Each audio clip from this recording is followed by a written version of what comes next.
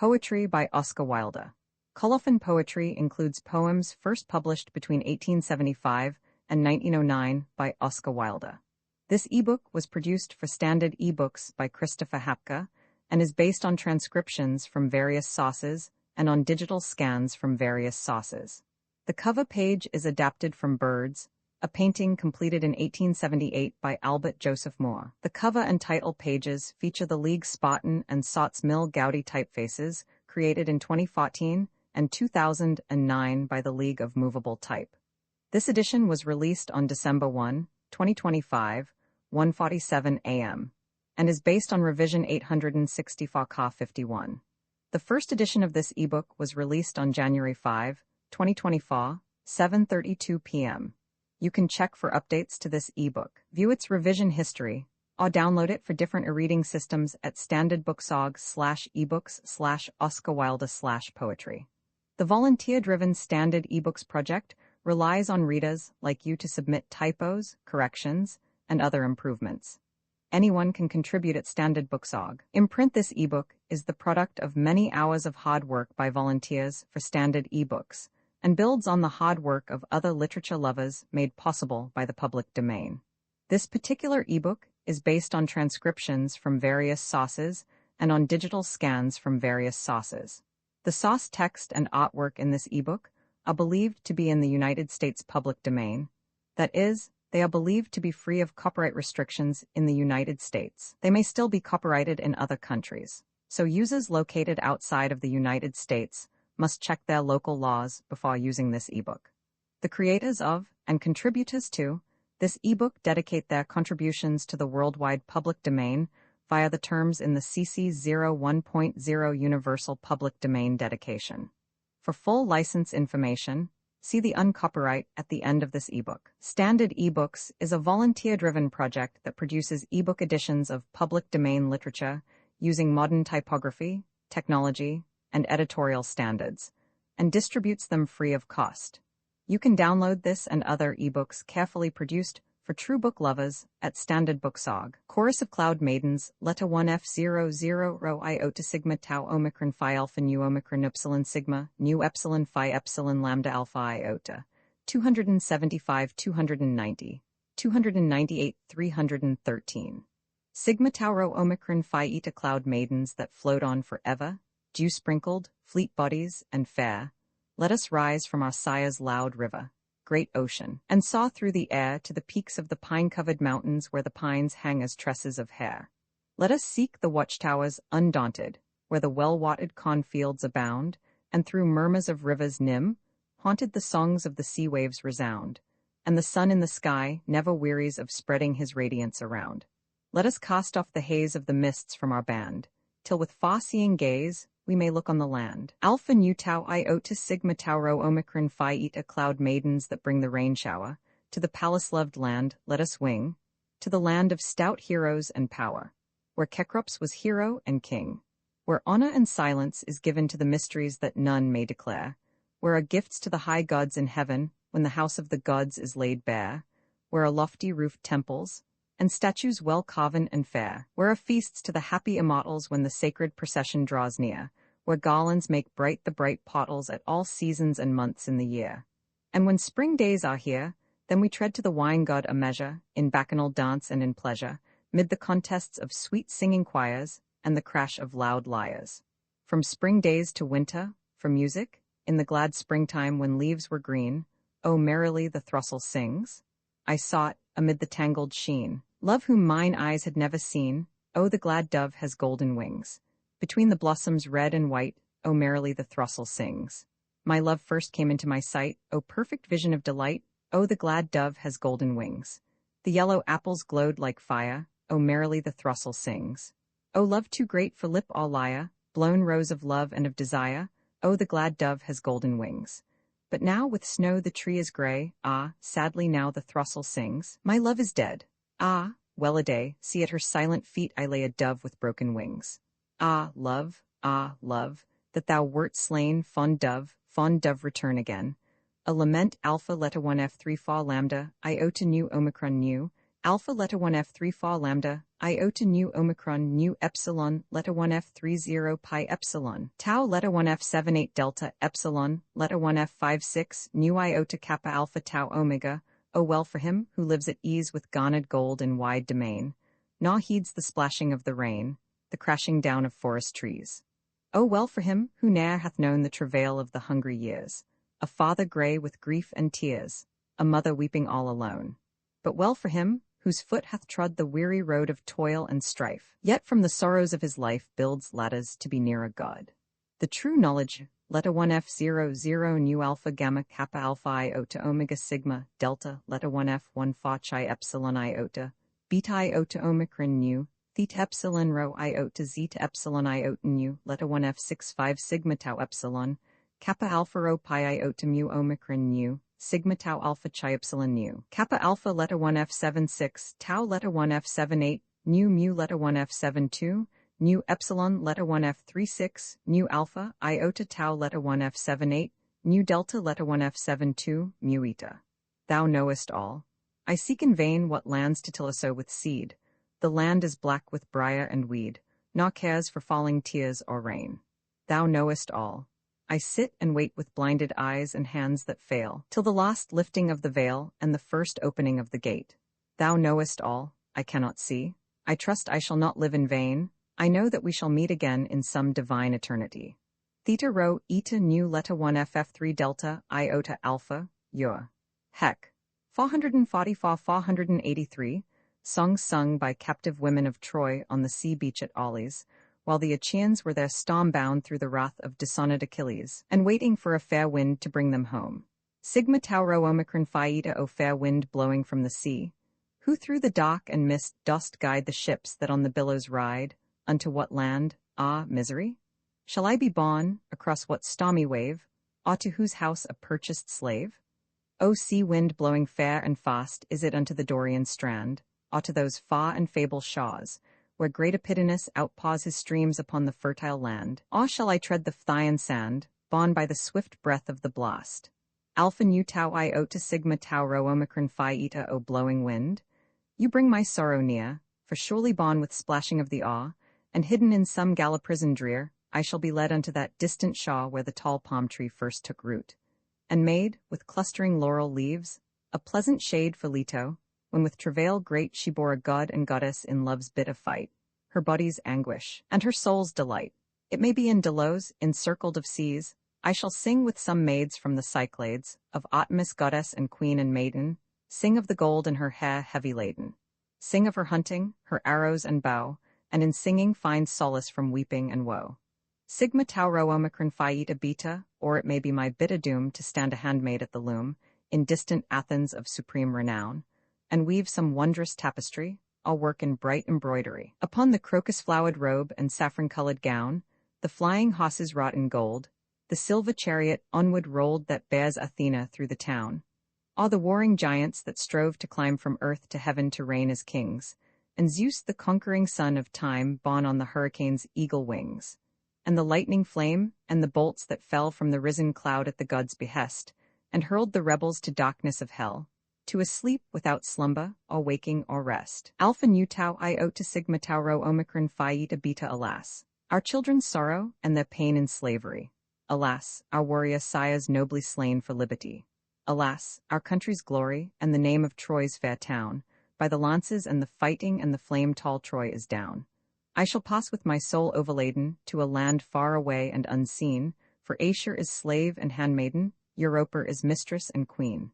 Without love, all love's holiest treasure, I shall pass into Hades abhorred, to the grave as my chamber of pleasure, to death as my lover and laud. Lotus leaves, mu epsilon sigma sigma leta 1 ff6 mu alpha iota gamma epsilon, mu leta 1 f72, nu omicron leta 1 f50 delta epsilon, nu kappa lambda alpha iota epsilon iota nu leta 1 f 5 sigma kappa epsilon theta alpha nu leta 1 fc3 sigma iota beta rho omicron tau leta 1 ff6 nu kappa alpha leta 1 f76 pi omicron tau mu omicron nu leta 1 f10 tau omicron leta 1 fe6 tau omicron nu epsilon Kappa alpha letta 1F76, gamma epsilon rho alpha sigma, omicron letta 1F36, omicron, nu letta 1F fa 0. Iota zeta, upsilon rho, omicron letta 1F D6 sigma, iota beta rho, omicron, tau, omicron letta 1F D6, sigma, iota, kappa epsilon iota rho alpha sigma theta alpha iota, tau epsilon, kappa omicron mu eta nu, beta alpha lambda epsilon epsilon iota nu to. There is no peace beneath the noon, ah. In those meadows is there peace where, girdled with a silver fleece as a bright shepherd, strays the moon, queen of the gardens of the sky, where stars like lilies, white and fair, shine through the mists of frosty air. O tarry, for the dawn is nigh. O tarry, for the envious day stretches long hands to catch thy feet. Alas, but thou art overfleet, alas, I know thou wilt not stay. Roman 2 Eastward the dawn has broken red, the circling mists and shadows flee, aurora rises from the sea, and leaves the crocus-flowered bed. Eastward the silver arrows fall, splintering the veil of holy night, and a long wave of yellow light breaks silently on tower and hall, and speeding wide across the wold wakes into flight some fluttering bird, and all the chestnut tops are stirred, and all the branches streaked with gold. Roman 3 To outer senses there is peace, a dreamlike peace on either hand, deep silence in the shadowy land, deep silence where the shadows cease, save for cry that echoes shrill from some lone bird disconsolate, a curlew calling to its mate, the answer from the distant hill.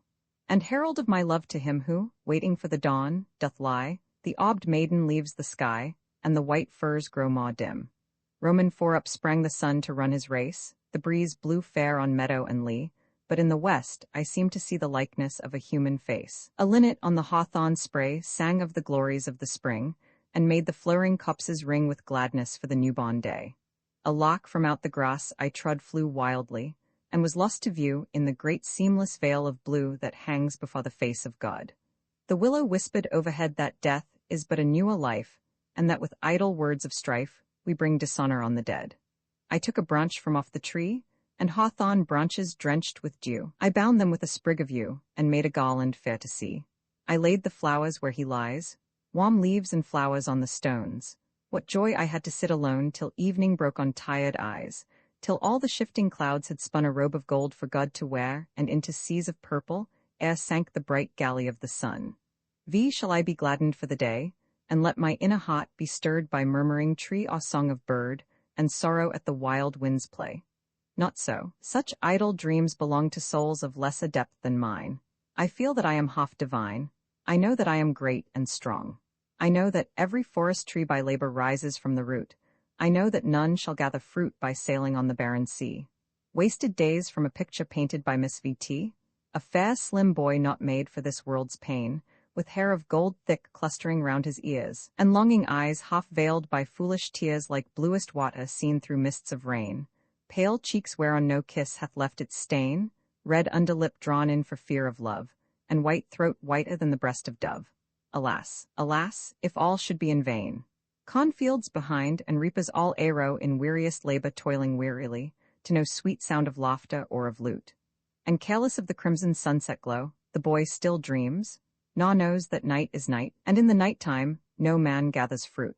A fragment from the Agamemnon of Aeschylus' lines, 1140-1173, the scene is the courtyard of the palace at Argos. Agamemnon has already entered the house of doom, and Clytemnestra has followed close on his heels. Cassandra is left alone upon the stage. The conscious terror of death and the burden of prophecy lie heavy upon her. Terrible signs and visions greet her approach. She sees blood upon the lintel, and the smell of blood scares her as some bird from the daw. The ghosts of the murdered children come to mourn with her.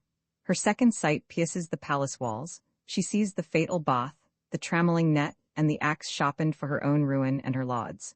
But not even in the hour of her last anguish is Apollo merciful.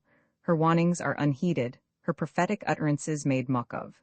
The orchestra is filled with a chorus of old men weak, foolish, irresolute. They do not believe the weird woman of mystery till the hour for help is past, and the cry of Agamemnon echoes from the house.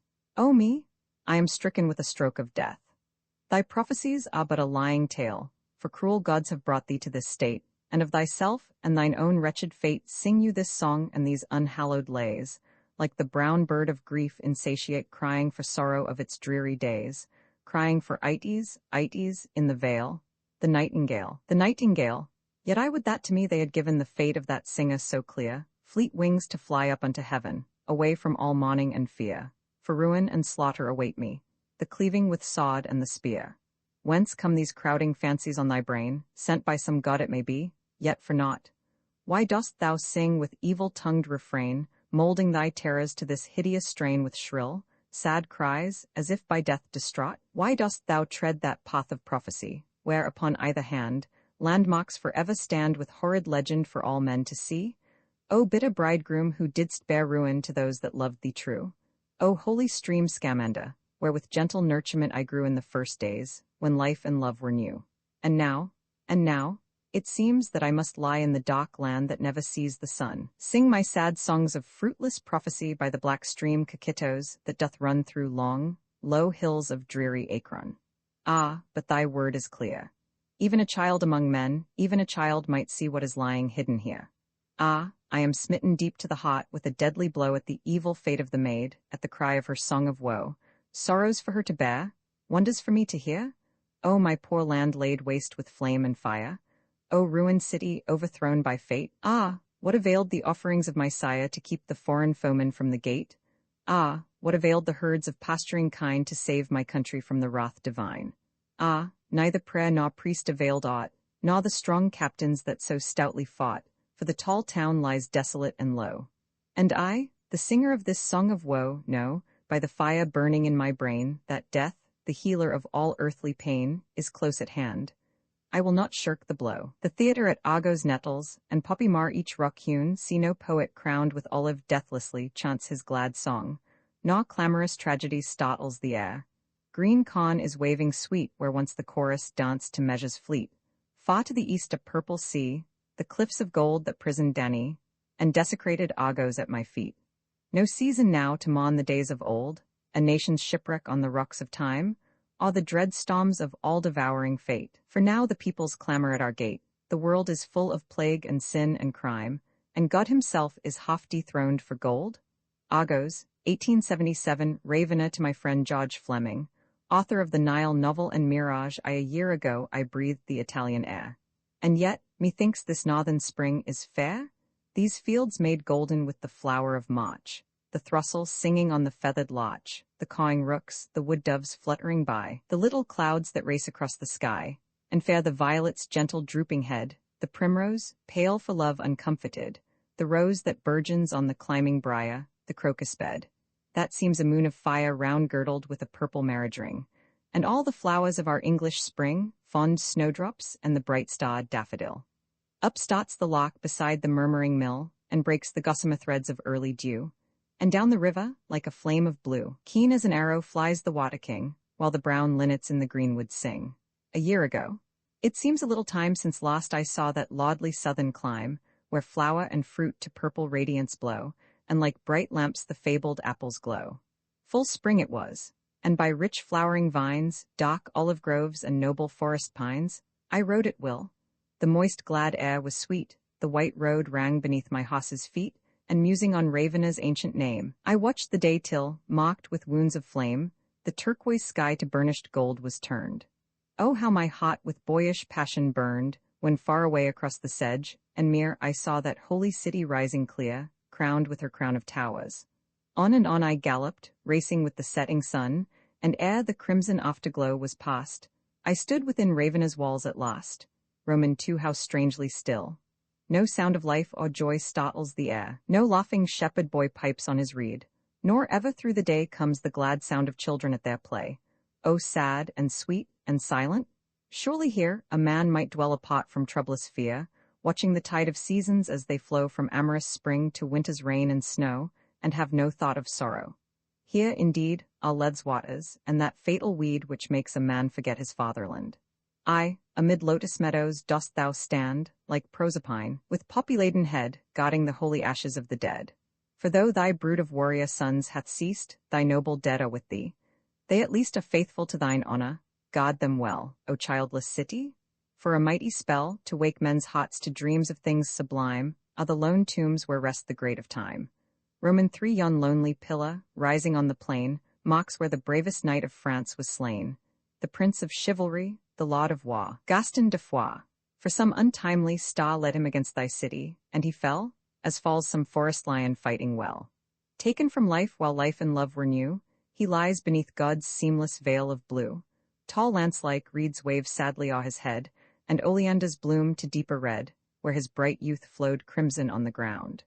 Look farther north unto that broken mound, there, prisoned now within a lordly tomb raised by a daughter's hand, in lonely gloom, huge-limbed Theodoric, the Gothic king, sleeps after all his weary conquering. Time hath not spared his ruin, wind and rain have broken down his stronghold. And again we see that death is mighty lord of all, and king and clown to ashen dust must fall. Mighty indeed their glory. Yet to me barbaric king, or knight of chivalry, or the great queen herself, were poor and vain, beside the grave where Dante rests from pain. His gilded shrine lies open to the air, and cunning sculptors' hands have carven there the calm white brow, as calm as earliest morn, the eyes that flashed with passionate love and scorn, the lips that sang of heaven and of hell, the almond face which Giotto drew so well, the weary face of Dante. To this day, here in his place of resting, far away from Arno's yellow waters, rushing down through the wide bridges of that fairy town, where the tall tower of Giotto seems to rise a marble lily under sapphire skies. Alas, my Dante, thou hast known the pain of meaner lives, the exile's galling chain, how steep the stairs within kings' houses are, and all the petty miseries which mar man's nobler nature with the sense of wrong. Yet this dull world is grateful for thy song. Our nations do thee homage, even she, that cruel queen of vine-clad Tuscany, who bound with crown of thorns thy living brow, hath decked thine empty tomb with laurels now, and begs in vain the ashes of her son. O mightiest exile, all thy grief is done, thy soul walks now beside thy Beatrice. Ravenna guards thine ashes, sleep in peace. Roman fa how lone this palace is, how grey the walls. No minstrel now wakes echoes in these halls. The broken chain lies rusting on the door, and noisome weeds have split the marble floor. Here lurks the snake, and here the lizards run by the stone lions blinking in the sun. Byron dwelt here in love and revelry for 2 long years, a second Antony, who of the world another Actium made. Yet suffered not his royal soul to fade, all lyre to break, all lance to grow less keen, neath any wiles of an Egyptian queen. For from the east there came a mighty cry, and Greece stood up to fight for liberty, and called him from Ravenna. Never knight rode forth more nobly to wild scenes of fight. None fell more bravely on ensanguined field, borne like a Spartan back upon his shield. O Hellas! Hellas, in thine hour of pride, thy day of might, remember him who died to wrest from off thy limbs the trammelling chain. O Salamis! O lone Plataean plain! O tossing waves of wild Euboean sea! O wind-swept heights of lone Thermopylae! He loved you well, aye, not alone in word, who freely gave to thee his lyre and sod, like Aeschylus at well-fought Marathon. And England, too, shall glory in her son, her warrior poet, first in song and fight. No longer now shall slander's venomed spite crawl like a snake across his perfect name, or mar the laudly scutcheon of his fame.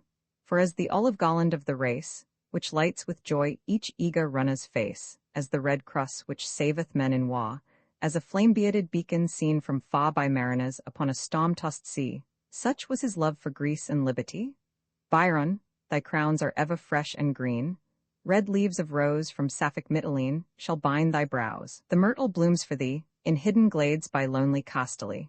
The laurels wait thy coming, all are thine, and round thy head one perfect wreath will twine. The pine-tops rocked before the evening breeze with the hoarse murmur of the wintry seas, and the tall stems were streaked with amber bright.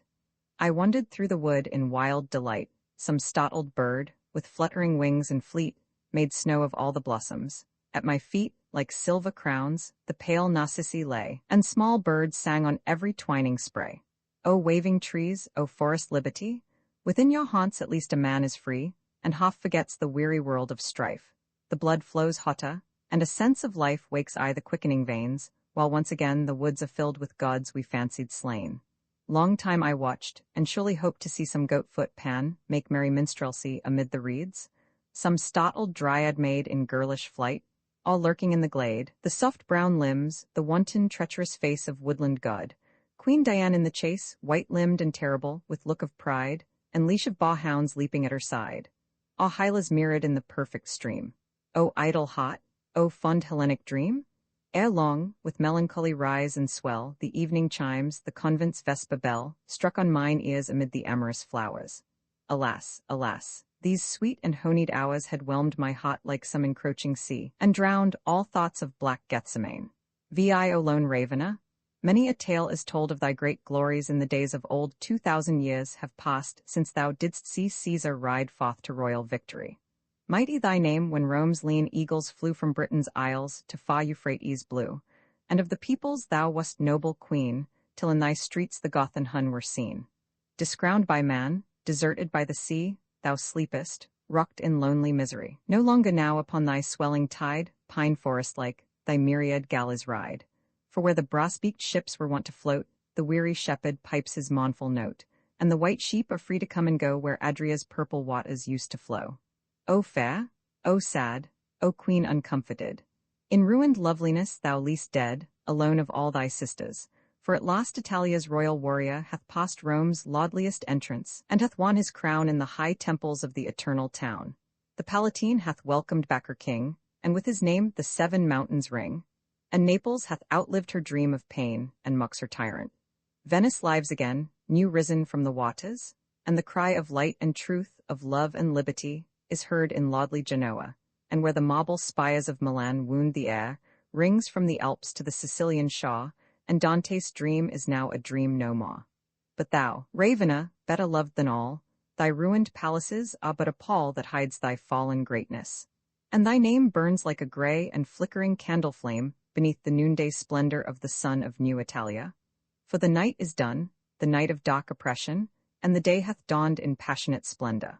Far away the Austrian hounds are hunted from the land, beyond those ice-ground citadels which stand girdling the plain of royal Lombardy, from the far west unto the eastern sea. I know, indeed, that sons of thine have died in Lyssa's waters, by the mountain-side of Espremont, on Novara's plain, nor have thy children died for thee in vain. And yet, methinks, thou hast not drunk this wine from grapes new crushed of liberty divine, thou hast not followed that immortal star which leads the people forth to deeds of war.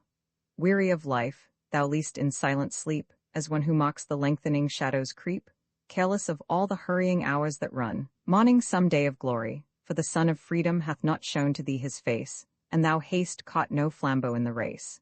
Yet wake not from thy slumbers, rest thee well, amidst thy fields of amber asphodel, thy lily-sprinkled meadows, rest thee there, to mock all human greatness. Who would dare to vent the paltry sorrows of his life before thy ruins, or to praise the strife of king's ambition, and the barren pride of warring nations? Wert not thou the bride of the wild lord of Adria's stormy sea, the queen of double empires, and to thee were not the nations given as thy prey? And now, thy gates lie open night and day, the grass grows green on every tower and hall, the ghastly fig hath cleft thy bastioned wall, and where thy mailed warriors stood at rest the midnight owl hath made her secret nest. O fallen, fallen, from thy high estate, O city trammelled in the toils of fate, doth not remain of all thy glorious days, but a dull shield, a crown of withered bays. Yet who beneath this night of wars and fears, from tranquil tower can watch the coming years? Who can foretell what joys the day shall bring, or why before the dawn the linnets sing?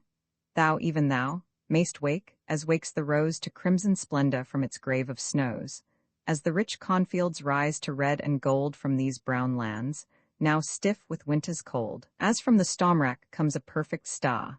O much-loved city! I have wandered far from the wave-circled islands of my home, have seen the gloomy mystery of the dome rise slowly from the drear Campagna's way, clothed in the royal purple of the day. I from the city of the violet crown have watched the sun by Corinth's hill go down, and mocked the myriad laughter of the sea from starlit hills of flower-starred Arcady. Yet back to thee returns my perfect love, as to its forest nest the evening dove. O poet city! One who scarce has seen some 20 summers cast their doublets green, for autumn's livery, would seek in vain to wake his lyre to sing a louder strain, or tell thy days of glory. Poor indeed is the low murmur of the shepherd's reed, where the loud clarion's blast should shake the sky, and flame across the heavens, and to try such lofty themes were folly. Yet I know that never felt my heart a nobler glow than when I woke the silence of thy street with clamorous trampling of my horse's feet, and saw the city which now I try to sing, after long days of weary traveling. Romans 7 Adieu, Ravener. But a year ago, I stood and watched the crimson sunset glow from the lone chapel on thy marshy plain. The sky was as a shield that caught the stain of blood and battle from the dying sun, and in the west the circling clouds had spun a royal robe, which some great god might wear, while into ocean seas of purple air sank the gold galley of the Lord of Light. Yet here the gentle stillness of the night brings back the swelling tide of memory, and wakes again my passionate love for thee. Now is the spring of love, yet soon will come on meadow and tree the summer's laudly bloom. And soon the grass with brighter flowers will blow, and send up lilies for some boy to mow. Then before long the summer's conqueror, rich autumn time, the season's usurer, will lend his hodded gold to all the trees, and see it scattered by the spendthrift breeze, and after that the winter cold and drear. So runs the perfect cycle of the year, and so from youth to manhood do we go, and fall to weary days and locks of snow. Love only knows no winter, never dies, nor cares for frowning storms or leaden skies, and mine for thee shall never pass away, though my weak lips may falter in my lay. Adieu, adieu, yon silent evening star, the night's ambassador, doth gleam afar, and bid the shepherd bring his flocks to fold.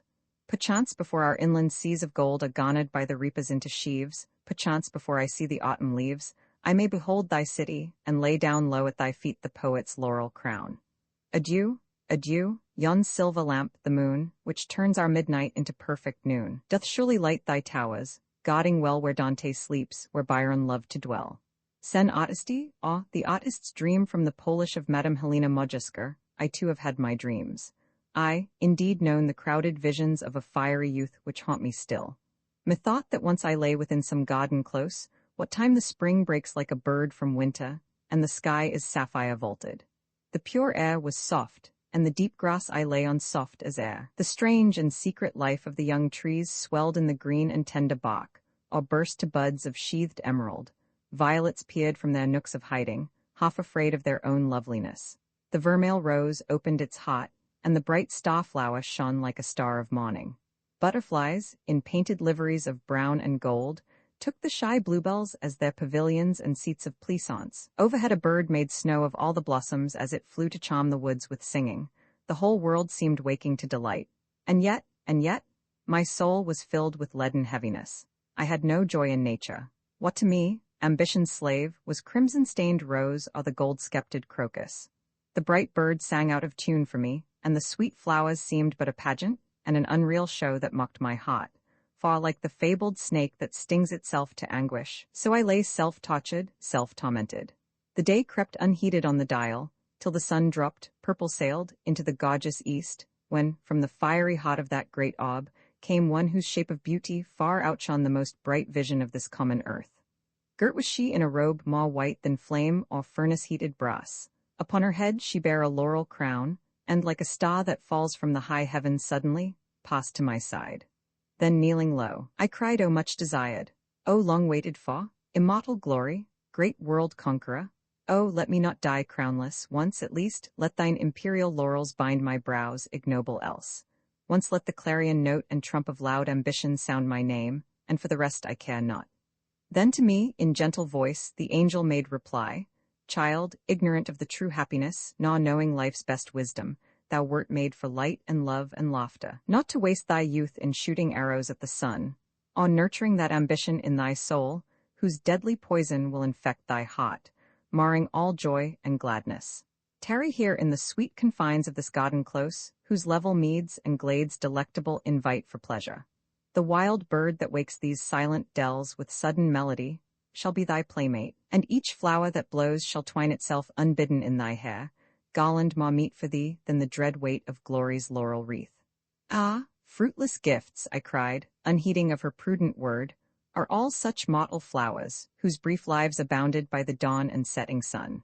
The anger of the noon can wound the rose, and the rain rub the crocus of its gold, but thine immortal coronal of fame, thy crown of deathless laurel, this alone age cannot harm, nor winter's icy tooth pierce to its hurt, nor common things profane. No answer made the angel, but her face dimmed with the mists of pity. Then methought that from mine eyes, wherein ambition's torch burned with its latest and most ardent flame, flashed forth two level beams of straitened light, beneath whose fulgent fires the laurel crown twisted and curled, as when the Syrian star withers the ripening corn, and one pale leaf fell on my brow. And I leapt up and felt the mighty pulse of fame, and heard far off the sound of many nations praising me. One fiery-colored moment of great life, and then, how barren was the nation's praise, how vain the trump of glory. Bitter thorns were in that laurel leaf, whose toothed bobs burned and bit deep till fire and red flames seemed to feed full upon my brain, and make the garden a bare desert.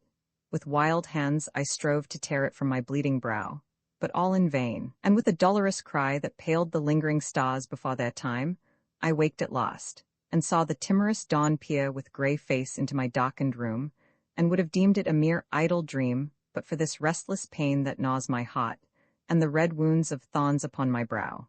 Halas, to drift with every passion till my soul is a stringed lute on which all winds can play, is it for this that I have given away mine ancient wisdom and austere control? Methinks my life is a twice-written scroll scrawled over on some boyish holiday with idle songs for pipe and violet, which do but mar the secret of the whole.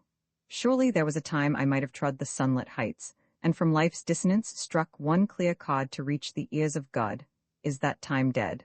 Lo, with a little rod I did but touch the honey of romance, and must I lose a soul's inheritance? Eleutheria sonnet to liberty, not that I love thy children, whose dull eyes see nothing save their own unlovely woe, whose minds know nothing, nothing care to know, but that the roar of thy democracies, thy reigns of terror, thy great anarchies, mirror my wildest passions like the sea and give my rage a brother? Liberty? For this sake only do thy dissonant cries delight my discreet soul, else might all kings by bloody knout or treacherous cannonades rob nations of their rights inviolate, and I remain unmoved. And yet, these Christs that die upon the barricades, God knows it I am with them, in some things. Ave Imperatrix set in this stormy northern sea, queen of these restless fields of tide, England? What shall men say of thee, before whose feet the worlds divide? The earth, a brittle globe of glass, lies in the hollow of thy hand, and through its heart of crystal pass, like shadows through a twilight land, the spears of crimson-suited war, the long white-crested waves of fight, and all the deadly fires which are the torches of the lords of night. The yellow leopards, strained and lean, the treacherous Russian knows so well, with gaping blackened jaws, are seen leap through the hail of screaming shell. The strong sea lion of England's wars hath left his sapphire cave of sea, to battle with the storm that mars the stars of England's chivalry. The brazen-throated clarion blows across the Pathan's reedy fen, and the high steeps of Indian snows shake to the tread of armed men. And many an Afghan chief, who lies beneath his cool pomegranate trees, clutches his sword in fierce surmise, when on the mountainside he sees the fleet-foot merry scout, who comes to tell how he hath heard afar the measured roll of English drums beat at the gates of Kandahar. For southern wind and east wind meet where, girt and crowned by sword and fire, England with bare and bloody feet climbs the steep road of wide empire. O lonely Himalayan height, grey pillar of the Indian sky, where saw'st thou lost in clanging flight our winged dogs of victory? The almond groves of Samarkand, Bokhara, where red lilies blow, and Oxus, by whose yellow sand the grave white-turbaned merchants go, and on from thence to Ispahan, the gilded garden of the sun, whence the long dusty caravan brings cedar wood and vermilion, and that dread city of Kabul set at the mountain's scopped feet, whose marble tanks are ever full with water for the noonday heat, where through the narrow straight bazaar a little maid Circassian is led, a present from the Tsar unto some old and bearded Khan. Here have our wild war-eagles flown, and flapped wide wings in fiery fight, but the sad dove, that sits alone in England, she hath no delight. In vain the laughing girl will lean to greet her love with love-lit eyes, down in some treacherous black ravine, clutching his flag, the dead boy lies, and many a moon and sun will see the lingering wistful children wait to climb upon their father's knee, and in each house made desolate pale women who have lost their lord will kiss the relics of the slain, some tarnished epaulette, some sod, poor toys to soothe such anguished pain. For not in quiet English fields are these, our brothers, lain to rest, where we might deck their broken shields with all the flowers the dead love best. For some are by the Delhi walls, and many in the Afghan land, and many where the Ganges falls through 7 mouths of shifting sand, and some in Russian waters lie, and others in the seas which are the portals to the east, all by the wind-swept heights of Trafalgar. O wandering graves, O restless sleep, O silence of the sunless day, O still ravine, O stormy deep, give up your prey, And thou whose wounds are never healed, whose weary race is never won, O Cromwell's England, must thou yield for every inch of ground a son. Go, crown with thorns thy gold-crowned head, change thy glad song to song of pain. Wind and wild wave have got thy dead, and will not yield them back again. Wave and wild wind and foreign shaw possess the flower of English land, lips that thy lips shall kiss no more, hands that shall never clasp thy hand. What profit now that we have bound the whole round world with nets of gold, if hidden in our heart is found the care that groweth never old? What profit that our galleys ride, pine forest-like on every main? Ruin and wreck are at our side, grim waters of the house of pain. Where are the brave, the strong, the fleet? Where is our English chivalry? Wild grasses are their burial sheet, and sobbing waves their threnody. O loved ones lying far away, what word of love can dead lips send? O wasted dust! O senseless clay, is this the end? Is this the end? Peace, peace? We wrong the noble dead to vex their solemn slumber so, though childless, and with thorn-crowned head, up the steep road must England go, yet when this fiery web is spun, her watchmen shall descry from far the young republic like a sun rise from these crimson seas of war. To Milton, Milton, I think thy spirit hath passed away from these white cliffs and high embattled towers. This gorgeous, fiery-colored world of ours seems fallen into ashes dull and grey, and the age changed unto a mimic play wherein we waste our else too crowded hours. For all our pomp and pageantry and powers, we are but fit to delve the common clay. Seeing this little isle on which we stand, this England, this sea lion of the sea, by ignorant demagogues is held in fee, who love her not. Dear God, is this the land which bare a triple empire in her hand when Cromwell spake the word democracy? Louis Napoleon, eagle of Austerlitz, where were thy wings when far away upon a barbarous strand, in fight unequal, by an obscure hand, fell the lost scion of thy brood of kings? Poor boy, thou shalt not flaunt thy cloak of red, or ride in state through Paris in the van of thy returning legions, but instead thy mother France, free and republican, shall on thy dead and crownless forehead place the better laurels of a soldier's crown, that not dishonored should thy soul go down to tell the mighty sire of thy race that France hath kissed the mouth of liberty, and found it sweeter than his honeyed bees, and that the giant-waved democracy breaks on the shores where kings lay couched at ease. Sonnet on the massacre of the Christians in Bulgaria, Christ, dost thou live indeed? Or are thy bones still straightened in their rock-hewn sepulchre? And was thy rising only dreamed by her, whose love of thee for all her sin atones? For here the air is horrid with men's groans. The priests who call upon thy name are slain. Dost thou not hear the bitter wail of pain from those whose children lie upon the stones? Come down, O Son of God. Incestuous gloom curtains the land, and through the starless night over thy cross a crescent moon I see. If thou in very truth didst burst the tomb, come down, O Son of Man, and show thy might lest Mohammed be crowned instead of thee. Quantum mutata, there was a time in Europe long ago when no man died for freedom anywhere, but England's lion, leaping from its lair, laid hands on the oppressor. It was so while England could a great republic show. Witness the men of Piedmont, chiefest care of Cromwell, when with impotent despair the pontiff in his painted portico trembled before our stern ambassadors. How comes it then, that from such high estate we have thus fallen, save that luxury with barren merchandise piles up the gate where noble thoughts and deeds should enter by? Else might we still be Milton's heritors.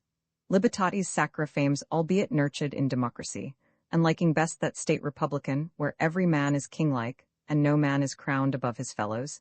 Yet I see, spite of this modern fret for liberty, better the rule of one, whom all obey, than to let clamorous demagogues betray our freedom with the kiss of anarchy. Wherefore I love them not whose hands profane plant the red flag upon the piled-up street for no right cause, beneath whose ignorant reign arts, culture, reverence, honor, all things fade, save treason and the dagger of her trade, or murder with his silent bloody feet. Theoreticos, this mighty empire hath but feet of clay, of all its ancient chivalry and might our little island is forsaken quite. Some enemy hath stolen its crown of bay, and from its hills that voice hath passed away which spake of freedom. O come out of it, my soul, thou art not fit for this vile traffic house, where day by day wisdom and reverence are sold at maught, and the rude people rage with ignorant cries against an heritage of centuries. It mars my calm. Wherefore in dreams of art and loftiest culture I would stand apart, neither for God, nor for his enemies.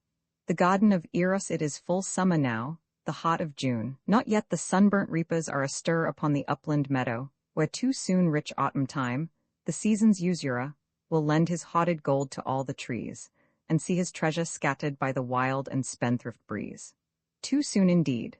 Yet here the daffodil, that love-child of the spring, has lingered on to vex the rose with jealousy, and still the harebell spreads her azure pavilion, and like a strayed and wandering reveller abandoned of its brothers, whom long since June's messenger, the missel thrush, has frighted from the glade, one pale narcissus loiters fearfully close to a shadowy nook, where half afraid of their own loveliness some violets lie that will not look the gold sun in the face for fear of too much splendor. Ah, methinks it is a place which should be trodden by Persephone when wearied of the flowerless fields of Dis, or danced on by the lads of Arcady. The hidden secret of eternal bliss known to the Grecian here a man might find. Ah, you and I may find it now if love and sleep be kind. There are the flowers which morning Heracles strewed on the tomb of Hylas, Columbine, its white doves all aflutter where the breeze kissed them too harshly, the small celandine, that yellow-kirtled chorister of Eve, and lilac lady's smock. But let them bloom alone, and leave yon spired hollyhock red-crocketed to sway its silent chimes, else must the bee, its little bell-ringer, go seek instead some other pleasance. The anemone that weeps at daybreak, like a silly girl before her love, and hardly lets the butterflies unfurl their painted wings beside it, bid it pine in pale virginity. The winter's snow will suit it better than those lips of thine whose fires would but scotch it. Rather go and pluck that amorous flower which blooms alone, fed by the panda wind with dust of kisses not its own. The trumpet mouths of red convolvulus so dear to maidens, creamy meadow-sweet whiter than Juno's throat and odorous as all Arabia. Hyacinths the feet of huntress Diane would be loth to mar for any dappled fawn.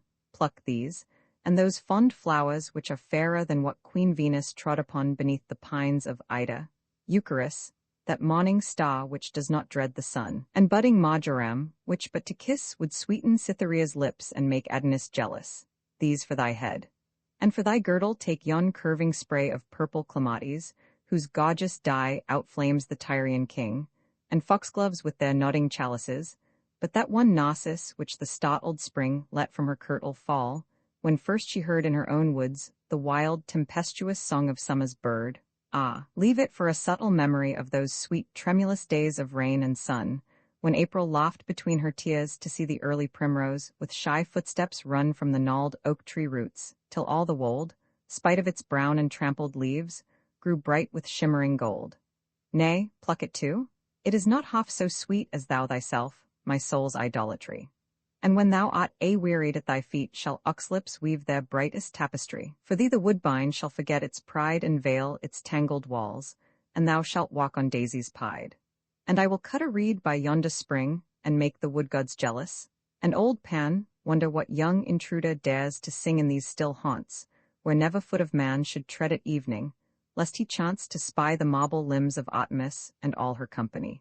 And I will tell thee why the jacinth wears such dread embroidery of dolorous moan, and why the hapless nightingale forbears to sing her song at noon, but weeps alone when the fleet swallow sleeps, and rich men feast, and why the laurel trembles when she sees the lightning east. And I will sing how sad Proserpina unto a grave and gloomy laud was wed, and lure the silver-breasted Helena back from the lotus meadows of the dead. So shalt thou see that awful loveliness for which two mighty hosts met fearfully in War's abyss. And then I'll pipe to thee that Grecian tale, how Cynthia loves the lad Endymion, and hidden in a grey and misty vale hies to the cliffs of Latmos, once the sun leaps from his ocean bed, in fruitless chase of those pale flying feet which fade away in his embrace. And if my flute can breathe sweet melody, we may behold her face, who long ago dwelt among men by the Aegean Sea, and whose sad house with pillaged portico and friezeless wall and columns toppled down looms are the ruins of that fair and violet-cinctured town. Spirit of beauty, tarry still a while, they are not dead, thine ancient votaries. Some few there are to whom thy radiant smile is better than 1,000 victories, though all the nobly slain of Waterloo rise up in wrath against them. Tarry still. There are a few who for thy sake would give their manlyhood and consecrate their being. I at least have done so, made thy lips my daily food, and in thy temples found a goodlier feast than this starved age can give me, spite of all its new-found creeds so skeptical and so dogmatical.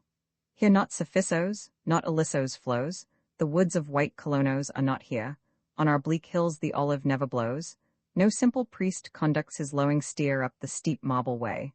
Naw through the town do laughing maidens bear to thee the crocus-flowered gown. Yet tarry, for the boy who loved thee best, whose very name should be a memory to make thee linger, sleeps in silent rest beneath the Roman walls, and melody still mawns her sweetest lyre. None can play the lute of Adonais, with his lips song passed away.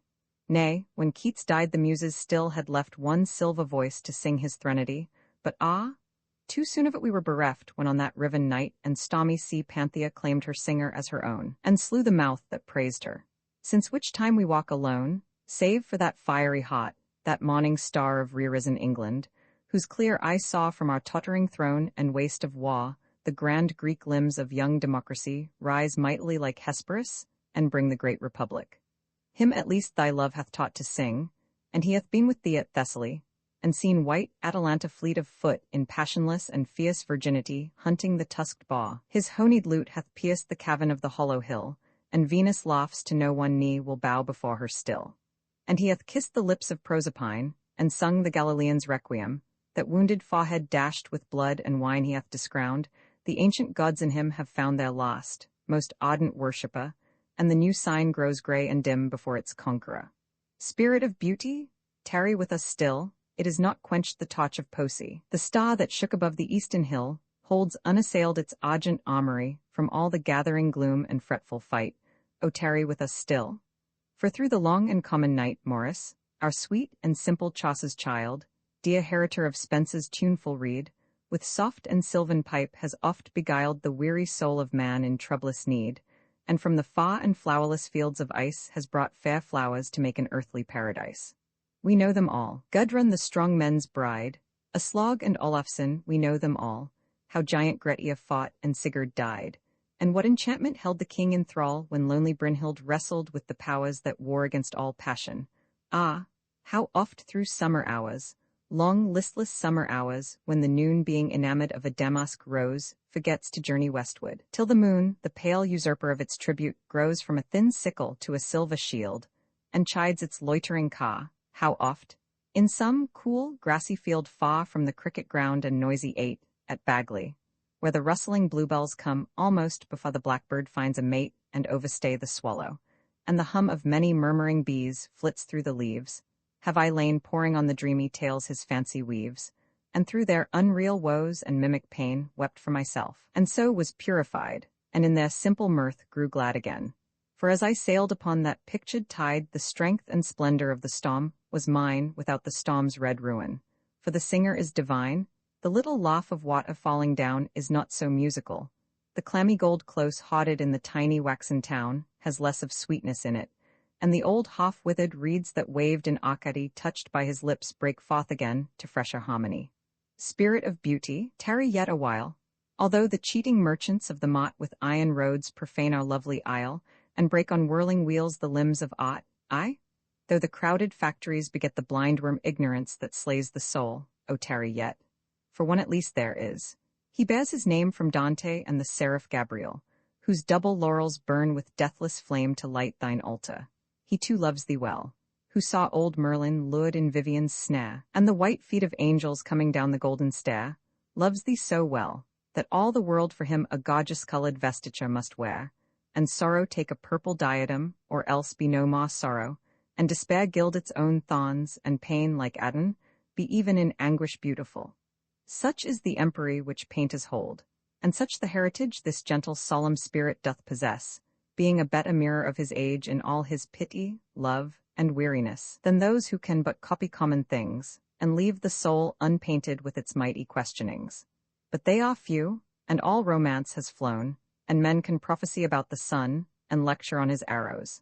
How, alone, through a waste void the soulless atoms run, how from each tree its weeping nymph has fled, and that no more mid-English reads a naiad shows her head.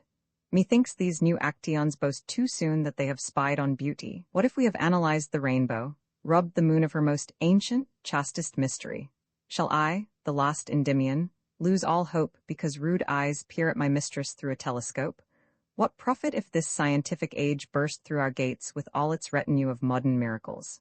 Can it assuage one lover's breaking heart? What can it do to make one life more beautiful, one day more godlike in its period? But now the age of clay returns in horrid cycle, and the earth hath born again a noisy progeny of ignorant Titans, whose ungodly birth hurls them against the august hierarchy which sat upon Olympus. To the dust they have appealed, and to that barren arbiter they must repair for judgment. Let them, if they can, from natural warfare and insensate chance, create the new ideal rule for man. Methinks that was not my inheritance.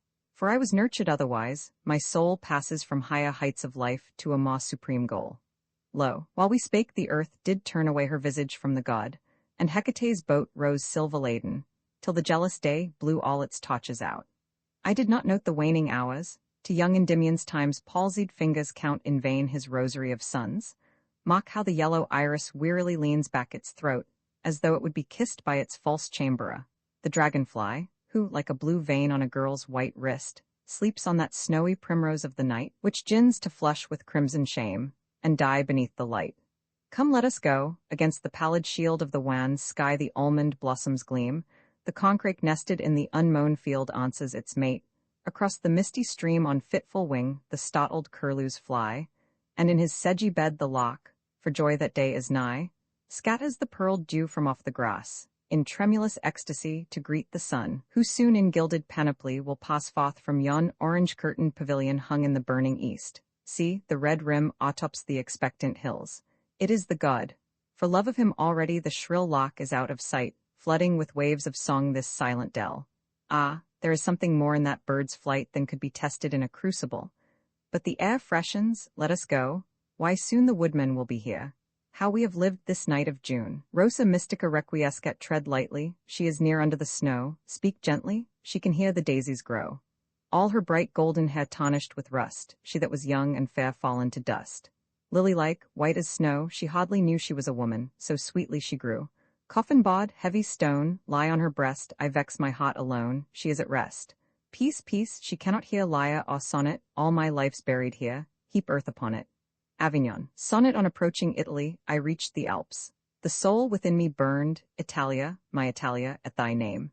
And when from out the mountains hot, I came and saw the land for which my life had yearned, I laughed as one who some great prize had earned. And musing on the marvel of thy fame, I watched the day, till mocked with wounds of flame the turquoise sky to burnished gold was turned. The pine trees waved as waves a woman's hair, and in the orchards every twining spray was breaking into flakes of blossoming foam. But when I knew that far away at Rome in evil bonds a second Pita lay, I wept to see the land so very fair. Turin. San Miniato, see, I have climbed the mountain side up to this holy house of God, where once that angel painted trod, who saw the heavens opened wide, and throned upon the crescent moon the virginal white queen of grace. Mary, could I but see thy face, death could not come at all too soon. O crowned by God with thorns and pain, mother of Christ, O mystic wife, my heart is weary of this life and oversad to sing again. O crowned by God with love and flame, O crowned by Christ the Holy One, O listen ere the searching sun show to the world my sin and shame. Ave Maria Gratia Plena, was this his coming? I had hoped to see a scene of wondrous glory, as was told of some great god, who in a rain of gold broke open bars and fell on Dani. Or a dread vision, as when Semele, sickening for love and unappeased desire, prayed to see God's clear body, and the fire caught her brown limbs and slew her utterly. With such glad dreams, I sought this holy place, and now with wondering eyes and heart, I stand before this supreme mystery of love, some kneeling girl with passionless pale face, an angel with a lily in his hand, and over both the white wings of a dove. Florence. Italia, Italia, thou art fallen, though with sheen of battle spears thy clamorous armies stride from the North Alps to the Sicilian tide. I, fallen, though the nations hail thee queen because rich gold in every town is seen, and on thy sapphire lake in tossing pride of wind-filled vans thy myriad galleys ride beneath one flag of red and white and green. O fair and strong? O strong and fair in vain. Look southward where Rome's desecrated town lies mourning for her God-anointed king. Look heavenward. Shall God allow this thing? Nay, but some flame-girt Raphael shall come down, and smite the spoiler with the sod of pain. Venice. Sonnet written in Holy Week at Genoa, I wandered through Scoglietto's far retreat. The oranges on each awe-hanging spray burned as bright lamps of gold to shame the day. Some startled bird with fluttering wings and fleet made snow of all the blossoms. At my feet like silver moons the pale narcissi lay, and the curved waves that streaked the great green bay loft I the sun, and life seemed very sweet. Outside the young boy priest paused singing clear, Jesus the son of Mary has been slain, O come and fill his sepulchre with flowers. Ah, God, those dear Hellenic hours had drowned all memory of thy bitter pain, the cross, the crown, the soldiers and the spear. Rome, unvisited I the con has turned from grey to red, since first my spirit wandered forth from the drear cities of the north, and to Italia's mountains fled. And here I set my face towards home, for all my pilgrimage is done, although, methinks, yon blood-red sun marshals the way to holy Rome. O blessed Lady, who dost hold upon the 7 hills thy reign, O Mother without blot or stain, crowned with bright crowns of triple gold. O Roma, at thy feet I lay this barren gift of song, for the way is steep and long that leads unto thy sacred street. Roman 2, and yet what joy it were for me to turn my feet unto the south, and journeying towards the Tiber mouth to kneel again at Fiesole, and wandering through the tangled pines that break the gold of Arno's stream, to see the purple mist and gleam of morning on the Apennines by many a vineyard hidden home, orchard and olive garden grey, till from the drear Campagna's way, the 7 hills bear up the dome. Roman 3, a pilgrim from the northern seas. What joy for me to seek alone the wondrous temple, and the throne of him who holds the awful keys. When, bright with purple and with gold, come priest and holy cardinal, and borne above the heads of all the gentle shepherd of the fold. O joy to see before I die the only God-anointed king, and hear the silver trumpets ring a triumph as he passes by, or at the brazen pillared shrine holds high the mystic sacrifice, and shows his God to human eyes beneath the veil of bread and wine. Roman 4, for lo, what changes time can bring? The cycles of revolving years may free my heart from all its fears, and teach my lips a song to sing. Before yon field of trembling gold is garnered into dusty sheaves, or ere the autumn's scarlet leaves flutter as birds adown the wold, I may have run the glorious race, and caught the torch while yet aflame, and called upon the holy name of him who now doth hide his face. Arona, herbs sacra eaten a Rome, what a scroll of history thine has been. In the first days thy sod republican ruled the whole world for many an age's span. Then of the peoples wert thou royal queen, till in thy streets the bearded Goth was seen. And now upon thy walls the breezes fan, city crowned by God, discrowned by man, the hated flag of red and white and green. When was thy glory? When in search for power thine eagles flew to greet the double sun, and the wild nations shuddered at thy rod. Nay, but thy glory tarried for this hour, when pilgrims kneel before the Holy One, the prisoned shepherd of the Church of God. Montemario. Sonnet on hearing the Dies Irae sung in the Sistine Chapel. Nay, Laud, not thus? White lilies in the spring, sad olive groves, or silver-breasted dove, teach me more clearly of thy life and love than terrors of red flame and thundering. The hillside vines dear memories of thee bring. A bird at evening flying to its nest tells me of one who had no place of rest. I think it is of thee the sparrows sing. Come rather on some autumn afternoon, when red and brown are burnished on the leaves, and the fields echo to the gleaner's song. Come when the splendid fullness of the moon looks down upon the rows of golden sheaves, and reap thy harvest. We have waited long. Easter-day the silver trumpets rang across the dome, the people knelt upon the ground with awe, and borne upon the necks of men I saw, like some great god, the holy Lord of Rome. Priest-like, he wore a robe more white than foam, and, king-like, swathed himself in royal red. 3 crowns of gold rose high upon his head. In splendor and in light the Pope passed home. My heart stole back across wide wastes of years to one who wandered by a lonely sea, and sought in vain for any place of rest. Foxes have holes, and every bird its nest. Only I, must wander wearily, and bruise my feet, and drink wine salt with tears. Tenebris come down, O Christ, and help me? Reach thy hand, for I am drowning in a stormier sea than Simon on thy lake of Galilee. The wine of life is spilt upon the sand. My heart is as some famine-murdered land whence all good things have perished utterly. And well, I know my soul in hell must lie if I this night before God's throne should stand. He sleeps perchance, or rideth to the chase like Baal, when his prophets howled that name from morn to noon on Carmel's smitten height. Nay, peace I shall behold, before the night, the feet of brass, the robe more white than flame, the wounded hands, the weary human face. Vita knew over I stood by the unvintageable sea, till the wet waves drenched face and hair with spray. The long red fires of the dying day burned in the west, the wind piped drearily, and to the land the clamorous gulls did flee? Alas, I cried, My life is full of pain, and who can garner fruit or golden grain from these waste fields which travail ceaselessly? My nets gaped wide with many a break and flaw. Nathless, I threw them as my final cast into the sea, and waited for the end. When lo, a sudden glory, and I saw from the black waters of my tortured, past the argent splendor of white limbs ascend.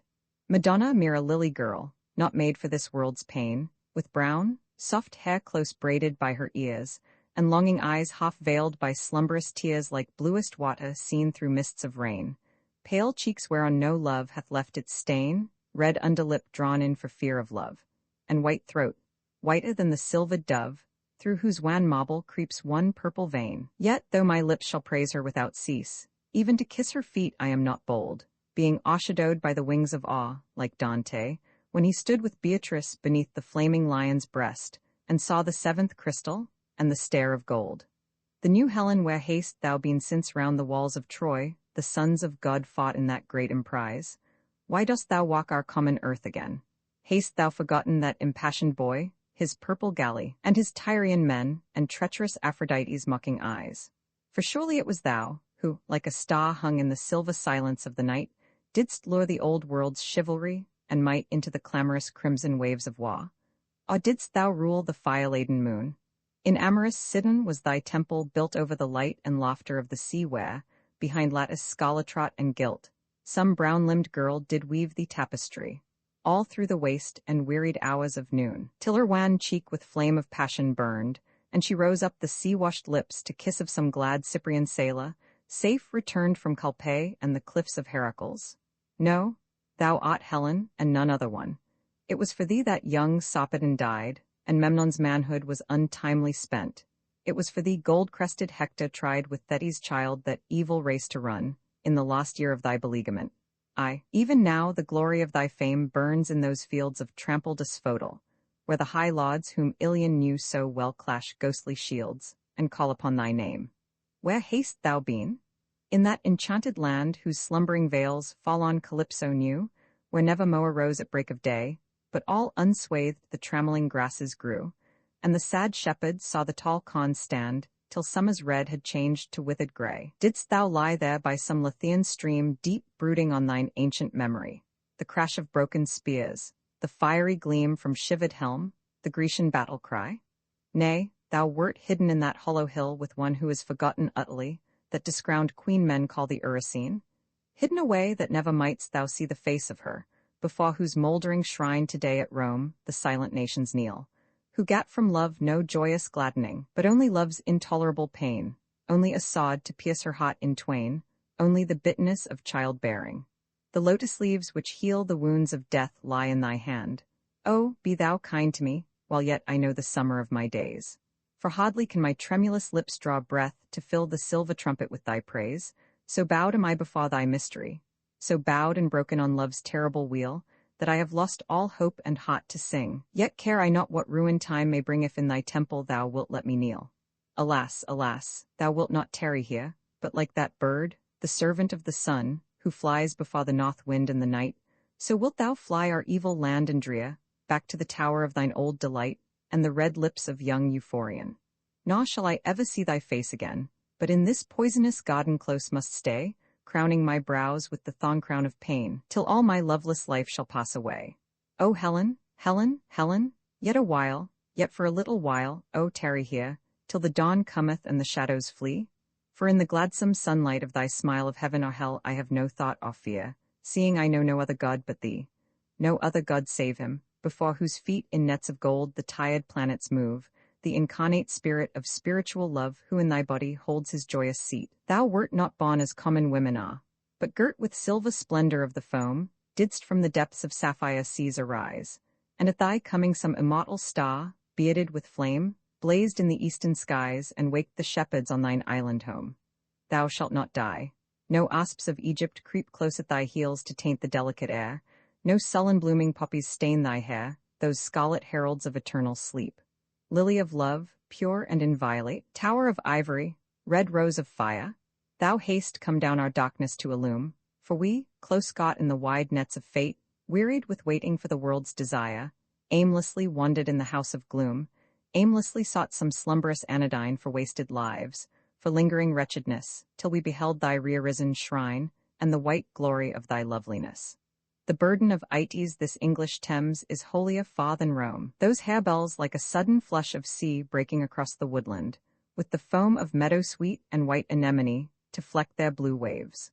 God is likelier there than hidden in that crystal-hearted star the pale monks bear.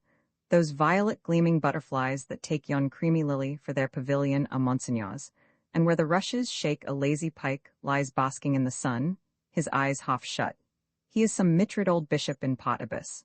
Look at those gaudy scales all green and gold. The wind, the restless prisoner of the trees, does well for Palestrina.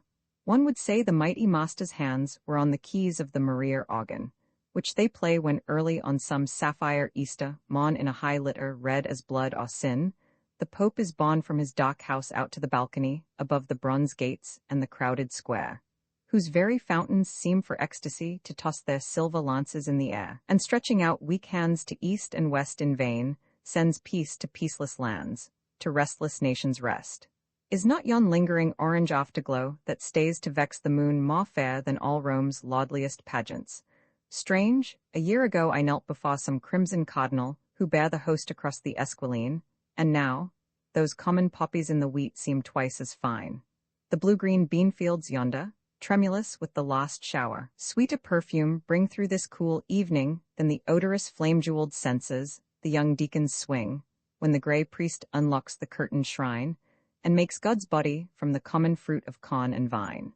Poor Fra Giovanni bawling at the mass were out of tune now, for a small brown bird sings overhead, and through the long cool grass, I see that throbbing throat which once I heard on starlit hills of flower-starred Arcady, once where the white and crescent sand of Salamis meets sea.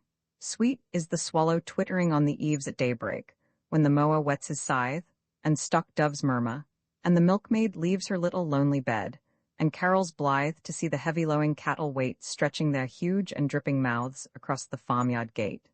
And sweet the hops upon the Kentish leas, and sweet the wind that lifts the new-mown hay, and sweet the fretful swarms of grumbling bees that round and round the linden blossoms play, and sweet the heifer breathing in the stall, and the green bursting figs that hang upon the red brick wall, and sweet to hear the cuckoo mock the spring, while the last violet loiters by the well, and sweet to hear the shepherd Daphnes sing the song of Linus through a sunny dell of warm Arcadia, where the corn is gold, and the slight lithe-limbed reapers dance about the wattled fold, and sweet with young Lycoris to recline in some Illyrian valley far away, where canopied on herbs amorescine, we too might waste the summer trance day matching our reeds in sportive rivalry, while far beneath us frets the troubled purple of the sea. But sweeter far if silver-sandaled foot of some long-hidden god should ever tread the Nuneham meadows, if with reeded flute pressed to his lips some faun might raise his head by the green water flags. Ah, sweet indeed to see the heavenly herdsman call his white-fleeced flock to feed. Then sing to me, thou tuneful chorister, though what thou sing'st be thine own requiem. Tell me thy tale, thou hapless chronicler of thine own tragedies. Do not contemn these unfamiliar haunts, this English field, for many a lovely coronal our northern isle can yield which Grecian meadows know not. Many a rose which all day long in vales Aeolian a lad might seek in vain, for overgrows our hedges, like a wanton courtesan unthrifty of its beauty. Lilies too Ilysso's never mirrored star our streams, and cockles blue dot the green wheat which, though they are the signs for swallows going south, would never spread their azure tents between the Attic vines. Even that little weed of ragged red, which bids the robin pipe, in Arcady would be a trespasser, and many an unsung elegy sleeps in the reeds that fringe our winding Thames, which to awake were sweeter ravishment than ever Syrinx wept for. Diadems of brown bee-studded orchids, which were meant for Cytherea's brows, are hidden here unknown to Cytherea, and by yonder pasturing steer there is a tiny yellow daffodil. The butterfly can see it from afar. Although one summer evening's dew could fill its little cup twice over ere the star had called the lazy shepherd to his fold, and be no prodigal. Each leaf is flecked with spotted gold, as if Jove's gorgeous lemon, Denny hot from his gilded arms, had stooped to kiss the trembling petals, or young Mercury, low-flying to the dusky fod of Dis, had with one feather of his pinions just brushed them. The slight stem which bears the burden of its sons is hardly thicker than the gossamer, all poor Arachne's silver tapestry. Men say it bloomed upon the sepulchre of one I sometime worshipped, but to me It seems to bring divina memories of fawn-loved Heliconian glades and blue nymph-haunted seas, of an untrodden vale at Tempe where on the clear river's Mauge Narcissus lies, the tangle of the forest in his hair, the silence of the woodland in his eyes, wooing that drifting imagery which is no sooner kissed than broken. Memories of Salmacis, who is not boy nor girl and yet is both, fed by two fires and unsatisfied through their excess, each passion being loth for love's own sake to leave the other's side, yet killing love by staying. Memories of Oreads peeping through the leaves of silent moonlit trees, of lonely Ariadne on the wharf at Naxos, when she saw the treacherous crew far out at sea, and waved her crimson scarf, and called false Theseus back again, nor knew that Dionysos on an amber pod was close behind her.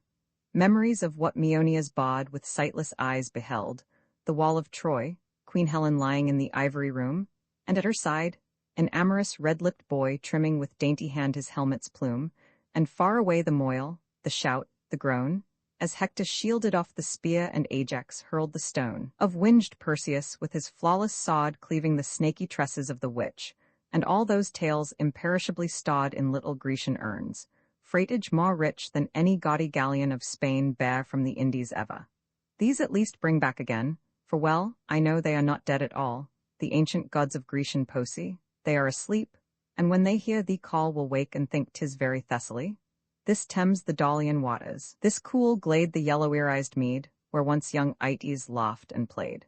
If it was thou, dear jasmine-cradled bird, who from the leafy stillness of thy throne sang to the wondrous boy, until he heard the horn of Atalanta faintly blown across the Campna hills, and wandering through Bagley Wood at evening, found the Attic poet's spring, tiny sober-suited advocate that pleadest for the moon against the day. If thou didst make the shepherd seek his mate on that sweet questing, when Proserpina forgot it was not Sicily, and leant across the mossy Sandford stile in ravished wonderment, light-winged and bright-eyed miracle of the wood. If ever thou didst soothe with melody one of that little clan, that brotherhood which loved the morning star of Tuscany more than the perfect son of Raphael and is immortal, sing to me, for I too love thee well.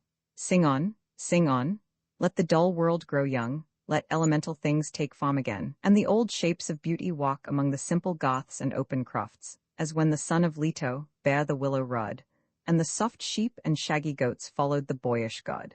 Sing on, and Bacchus will be here astride upon his gorgeous Indian throne, and over whimpering tigers shake the spear with yellow ivy-crowned and gummy cone, while at his side the wanton Bassarid will throw the lion by the mane and catch the mountain kid. Sing on, and I will wear the leopard skin, and steal the mooned wings of Ashtaroth, upon whose icy chariot we could win Cytheron in an hour ere the froth has overbrimmed the wine-vat, or the fawn ceased from the treading.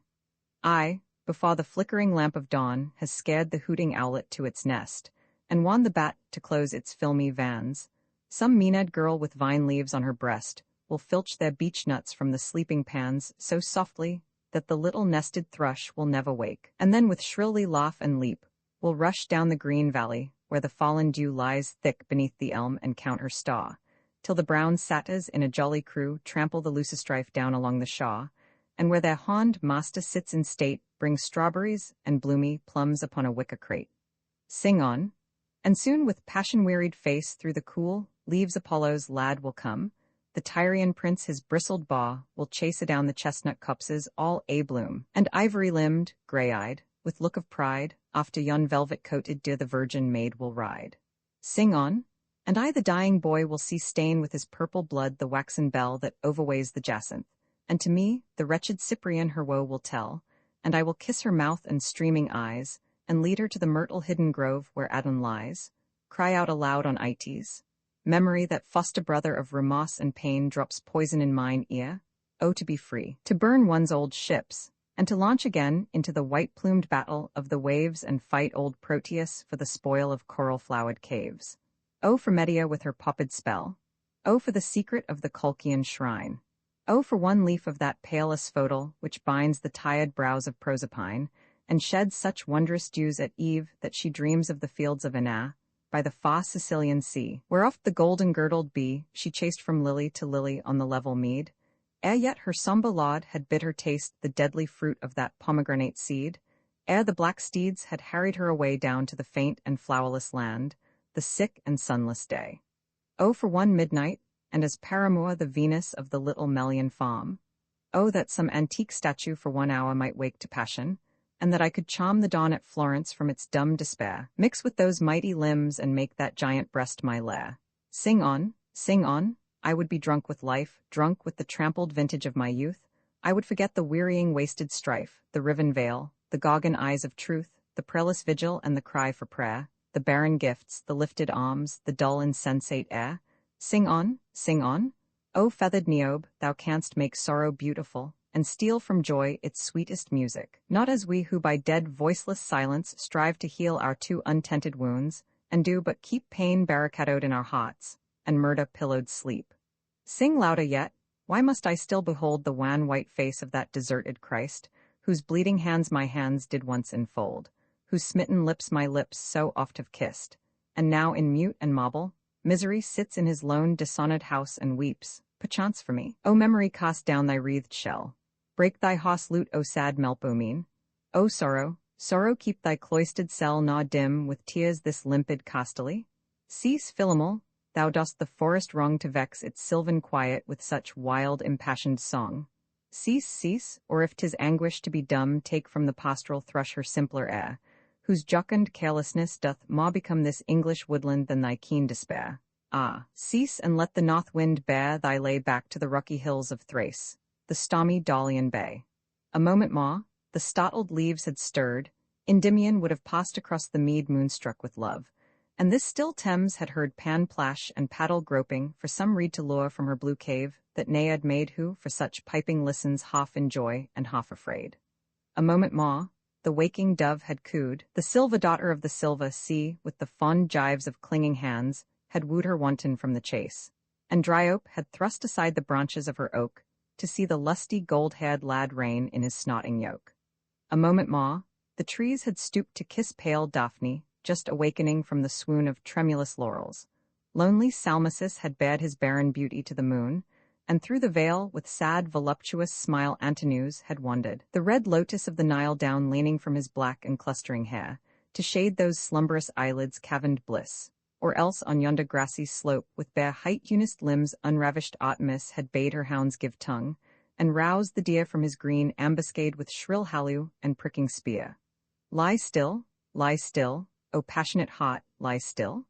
O melancholy, fold thy raven wing.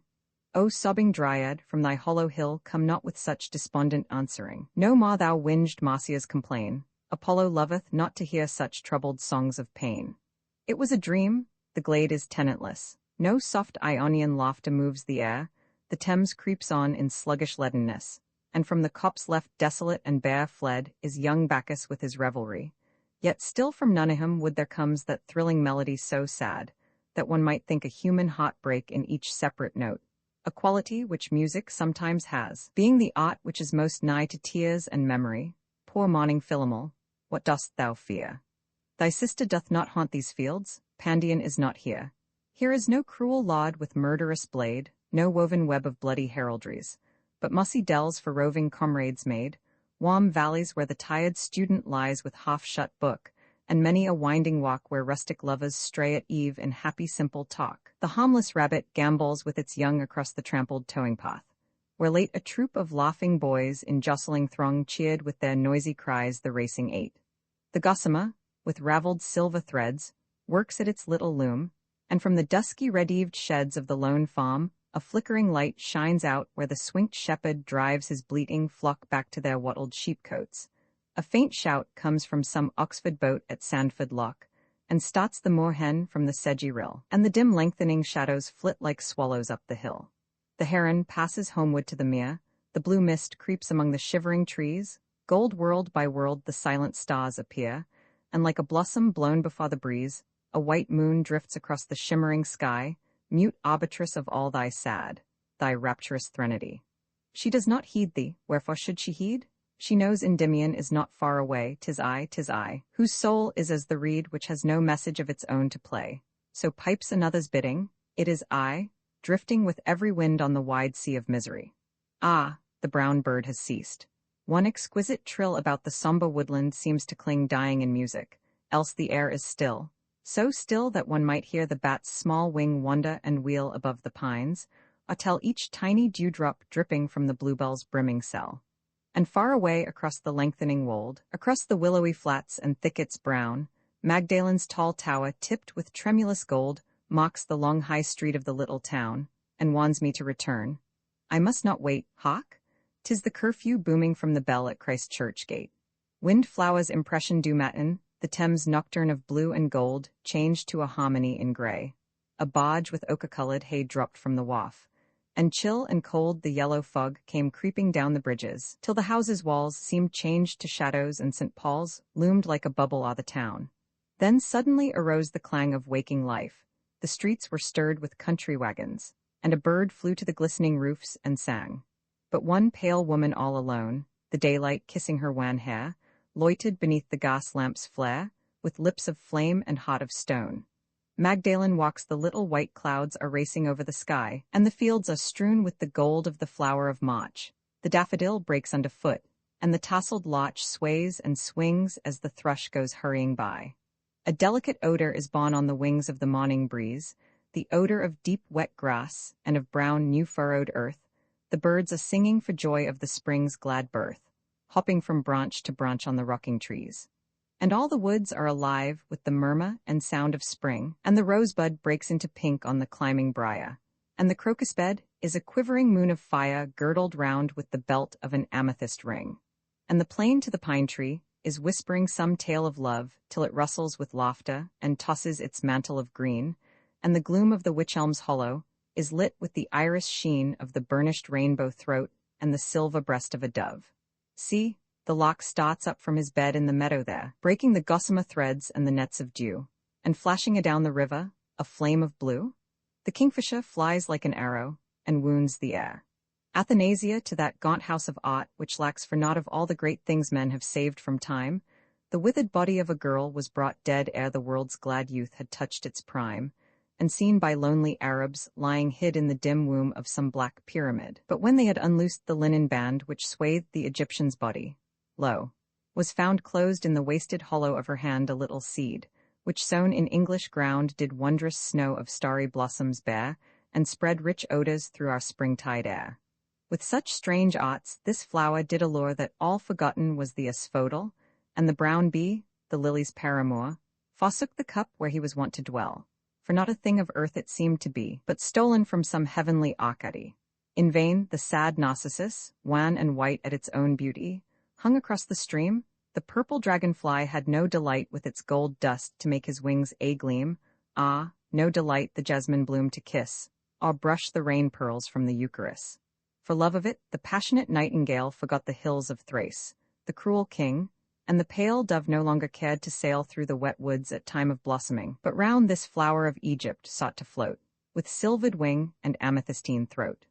While the hot sun blazed in his tower of blue, a cooling wind crept from the land of snows, and the warm south with tender tears of dew drenched its white leaves when Hesperos uprose amid those sea-green meadows of the sky on which the scarlet bars of sunset lie.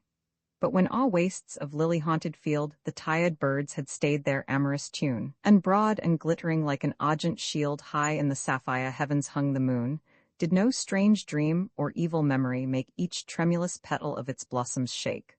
Ah, no. To this bright flower 1,000 years seemed but the lingering of a summer's day. It never knew the tide of cankering fears which turn a boy's gold hair to withered gray. The dread desire of death it never knew, or how all folk that they were born must rue. For we to death with pipe and dancing go, nor would we pass the ivory gate again, as some sad river, wearied of its flow through the dull plains, the haunts of common men, leaps love alike into the terrible sea, and counts it gain to die so gloriously. We mar our lordly strength in barren strife with the world's legions led by clamorous care. It never feels decay, but gathers life from the pure sunlight and the supreme air. We live beneath time's wasting sovereignty. It is the child of all eternity. Serenade for music. The western wind is blowing fair across the dark Aegean sea, and at the secret marble stair my Tyrian galley waits for thee. Come down. The purple sail is spread, the watchman sleeps within the town. O leave thy lily-flowered bed. O lady mine, come down, come down. She will not come, I know her well. Of lovers' vows she hath no care, and little good a man can tell of one so cruel and so fair. True love is but a woman's toy, they never know the lover's pain, and I who loved as loves a boy must love in vain, must love in vain. O noble pilot, tell me true, is that the sheen of golden hair? Or is it but the tangled dew that binds the passion flowers there? Good sailor, come and tell me now, is that my lady's lily hand? Or is it but the gleaming prow? Or is it but the silver sand? No, no, 'tis not the tangled dew, 'tis not the silver-fretted sand. It is my own dear lady true with golden hair and lily hand. O noble pilot, steer for Troy, good sailor, ply the laboring oar. This is the queen of life and joy whom we must bear from Grecian shore. The waning sky grows faint and blue, it wants an hour still of day. Abod, my gallant crew, O lady mine, away, away. O noble pilot, steer for Troy, good sailor, ply the laboring oar. O loved as only loves a boy. O loved for ever evermore. Endymion, for music, the apple trees are hung with gold, and birds are loud in Arcady. The sheep lie bleating in the fold, the wild goat runs across the wold. But yesterday his love he told, I know he will come back to me. O rising moon, O lady moon, be you my lover's sentinel, you cannot choose but know him well. For he is shod with purple shoon, you cannot choose but know my love, for he a shepherd's crook doth bear, and he is soft as any dove, and brown and curly is his hair. The turtle now has ceased to call upon her crimson-footed groom, the grey wolf prowls about the stall, the lily's singing seneschal sleeps in the lily-bell, and all the violet hills are lost in gloom. O risen moon, O holy moon, stand on the top of Hellas, and if my own true love you see, if you see the purple shoon, the hazel crook, the lad's brown hair, the goatskin wrapped about his arm, tell him that I am waiting where the rushlight glimmers in the farm.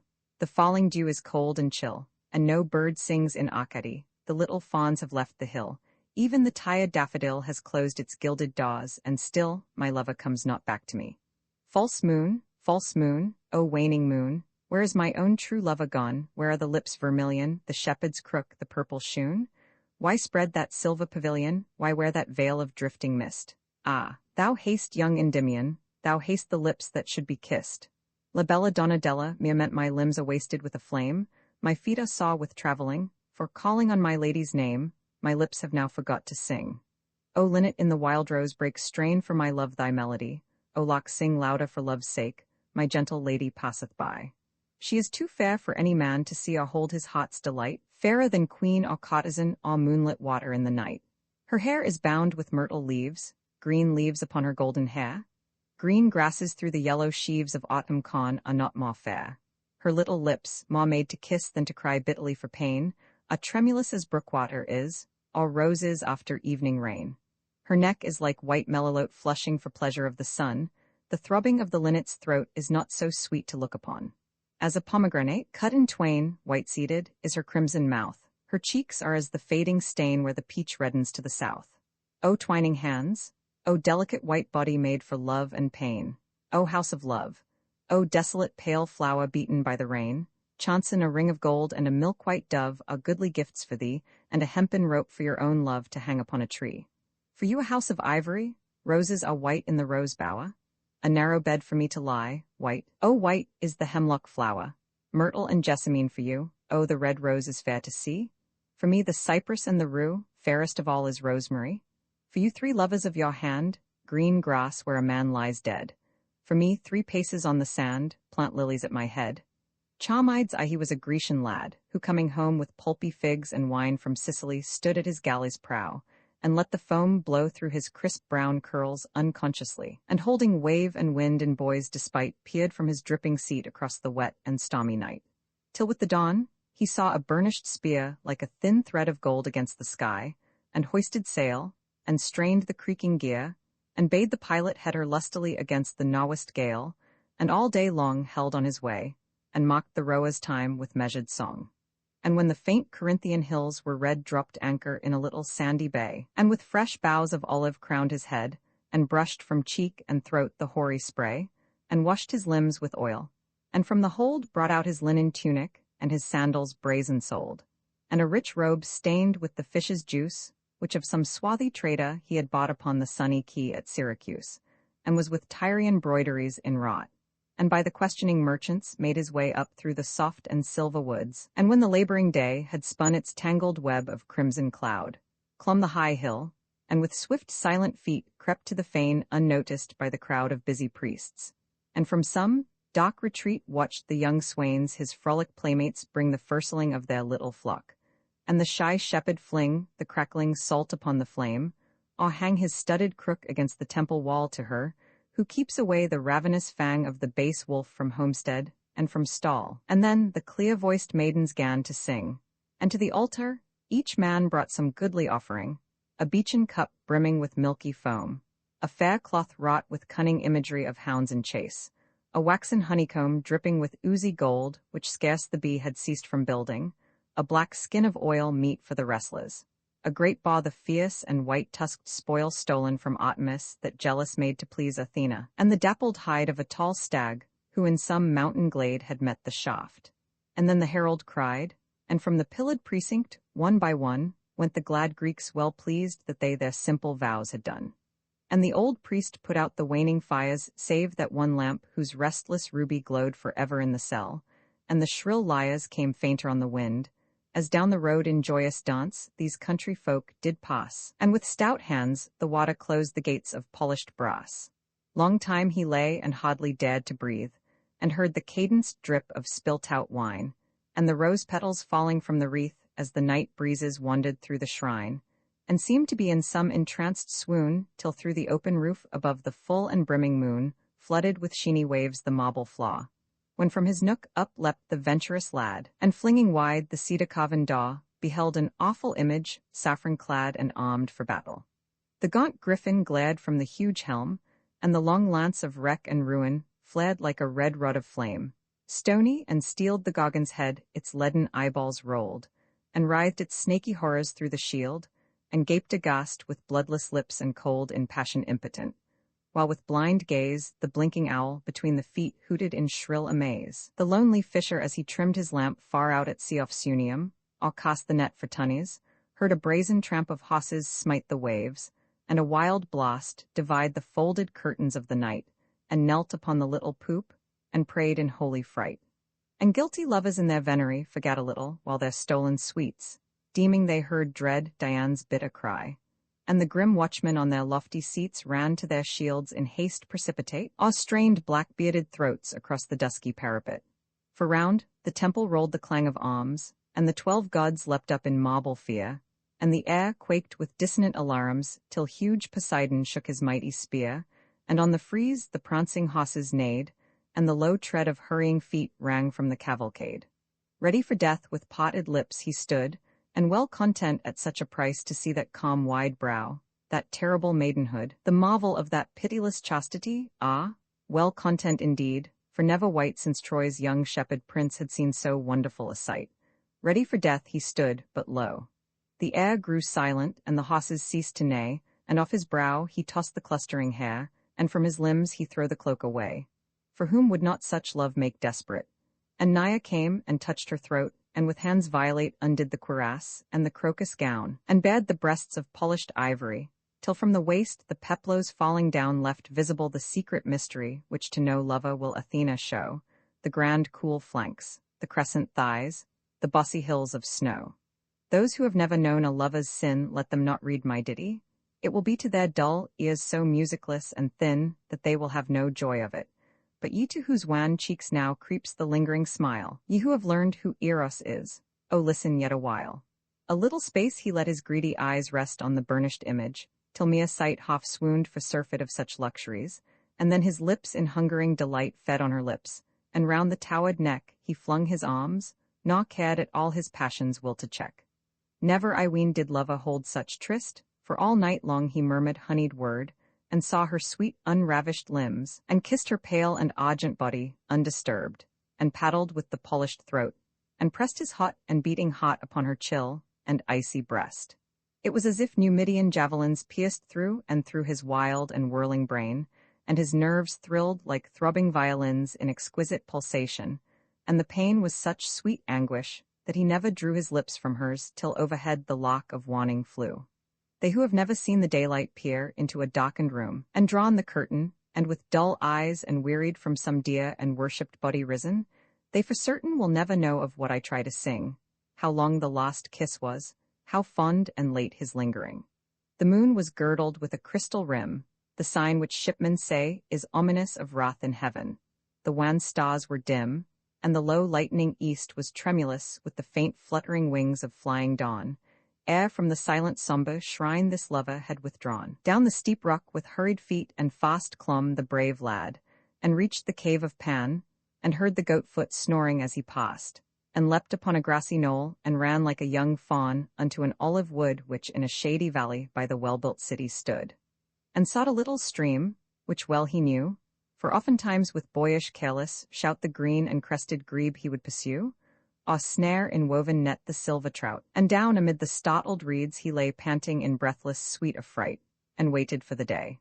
On the green bank he lay, and let one hand dip in the cool dark eddies listlessly, and soon the breath of morning came and fanned his hot flushed cheeks, or lifted wantonly the tangled curls from off his forehead, while he on the running water gazed with strange and secret smile. And soon the shepherd in rough woolen cloak with his long crook undid the wattled coats, and from the stack a thin blue wreath of smoke curled through the air across the ripening oats, and on the hill the yellow house-dog bayed as through the crisp and rustling fern the heavy cattle strayed. And when the light-foot mower went afield across the meadows laced with threaded dew, and the sheep bleated on the misty weald, and from its nest the waking corncrake flew, some woodman saw him lying by the stream, and marvelled much that any lad so beautiful could seem, nor deemed him born of mortals. And one said, "It is young Hylas, that false runaway who with a naiad now would make his bed forgetting Heracles." But others, "Nay, it is Narcissus, his own paramour. Those are the fond and crimson lips no woman can allure." And when they nearer came a third one cried, "It is young Dionysos who has hid his spear and fawnskin by the riverside, weary of hunting with the Bassarid, and wise indeed were we away to fly. They live not long who on the gods immortal come to spy." So turned they back, and feared to look behind, and told the timid swain how they had seen amid the reeds some woodland god reclined, and no man dared to cross the open green. And on that day no olive tree was slain, nor rushes cut, but all deserted was the fair domain, save when the neat herd's lad, his empty pail well slung upon his back, with leap and bound raced on the other side, and stopped to hail, hoping that he some comrade new had found, and gat no answer, and then half afraid passed on his simple way, or down the still and silent glade a little girl ran laughing from the farm, not thinking of love's secret mysteries, and when she saw the white and gleaming arm and all his manlyhood, with longing eyes whose passion mocked her sweet virginity watched him a while, and then stole back sadly and wearily. Far off he heard the city's hum and noise, and now and then the shriller laughter where the passionate purity of brown-limbed boys wrestled or raced in the clear healthful air, and now and then a little tinkling bell as the shorn weather led the sheep down to the mossy well. Through the grey willows danced the fretful gnat, the grasshopper chirped idly from the tree, in sleek and oily coat the wateret, breasting the little ripples manfully made for the wild duck's nest. From bough to bough hopped the shy finch, and the huge tortoise crept across the slough. On the faint wind floated the silky seeds as the bright scythe swept through the waving grass. The ouselcock splashed circles in the reeds, and flecked with silver walls the forest's glass, which scarce had caught again its imagery ere from its bed the dusky tench leapt at the dragonfly. But little care had he for anything though up and down the beach the squirrel played, and from the copse the linnet gan to sing to its brown, made its sweetest serenade. Ah, little care indeed, for he had seen the breasts of Pallas and the naked wonder of the queen. But when the herdsman called his straggling goats with whistling pipe across the rocky road, and the shod beetle with its trumpet notes boomed through the darkening woods, and seemed to bode of coming storm, and the belated crane passed homeward like a shadow, and the dull big drops of rain fell on the pattering fig leaves, up he rose, and from the gloomy forest went his way past sombre homestead and wet orchard close, and came at last unto a little quay, and called his mates aboard, and took his seat on the high poop, and pushed from land, and loosed the dripping sheet, and steered across the bay. And when 9 suns passed down the long and laddered way of gold, and 9 pale moons had breathed their orisons to the chaste stars their confessors, or told their dearest secret to the downy moth that will not fly at noonday, through the foam and surging froth came a great owl with yellow sulphurous eyes and lit upon the ship, whose timbers creaked as though the lading of 3 argosies were in the hold, and flapped its wings and shrieked, and darkness straightway stole across the deep. Sheathed was Orion's sword, dread Mars himself fled down the steep, and the moon hid behind a tawny mask of drifting cloud, and from the ocean's marge rose the red plume, the huge and horned casque, the 7-cubit spear, the brazen Taj, and clad in bright and burnished panoply, Athena strode across the stretch of sick and shivering sea. To the dull sailor's sight, her loosened looks seemed like the jagged storm-rack, and her feet only the spume that floats on hidden rocks. And mocking how the rising waters beat against the rolling ship, the pilot cried to the young helmsman at the stern to luff to windward side. But he, the overbold adulterer, a dear profaner of great mysteries, an ardent amorous idolater, when he beheld those grand relentless eyes, laughed loud for joy, and crying out, "I come," leapt from the lofty poop into the chill and churning foam. Then fell from the high heaven one bright star. One dancer left the circling galaxy, and back to Athens on her clattering car in all the pride of venged divinity pale palace, swept with shrill and steely clank, and a few gurgling bubbles rose where her boy lover sank, and the mast shuddered as the gaunt owl flew with mocking hoots after the wrathful queen, and the old pilot bade the trembling crew hoist the big sail, and told how he had seen close to the stern a dim and giant form, and like a dipping swallow, the stout ship dashed through the storm. And no man dared to speak of Charmides, deeming that he some evil thing had wrought. And when they reached the straight Symplegades, they beached their galley on the shore, and sought the toll gate of the city hastily, and in the market showed their brown and pictured pottery. Roman too, but some good Triton god had ruth, and bare the boy's drowned body back to Grecian land, and mermaids combed his dank and dripping hair, and smoothed his brow, and loosed his clenching hand. Some brought sweet spices from far Araby, and others bade the Halcyons sing her softest lullaby. And when he neared his old Athenian home, a mighty billow rose up suddenly, upon whose oily back the clotted foam lay diapered in some strange fantasy, and clasping him unto its glassy breast swept landward, like a white-maned steed upon a venturous quest. Now, where Colonos leans unto the sea, there lies a long and level stretch of lawn. The rabbit knows it, and the mountain bee for it deserts Hymettus, and the fawn is not afraid, for never through the day comes a cry ruder than the shout of shepherd lads at play. But often from the thorny labyrinth and tangled branches of the circling wood, the stealthy hunter sees young Hyacinth hurling the polished disc, and draws his hood over his guilty gaze, and creeps away, nor dares to wind his horn.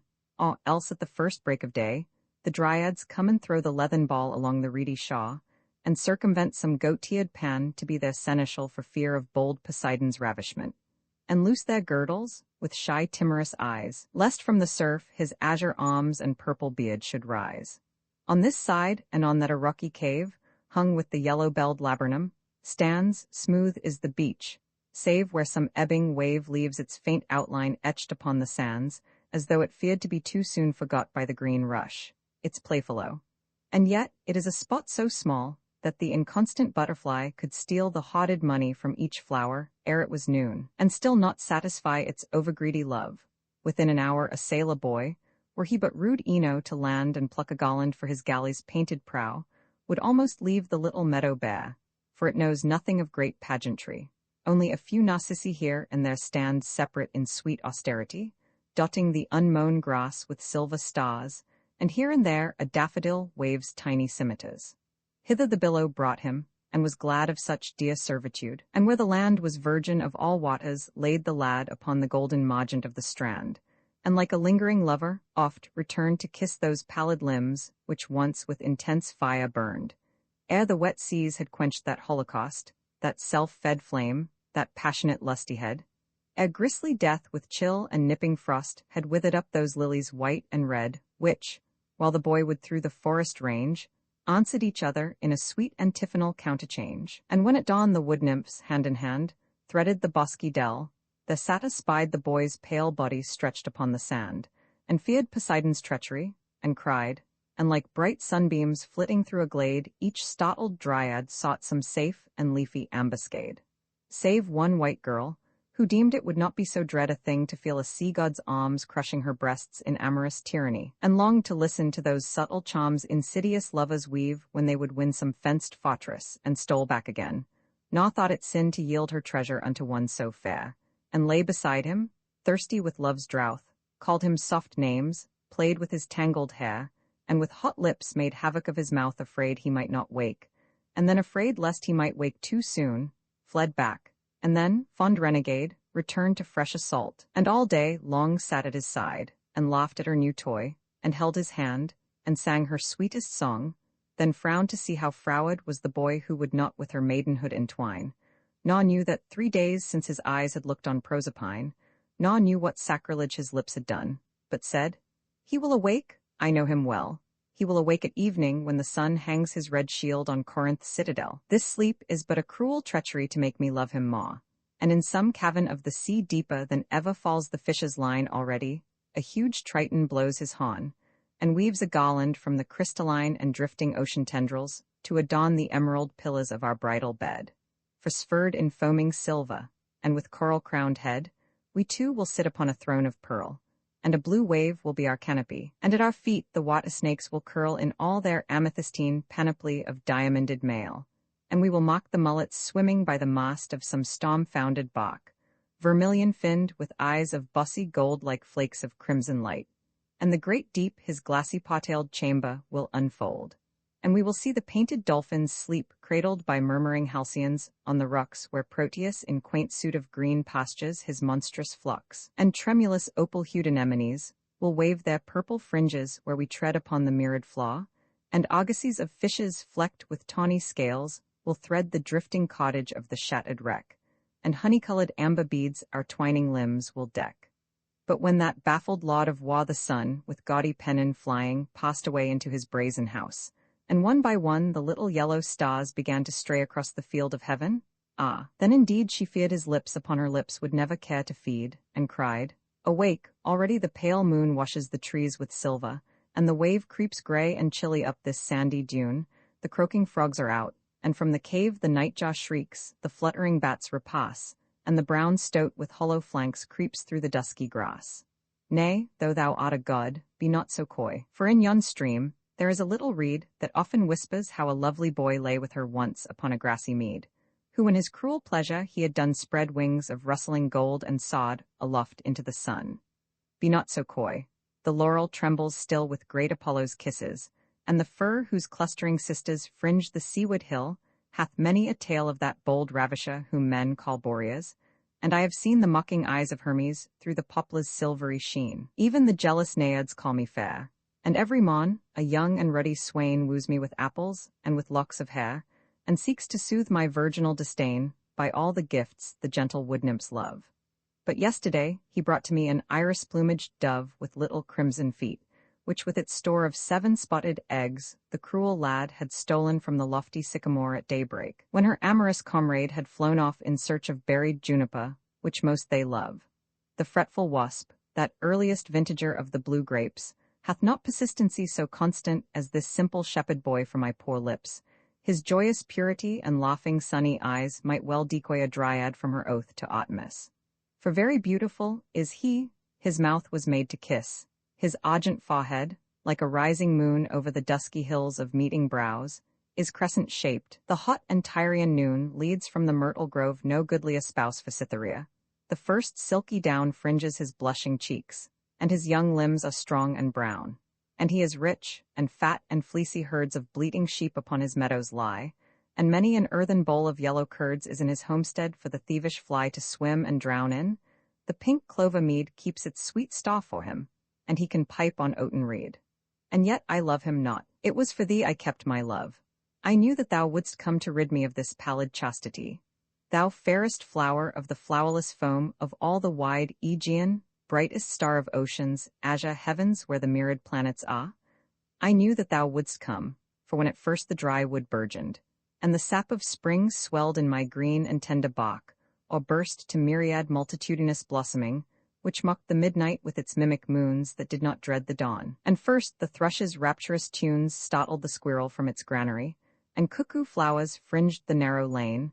Through my young leaves a sensuous ecstasy crept like new wine, and every mossy vein throbbed with the fitful pulse of amorous blood, and the wild winds of passion shook my slim stem's maidenhood.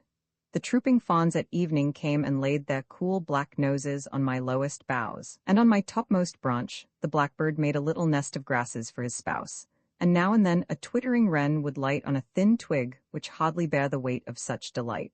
I was the Attic shepherd's trysting place, beneath my shadow Amaryllis lay, and round my trunk would laughing Daphnes chase the timorous girl, till tired out with play, she felt his hot breath stir her tangled hair, and turned, and looked, and fled no more from such delightful snare. Then come away unto my ambuscade, where clustering woodbine weaves a canopy for amorous pleasaunce, and the rustling shade of Paphian myrtles seems to sanctify the dearest rites of love.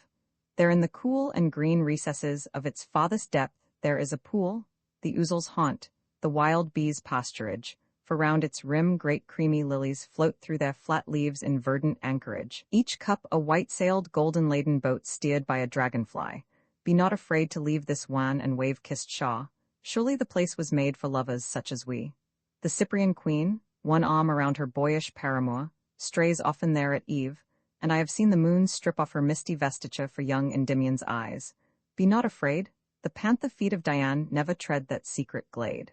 Nay, if thou willst, back to the beating brine, back to the boisterous billow, let us go, and walk all day beneath the hyaline huge vault of Neptune's watery portico, and watch the purple monsters of the deep spot in ungainly play, and from his lair keen Xiphias leap.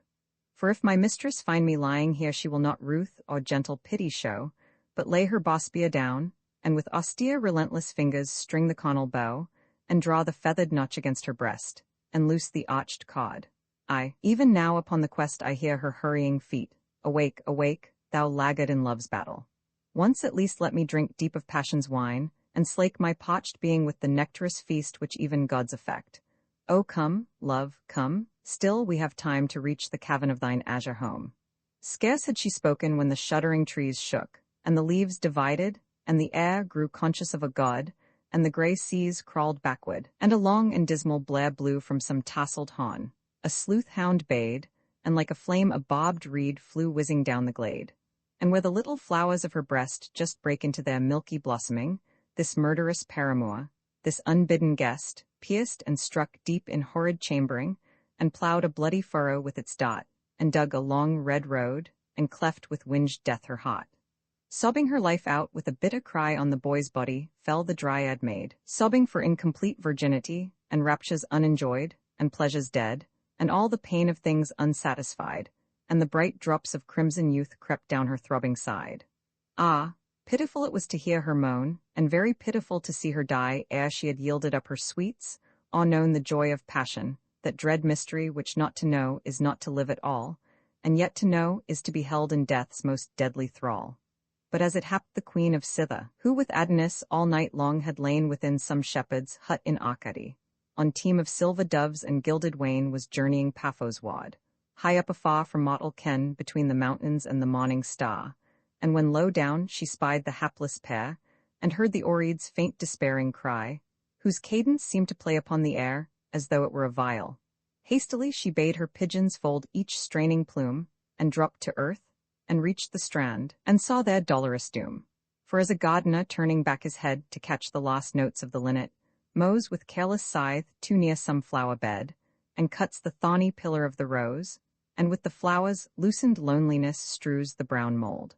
Or as some shepherd, lad in wantonness, driving his little flock along the mead treads down two daffodils, which sighed by aid have lured the ladybird with yellow breed, and made the gaudy moth forget its pride, treads down their brimming golden chalices under light feet which were not made for such rude ravages, or as a schoolboy tired of his book, flings himself down upon the reedy grass and plucks two water-lilies from the brook, and for a time forgets the hourglass, then wearies of their sweets and goes his way, and lets the hot sun kill them, even so these lovers lay. And Venus cried, It is dread Artemis whose bitter hand hath wrought this cruelty, or else that mighty a maid whose care it is to guard her strong and stainless majesty upon the hill Athenian, alas, that they who loved so well unloved into death's house should pass. So with soft hands she laid the boy and girl in the great golden wagon tenderly, her white throat whiter than a moony pearl just threaded with a blue veins tapestry had not yet ceased to throb, and still her breast swayed like a wind-stirred lily in ambiguous unrest. And then each pigeon spread its milky van, the bright car sawed into the dawning sky, and like a cloud the aerial caravan passed over the Aegean silently, till the faint air was troubled with the song from the wan mouths that call on bleeding Thammuz all night long. But when the doves had reached their wonted goal, where the wide stare of Obd Mobble dips its snows into the sea, Her fluttering soul just shook the trembling petals of her lips and passed into the void. And Venus knew that one fair maid the less would walk amid her retinue, and bade her servants carve a cedar chest with all the wonder of this history, within whose scented womb their limbs should rest, where olive trees make tender the blue sky on the low hills of Paphos, and the fawn pipes in the noonday, and the nightingale sings on till dawn. Nor failed they to obey her hest, and ere the morning bee had stung the daffodil with tiny fretful spear, or from its lair the waking stag had leapt across the rill and roused the ouzel, or the lizard crept athwart the sunny rock, beneath the grass their bodies slept. And when day brake, within that silver shrine fed by the flames of cressets tremulous, Queen Venus knelt and prayed to Proserpine that she whose beauty made death amorous should beg a guerdon from her pallid lord, and let desire pass across dread Charon's icy ford. Roman 3, in melancholy moonless Acron, farm for the goodly earth and joyous day, where no spring ever buds, nor ripening sun weighs down the apple trees, nor flowery May checkers with chestnut blooms the grassy flaw, where thrushes never sing, and piping linnets mate no more, there by a dim and dark Lethean well young Charmides was lying. Wearily he plucked the blossoms from the asphodel, and with its little rifled treasury strewed the dull waters of the dusky stream, and watched the white stars founder. And the land was like a dream, when as he gazed into the watery glass, and through his brown hair's curly tangles scanned his own wan face, a shadow seemed to pass across the mirror, and a little hand stole into his, and warm lips timidly brushed his pale cheeks, and breathed their secret forth into a sigh. Then turned he round his weary eyes and saw, and ever nigher still their faces came, and nigher ever did their young mouths draw, until they seemed one perfect rose of flame. And longing arms around her neck he cast, and felt her throbbing bosom, and his breath came hot and fast, and all his haunted sweets were hers to kiss, and all her maidenhood was his to slay, and limb to limb in long and rapturous bliss their passion waxed and waned. Oh, why essay to pipe again of love, too venturous reed? Enough that Eros laughed upon that flowerless mead. Too venturous Poesy, oh, why essay to pipe again of passion? Fold thy wings, awe daring Icarus, and bid thy lay sleep hidden in the lyre's silent strings, till thou hast found the old Castalian rill, or from the Lesbian waters plucked drowned Sappho's golden quill. Enough that he whose life had been a fiery pulse of sin, a splendid shame, could in the loveless land of Hades glean one scorching harvest from those fields of flame, where passion walks with naked, unshod feet, and is not wounded.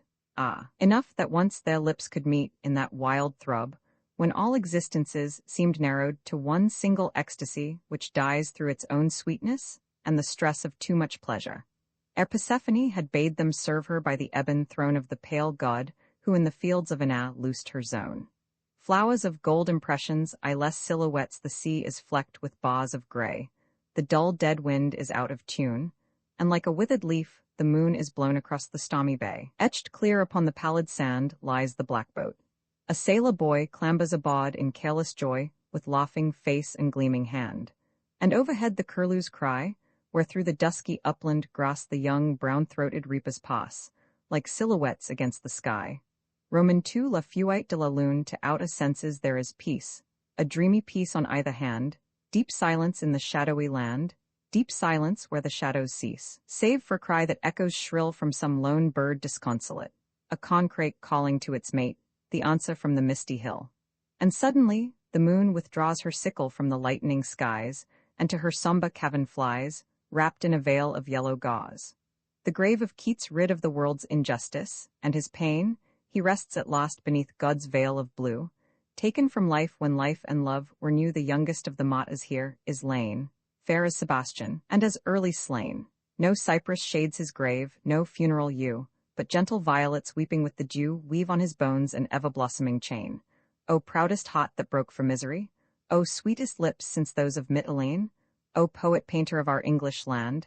Thy name was writ in water, it shall stand, and tears like mine will keep thy memory green, as Isabella did her basil tree. Rome. Theocritus of Villanelle, O singer of Persephone, in the dim meadows desolate dost thou remember Sicily? Still through the ivy flits the bee where Amaryllis lies in state, O singer of Persephone. Samitha calls on Hecate, and hears the wild dogs at the gate, dost thou remember Sicily? Still by the light and laughing sea poor Polypheme bemoans his fate, O singer of Persephone. And still in boyish rivalry young Daphnes challenges his mate, "Dost thou remember Sicily? Slim Lacan keeps a goat for thee the jocund shepherds wait. O singer of Persephone, dost thou remember Sicily?" In the gold room, a harmony, her ivory hands on the ivory keys strayed in a fitful fantasy, like the silver gleam when the poplar trees rustle, their pale leaves listlessly.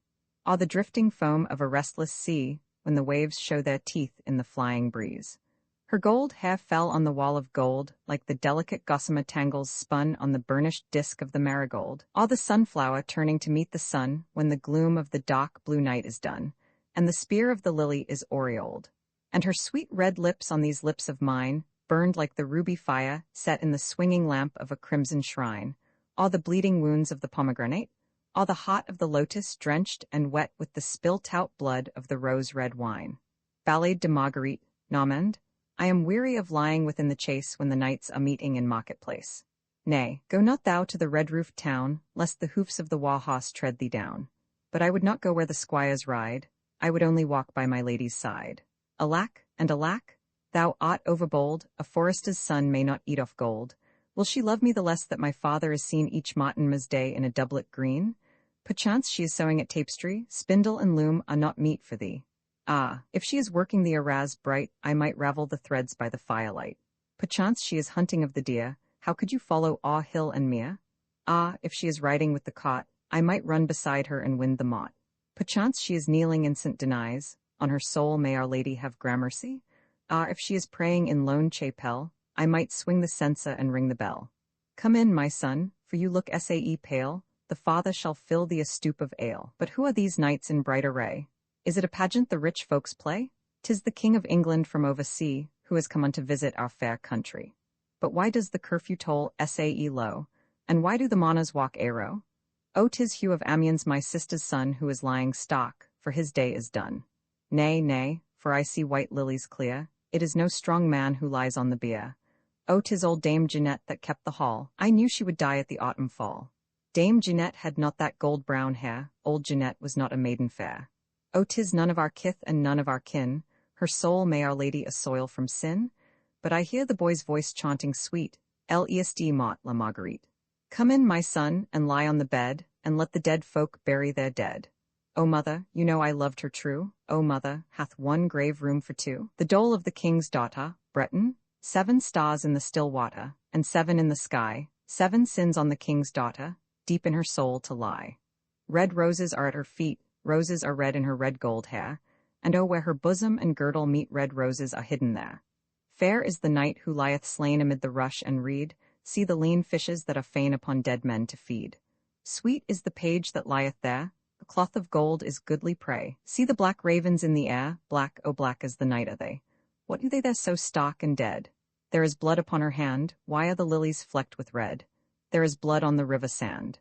There are 2 that ride from the south and east, and 2 from the north and west, for the black raven a goodly feast, for the king's daughter rest. There is one man who loves her true, red, oh red, is the stain of gaw. He hath dug in a grave by the darksome yew, one grave will do for faw. No moon in the still heaven, in the black wat a none, the sins on her soul are 7, the sin upon his is 1. Amor intellectualis oft have we trod the vales of Castaly, and heard sweet notes of sylvan music, blown from antique reeds to common folk unknown, and often launched our bark upon that sea which the 9 muses hold in empery, and ploughed free furrows through the wave and foam, nor spread reluctant sail from our safe home till we had freighted well our argosy, of which despoiled treasures these remain, Saudello's passion, and the honeyed line of young Endymion, Laudley Tamburlaine driving his pampered jades, and more than these, the 7-fold vision of the Florentine, and grave-browed Milton's solemn harmonies. Santa Decca, the gods are dead. No longer do we bring to grey-eyed palace crowns of olive leaves.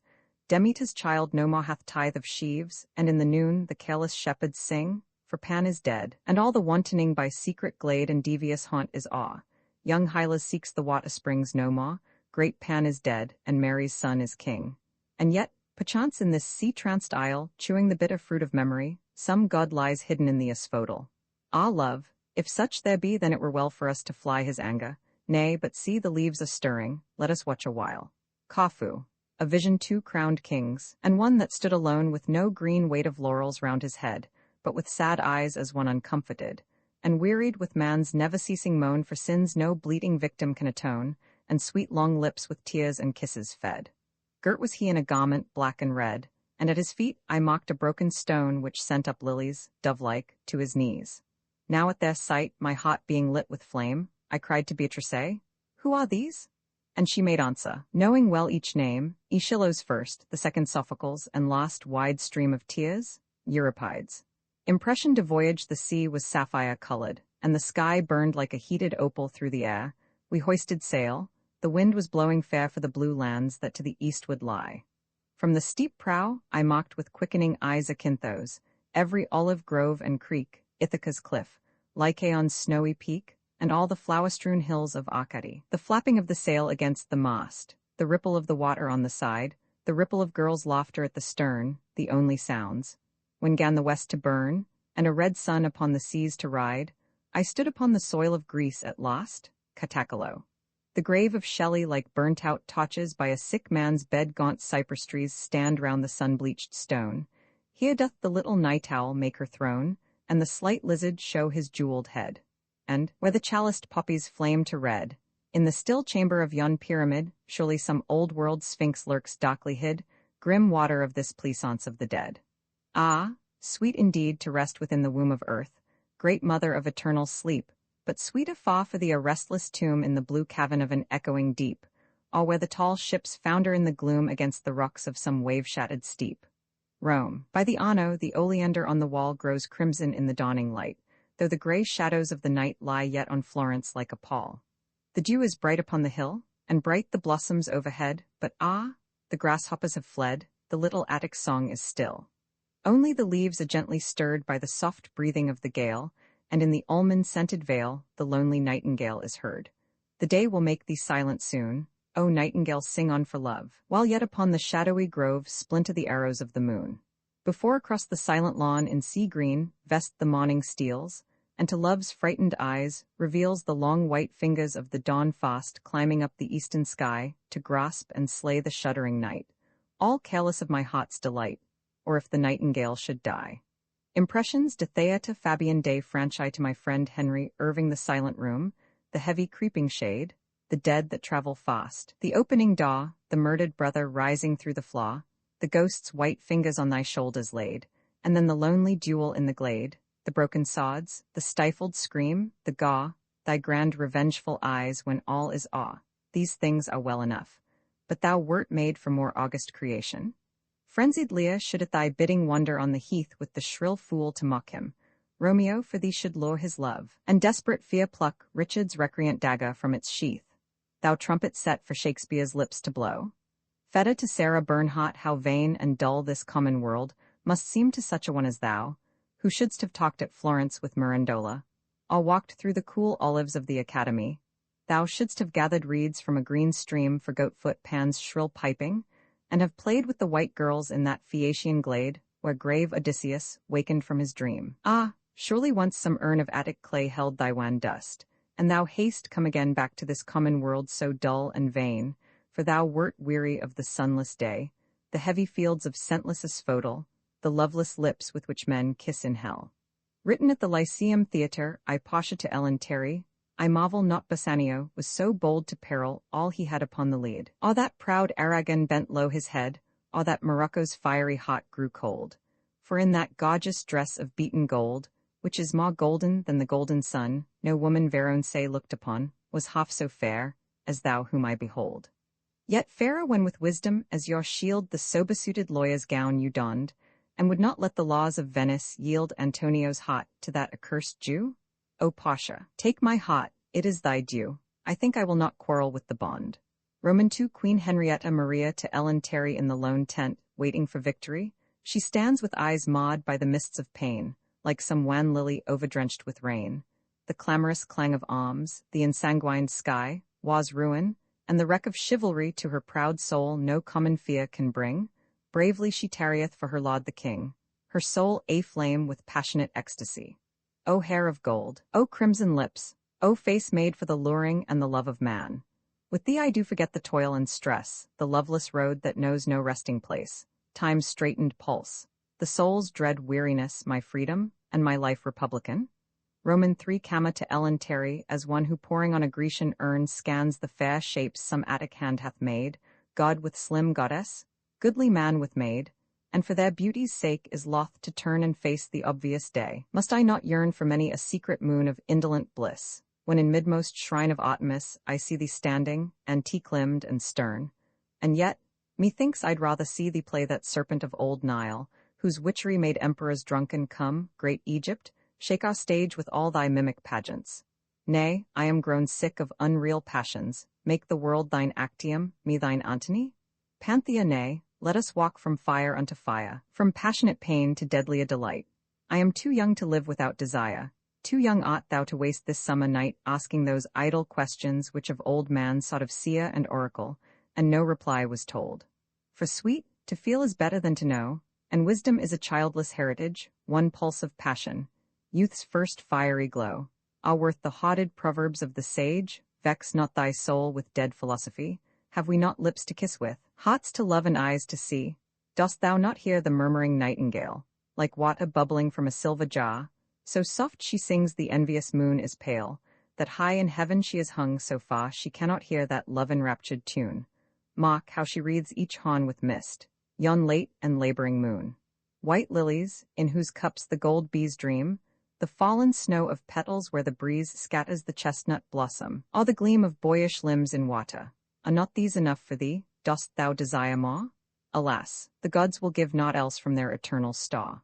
For our high gods have sick and wearied grown of all our endless sins, our vain endeavor for wasted days of youth to make atone by pain or prayer or priest, and never, never, hearken they now to either good or ill, but send their rain upon the just and the unjust at will. They sit at ease, our gods they sit at ease, strewing with leaves of rose their scented wine. They sleep, beneath the rocking trees where asphodel and yellow lotus twine, mourning the old glad days before they knew what evil things the heart of man could dream, and dreaming do. And far beneath the brazen flaw they see like swarming flies the crowd of little men, the bustle of small lives, then wearily back to their lotus haunts, they turn again kissing each other's mouths, and mix maw deep the poppy-seeded draught which brings soft purple-lidded sleep. There all day long, the golden-vestured sun, their torch-bearer, stands with his torch ablaze, and when the gaudy web of noon is spun by its 12 maidens, through the crimson haze fresh from Endymion's arms comes forth the moon, and the immortal gods in toils of mortal passions swoon. There walks Queen Juno through some dewy mead, her grand white feet flecked with the saffron dust of wind-stirred lilies, while young Ganymede leaps in the hot and amber-foaming must, his curls all tossed, as when the eagle bare the frightened boy from Ida through the blue Ionian air.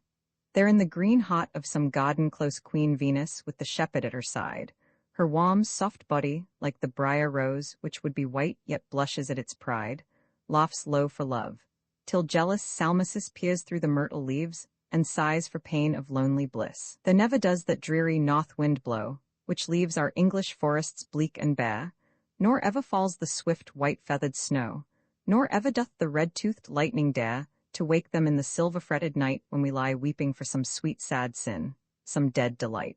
Alas, they know the far Lethean spring, the violet-hidden waters well they know, where one whose feet with tired wandering are faint and broken may take heart and go, and from those dark depths cool and crystalline drink, and draw balm, and sleep for sleepless souls, and anodyne. But we oppress our natures, God off fate is our enemy, we starve and feed on vain repentance. Oh, we are born too late. What balm for us in bruised poppy seed who crowd into one finite pulse of time the joy of infinite love and the fierce pain of infinite crime.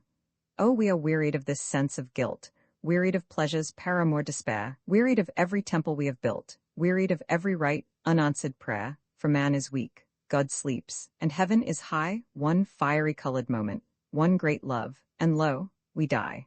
Ah, but no ferryman with laboring pole nears his black shallop to the flowerless strand, no little coin of bronze can bring the soul over death's river to the sunless land. Victim and wine and vow are all in vain, the tomb is sealed, the soldiers watch, the dead rise not again. We are resolved into the supreme air, we are made one with what we touch and see, with our heart's blood each crimson sun is fair, with our young lives each spring-impassioned tree flames into green, the wildest beasts that range the moor our kinsmen are, all life is one, and all is change. With beat of systole and of diastole, one grand great life throbs through earth's giant heart, and mighty waves of single being roll from nerveless germ to man. For we a pot of every ruck and bird and beast and hill, one with the things that prey on us, and one with what we kill. From lower cells of waking life, we pass to full perfection. Thus the world grows old. We who are godlike now were once a mass of quivering purple flecked with bars of gold, unsentient or of joy or misery, and tossed in terrible tangles of some wild and windswept sea. This hot hard flame with which our bodies burn will make some meadow blaze with daffodil, aye, and those argent breasts of thine will turn to water lilies, the brown fields men till we'll be more fruitful for our love tonight. Nothing is lost in nature, all things live in death's despite. The boy's first kiss, the hyacinth's first bell, the man's last passion, and the last red spear that from the lily leaps, the asphodel which will not let its blossoms blow for fear of too much beauty, and the timid shame of the young bridegroom at his lover's eyes. These with the same one sacrament are consecrate. The earth not we alone hath passion's hymeneal. The yellow buttercups that shake for mirth at daybreak know a pleasure not less real than we do. When in some fresh blossoming wood, we draw the spring into our hearts, and feel that life is good. So when men bury us beneath the yew, thy crimson-stained mouth a rose will be, and thy soft eyes lush bluebells dimmed with dew. And when the white narcissus wantonly kisses the wind its playmate some faint joy, will thrill our dust, and we will be again fond maid and boy. And thus without life's conscious torturing pain in some sweet flower, we will feel the sun, and from the linnet's throat will sing again, and as two gorgeous-mailed snakes will run over our graves, or as two tigers creep through the hot jungle, where the yellow-eyed huge lions sleep and give them battle. How my heart leaps up to think of that grand living after death in beast and bird and flower, when this cup, being filled too full of spirit, bursts for breath, and with the pale leaves of some autumn day, the soul earth's earliest conqueror becomes earth's last great prey. Oh, think of it! We shall inform ourselves into all sensuous life, the goat-foot fawn, the centaur, or the merry bright-eyed elves that leave their dancing rings to spite the dawn upon the meadows, shall not be more near than you and I to nature's mysteries. For we shall hear the thrush's heart beat, and the daisies grow, and the wan snowdrops sighing for the sun on sunless days in winter. We shall know by whom the silver gossamer is spun, who paints the diapered fritillaries, on what wide wings from shivering pine to pine the eagle flies. Aye, had we never loved at all, who knows if yonder daffodil had lured the bee into its gilded womb, or any rose had hung with crimson lamps its little tree? Methinks no leaf would ever bud in spring, but for the lover's lips that kiss, the poet's lips that sing. Is the light vanished from our golden sun, or is this daedal-fashioned earth less fair, that we are nature's heritors, and one with every pulse of life that beats the air? Rather new suns across the sky shall pass, new splendor come unto the flower, new glory to the grass. And we two lovers shall not sit afar, critics of nature, but the joyous sea shall be our raiment, and the bearded star shoot arrows at our pleasure. We shall be part of the mighty universal whole, and through all eons mix and mingle with the cosmic soul.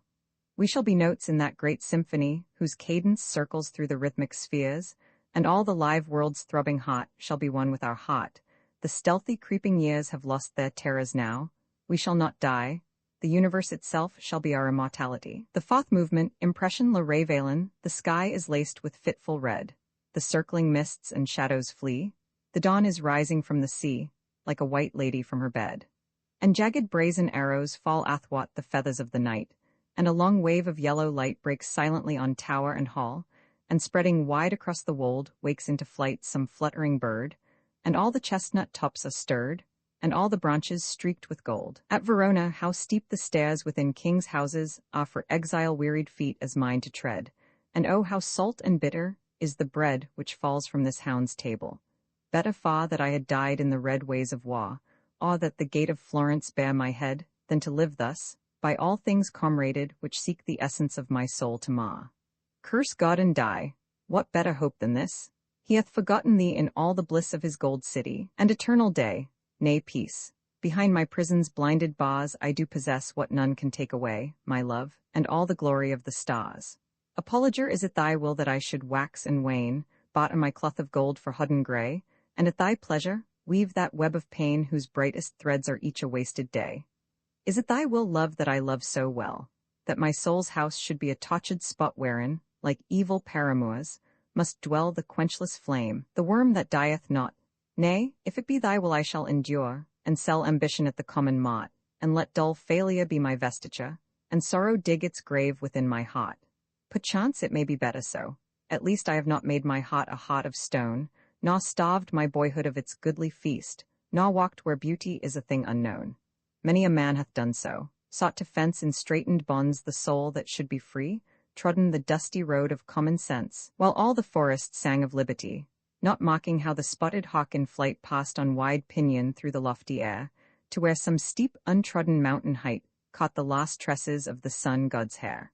Or how the little flower he trod upon, the daisy, that white-feathered shield of gold, followed with wistful eyes the wandering sun content, if once its leaves were aureoled.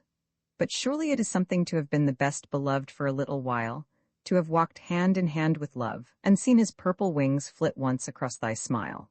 I, though the gouged asp of passion feed on my boy's heart, yet have I burst the bars, stood face to face with beauty, known indeed the love which moves the sun and all the stars.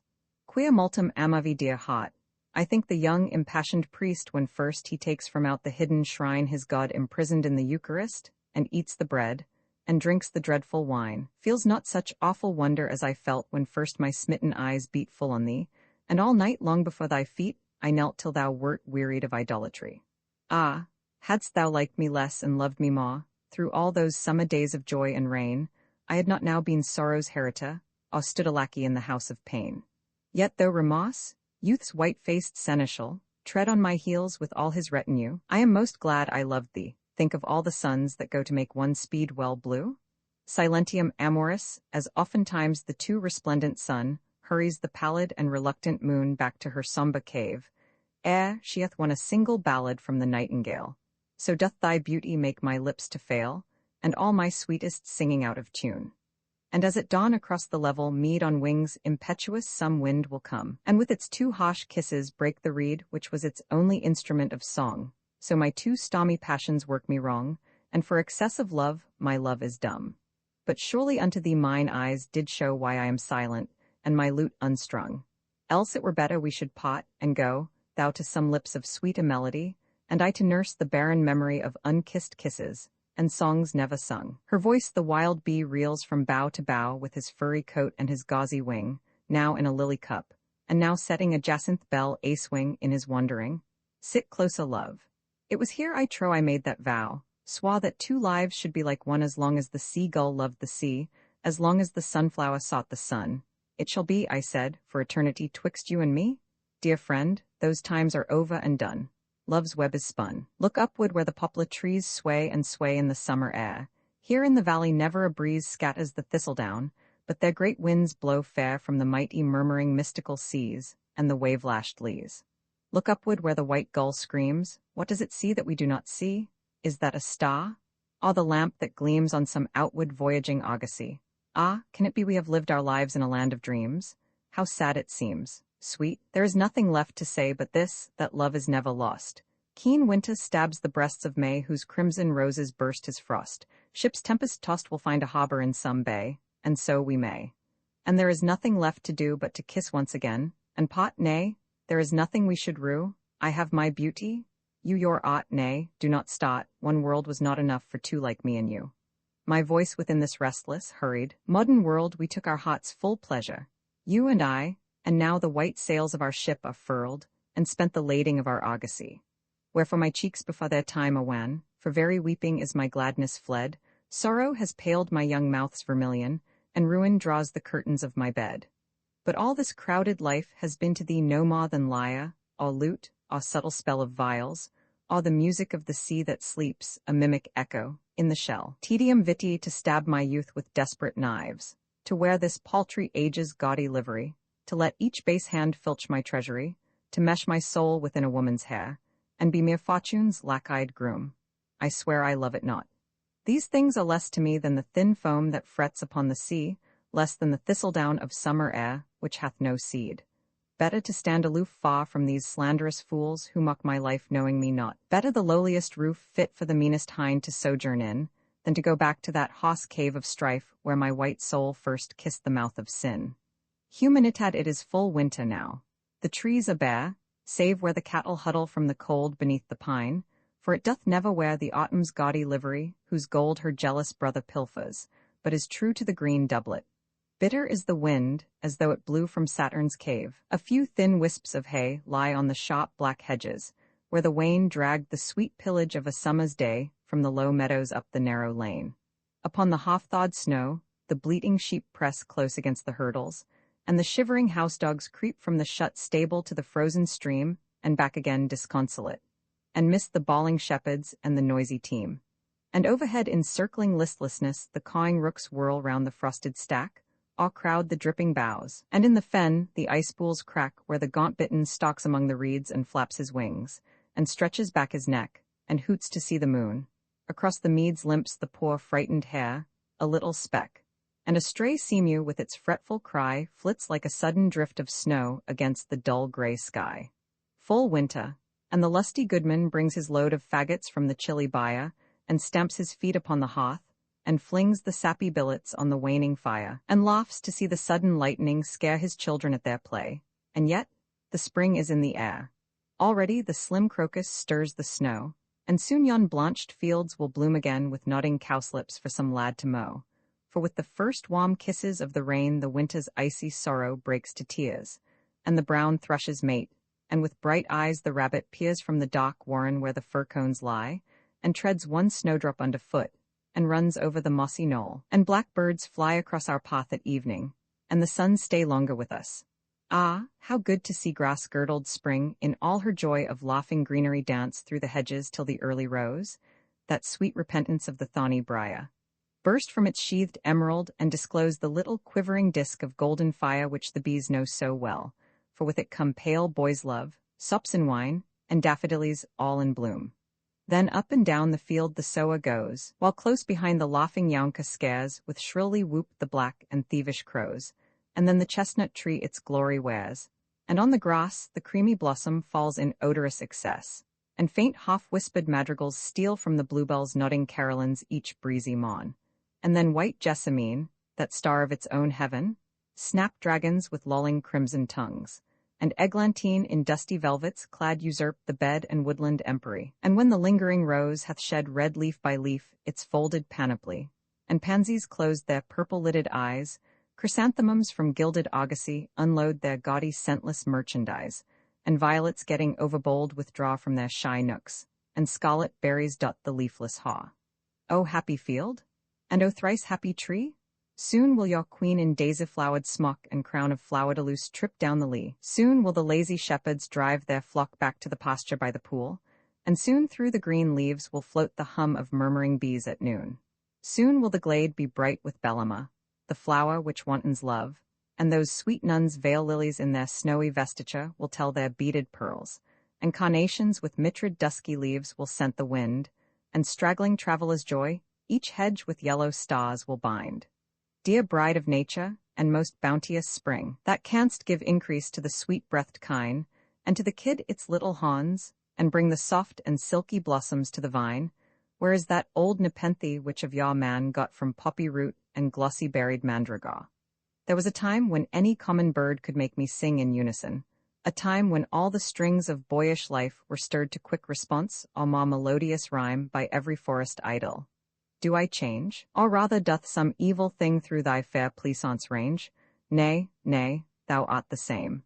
'Tis I who seek to vex with sighs thy simple solitude, and because fruitless tears bedew my cheek would have thee weep with me in brotherhood?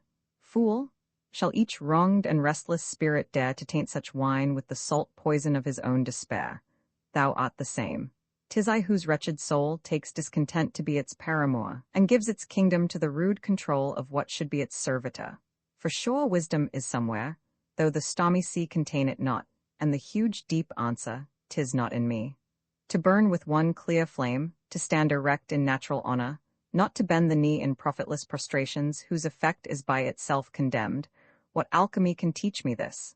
What herb media brewed will bring the unexultant piece of essence not subdued?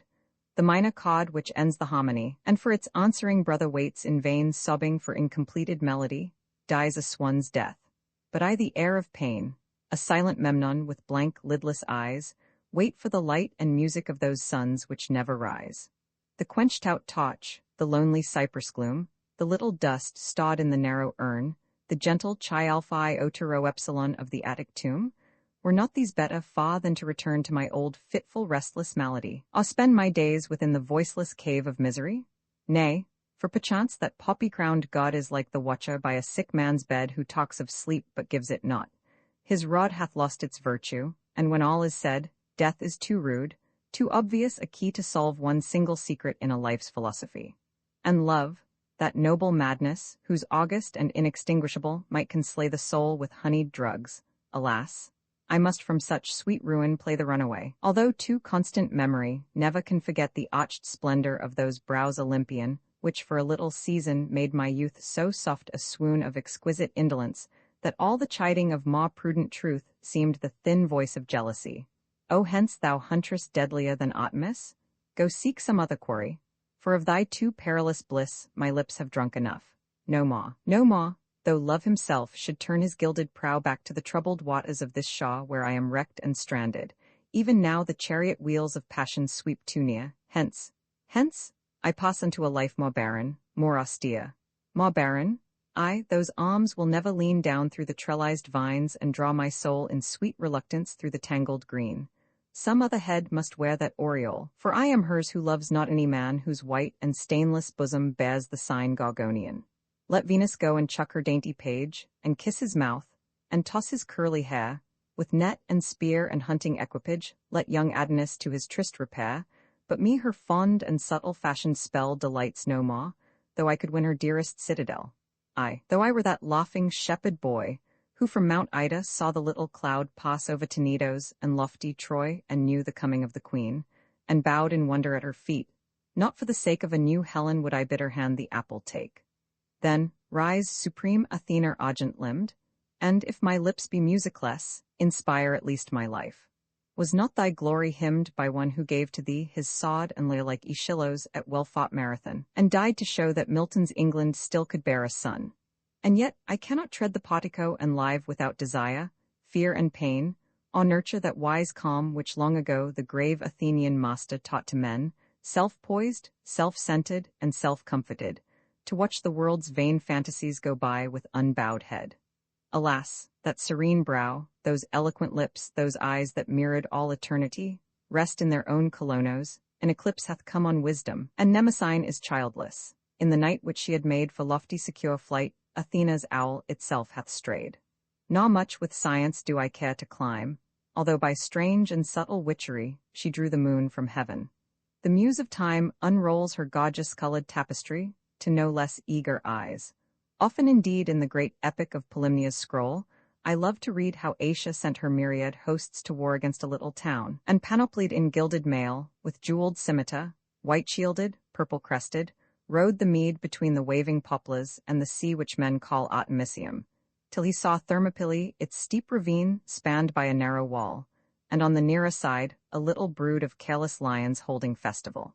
And stood amazed at such hardihood, and pitched his tent upon the reedy shaw, and stayed 2 days to wonder, and then crept at midnight o'er some unfrequented height, and coming down the autumn forests treacherously slew what spot held most dear, and was the crown of far Eurotas, and passed on, nor knew how God had staked an evil net for him in the small bay at Salamis.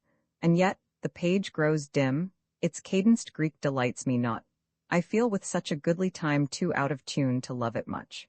For like the dial's wheel, that from its blinded darkness strikes the noon, yet never sees the sun, so do my eyes restlessly follow that which from my cheated vision flies.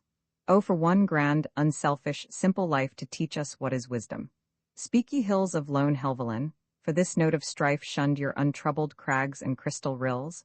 Where is that spirit which living blamelessly yet dared to kiss the smitten mouth of his own century? Speak ye Rydalian laurels. Where is he whose gentle head ye sheltered, that pure soul whose gracious days of uncrowned majesty through lowliest conduct touched the lofty goal where love and duty mingle? Him at least the most high laws were glad of, he had sat at wisdom's feast. But we are learning's changelings, know by rote the clarion watchword of each Grecian school, and follow none. The flawless sod which smote the pagan Hydra is an effete tool which we ourselves have blunted. What man now shall scale the august ancient heights and to old reverence bow?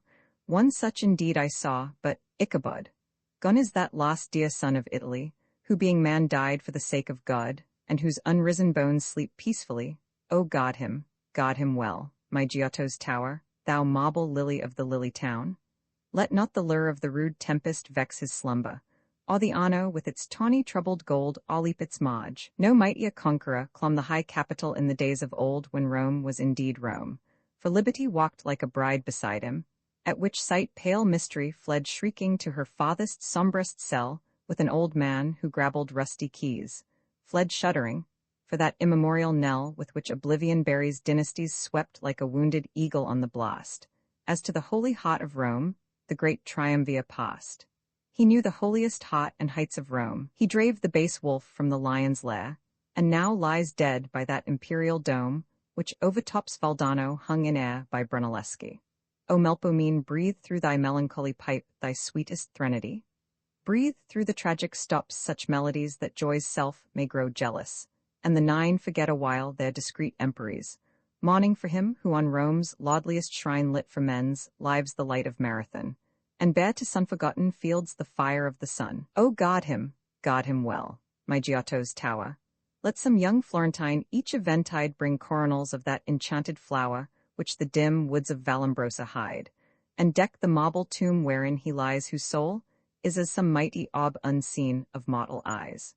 Some mighty orb whose cycled wanderings, being tempest-driven to the farthest rim where chaos meets creation, and the wings of the eternal chanting cherubim are pavilioned on nothing, passed away into a moonless void.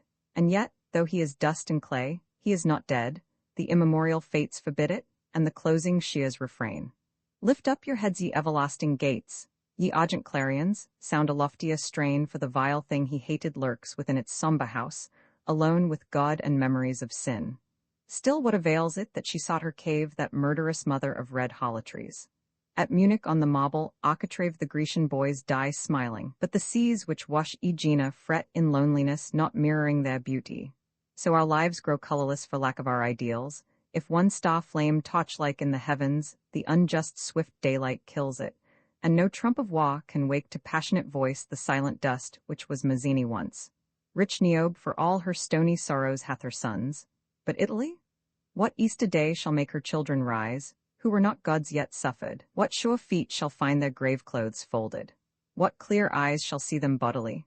Oh, it were meet to roll the stone from off the sepulchre, and kiss the bleeding roses of their wounds, in love of her, our Italy, our mother visible, most blessed among nations and most sad, for whose dear sake the young Calabrian fell that day at Espremont, and was glad that in an age when God was bought and sold one man could die for liberty. But we, burnt out and cold, see on a smitten on the cheek and gyves, bind the sweet feet of mercy.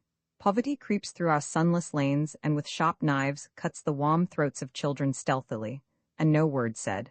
Oh, we are wretched men, unworthy of our great inheritance. Where is the pen of austere Milton? Where the mighty sword which slew its master righteously? The years have lost their ancient ladder, and no word breaks from the voiceless tripod on our ears, while as a ruined mother in some spasm bears a base child and loathes it, so our best enthusiasm genders unlawful children. Anarchy freedom's own Judas, the vile prodigal license who steals the gold of liberty, and yet has nothing, ignorance the real one fratricide since Cain, envy the asp that stings itself to anguish, avarice whose palsied grasp is in its extent stiffened, moneyed greed for whose dull appetite men waste away amid the whir of wheels, and are the seed of things which slay their sower. These each day sees rife in England, and the gentle feet of beauty tread no more the stones of each unlovely street. What even Cromwell spared is desecrated by weed and worm, left to the stormy play of wind and beating snow, or renovated by more destructful hands. Time's worst decay will wreathe its ruins with some loveliness, but these new vandals can but make a rain-proof barrenness. Where is that art which bade the angels sing through Lincoln's lofty choir, till the air seems from such marble harmonies to ring with sweeter song than common lips can dare to draw from actual reed? Ah, where is now the cunning hand which made the flowering hawthorn branches bow for Southwell's arch, and carved the house of one who loved the lilies of the field with all our dearest English flowers? The same sun rises for us. The seasons natural weave the same tapestry of green and gray. The unchanged hills are with us, but that spirit hath passed away. And yet perchance it may be better so, for tyranny is an incestuous queen, murder her brother is her bedfellow, and the plague chambers with her. In obscene and bloody paths her treacherous feet are set, better the empty desert and a soul inviolate, for gentle brotherhood, the harmony of living in the healthful air, the swift clean beauty of strong limbs when men are free and women chaste. These are the things which lift our souls up more than even Agnelo's gaunt blinded Sibyl pouring on the scroll of human woes, or Titian's little maiden on the stair white as her own sweet lily and as tall, or Mona Lisa smiling through her hair. Ah, somehow life is bigger after all than any painted angel. Could we see the God that is within us? The old Greek serenity, which curbs the passion of that level line of marble youths, who with untroubled eyes and chastened limbs ride round Athena's shrine and mirror her divine economies, and balanced symmetry of what in man would else wage ceaseless warfare. This at least within the span between our mother's kisses and the grave might so inform our lives, that we could win such mighty empires that from her cave temptation would grow hoss, and pallid sin would walk ashamed of his adulteries, and passion creep from out the house of lust with startled eyes, to make the body and the spirit one with all right things, till no thing live in vain from morn to noon, but in sweet unison with every pulse of flesh and throb of brain the soul in flawless essence high enthroned, against all out-of-vain attack invincibly bastioned, mock with serene impartiality the strife of things, and yet be comforted, knowing that by the chain causality all separate existences are wed into one supreme whole, whose utterance is joy, or holier praise. Ah, surely this were governance of life in most august omnipresence, through which the rational intellect would find in passion its expression, and mere sense, ignoble else, lend fire to the mind, and being joined with it in harmony, more mystical than that which binds the stars planetary, strike from their several tones one octave chord whose cadence being measureless would fly through all the circling spheres, then to its laud return refreshed with its new empery and more exultant power. This indeed could we but reach it were to find the lost, the perfect creed. Ah, it was easy when the world was young to keep one's life free and inviolate. From our sad lips another song is wrung, by our own hands our heads are desecrate. Wanderers in drear exile, and dispossessed of what should be our own, we can but feed on wild unrest. Somehow the grace, the bloom of things has flown, and of all men we are most wretched who must live each other's lives, and not our own for very pity's sake, and then undo all that we lived for. It was otherwise when soul and body seemed to blend in mystic symphonies. But we have left those gentle haunts to pass with weary feet to the new Calvary, where we behold, as one who in a glass sees his own face, self-slain humanity, and in the dumb reproach of that sad gaze learn what an awful phantom the red hand of man can raise. O smitten mouth! O forehead crowned with thorn! O chalice of all common miseries! Thou for our sakes that loved thee not haste born an agony of endless centuries, and we were vain and ignorant nor knew that when we stabbed thy heart, it was our own real hearts we slew. Being ourselves the sowers and the seeds, the night that covers and the lights that fade, the spear that pierces and the side that bleeds, the lips betraying and the life betrayed, the deep hath calm, the moon hath rest, but we lords of the natural world are yet our own dread enemy. Is this the end of all that primal force which, in its changes being still the same, from eyeless chaos cleft its upward course, through ravenous seas and whirling rocks and flame, till the suns met in heaven and began their cycles, and the morning stars sang, and the word was man? Nay, nay, we are but crucified, and though the bloody sweat falls from our brows like rain, loosen the nails. We shall come down, I know, staunch the red wounds. We shall be whole again, no need have we of hyssop-laden rod, that which is purely human, that is godlike, that is God. Flower of love gamma lambda upsilon kappa upsilon pi iota kappa rho, omicron let a 3d be epsilon rho, omega let a 3d be sweet. I blame you not. For mine the fault was, had I not been made of common clay I had climbed the higher heights unclimbed yet, seen the fuller air, the larger day. From the wildness of my wasted passion, I had struck a better, clearer song, lit some lighter light of freer freedom, battled with some hydra-headed wrong. Had my lips been smitten into music by the kisses that but made them bleed, you had walked with Bice and the angels on that verdant and enamelled mead. I had trod the road which Dante treading saw the suns of 7 circles shine. I, perchance, had seen the heavens opening, as they opened to the Florentine. And the mighty nations would have crowned me, who am crownless now and without name, and some orient dawn had found me kneeling on the threshold of the house of fame. I had sat within that marble circle where the oldest bard is as the young, and the pipe is ever dropping honey, and the lyre's strings are ever strung. Keats had lifted up his hymeneal curls from out the poppy-seeded wine, with ambrosial mouth had kissed my forehead, clasped the hand of noble love in mine. And at springtide, when the apple blossoms brush the burnished bosom of the dove, two young lovers lying in an orchard would have read the story of our love, would have read the legend of my passion, known the bitter secret of my heart, kissed as we have kissed, but never parted as we two are fated now to part. For the crimson flower of our life is eaten by the cankerworm of truth, and no hand can gather up the fallen withered petals of the rose of youth. Yet I am not sorry that I loved you. Ah, what else had I a boy to do? For the hungry teeth of time devour, and the silent-footed years pursue. Rudderless, we drift athwart a tempest, and when once the storm of youth is past, without lyre, without lute or chorus, death, the silent pilot, comes at last. And within the grave there is no pleasure, for the blindworm battens on the root, and desire shudders into ashes, and the tree of passion bears no fruit. Ah, what else had I to do but love you? God's own mother was less dear to me, and less dear the Cytherean rising like an argent lily from the sea. I have made my choice, have lived my poems, and, though youth is gone in wasted days, I have found the lover's crown of myrtle better than the poet's crown of bays. Impressions I Jardin, the lily's withered chalice falls around its rod of dusty gold, and from the beech trees on the wold, the lost wood pigeon coos and calls.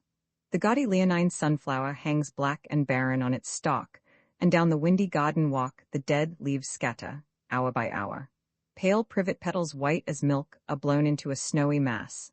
The roses lie upon the grass like little shreds of crimson silk. Roman Lemur, a white mist drifts across the shrouds. A wild moon in this wintry sky gleams like an angry lion's eye out of a mane of tawny clouds.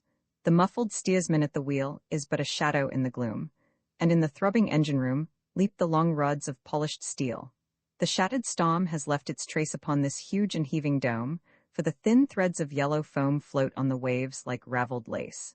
Under the balcony, O beautiful star with the crimson mouth, O moon with the brows of gold, rise up from the odorous south, and light for my love her way, lest her little feet should stray on the windy hill in the wold.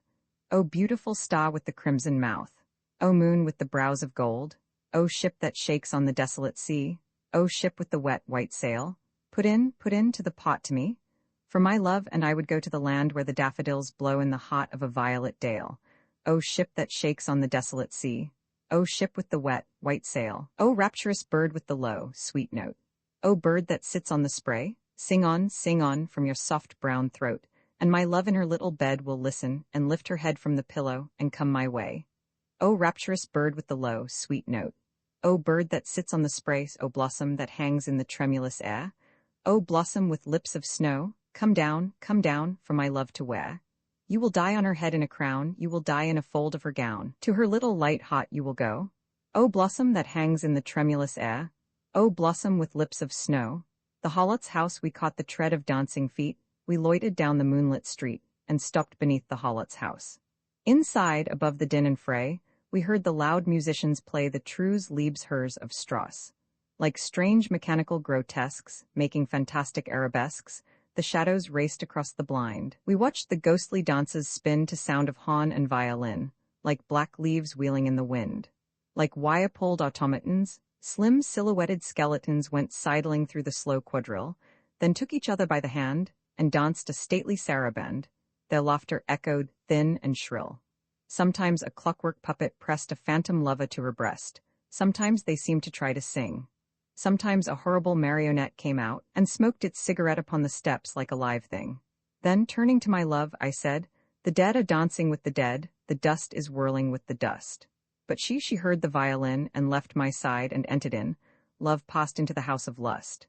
Then suddenly the tune went false, the dancers wearied of the waltz, the shadows ceased to wheel and whirl. And down the long and silent street, the dawn, with silver-sandaled feet, crept like a frightened girl. Le Jardin des Tuileries, this winter air, is keen and cold this winter sun, but round my chair, the children run like little things of dancing gold. Sometimes about the painted kiosk, the mimic soldiers strut and stride, sometimes the blue-eyed brigands hide in the bleak tangles of the bosque. And sometimes, while the old nurse cons her book, they steal across the square, and launch their paper navies where huge Triton writhes in greenish bronze. And now in mimic flight they flee, and now they rush, a boisterous band, and tiny hand on tiny hand, climb up the black and leafless tree. Ah, cruel tree, if I were you, and children climbed me, for their sake though it be winter, I would break into spring blossoms white and blue. On the sale by auction of Keats' love letters, these are the letters which Endymion wrote to one he loved in secret, and a pot. And now the brawlers of the auction mought bargain and bid for each poor blotted note. Aye, for each separate pulse of passion quote the merchant's price. I think they love not aught who break the crystal of a poet's heart, that small and sickly eyes may glare and gloat. Is it not said that many years ago, in a far eastern town, some soldiers ran with torches through the midnight, and began to wrangle for mean raiment, and to throw dice for the garments of a wretched man, not knowing the god's wonder, or his woe? The new Ramos, the sin was mine, I did not understand. So now is music prisoned in her cave, save where some ebbing desultory wave frets with its restless whirls this meagre strand. And in the withered hollow of this land hath some dug herself so deep a grave, that hardly can the leaden willow crave one silver blossom from keen winter's hand. But who is this who cometh by the shaw? Nay, love, look up and wonder. Who is this who cometh in dyed garments from the south? It is thy new-found Laud, and he shall kiss the yet unravished roses of thy mouth, and I shall weep and worship, as before. Fantasies decoratives I lapano, under the rose-tree's dancing shade, there stands a little ivory girl, pulling the leaves of pink and pearl with pale green nails of polished jade. The red leaves fall upon the mold, the white leaves flutter, one by one, down to a blue bowl where the sun, like a great dragon, writhes in gold. The white leaves float upon the air, the red leaves flutter idly down, some fall upon her yellow gown, and some upon her raven hair. She takes an amber lute and sings, and as she sings a silver crane begins his scarlet neck to strain, and flap his burnished metal wings. She takes a lute of amber bright, and from the thicket where he lies her lover, with his almond eyes, watches her movements in delight. And now she gives a cry of fear, and tiny tears begin to start. A thorn has wounded with its dot the pink-veined seashell of her ear. And now she laughs a merry note. There has fallen a petal of the rose just where the yellow satin shows the blue-veined flower of her throat. With pale green nails of polished jade, pulling the leaves of pink and pearl, there stands a little ivory girl under the rose tree's dancing shade. Roman II less balance against these turbid turquoise, skies the light and luminous balloons dip and drift like satin moons, drift like silken butterflies, reel with every windy gust, rise and reel like dancing girls, float like strange transparent pearls, fall and float like silver dust. Now to the low leaves they cling, each with coy fantastic pose, each a petal of a rose straining at a gossamer string. Then to the tall trees they climb, like thin globes of amethyst, wandering opals keeping tryst with the rubies of the lime. Canzonet I have no store of griffon-godded gold, now as before, bare is the shepherd's fold. Rubies nor pearls have I to gem thy throat, yet woodland girls have loved the shepherd's note. Then, pluck a reed and bid me sing to thee, for I would feed thine ears with melody, who art more fair than fairest fleur-de-lis, more sweet and rare than sweetest ambergris. What dost thou fear? Young Hyacinth is slain, Pan is not here, and will not come again. No horned fawn treads down the yellow leas, no god at dawn steals through the olive trees. Hylas is dead, nor will he e'er divine those little red rose-petalled lips of thine. On the high hill no ivory dryads play, silver, and still sinks the sad autumn day.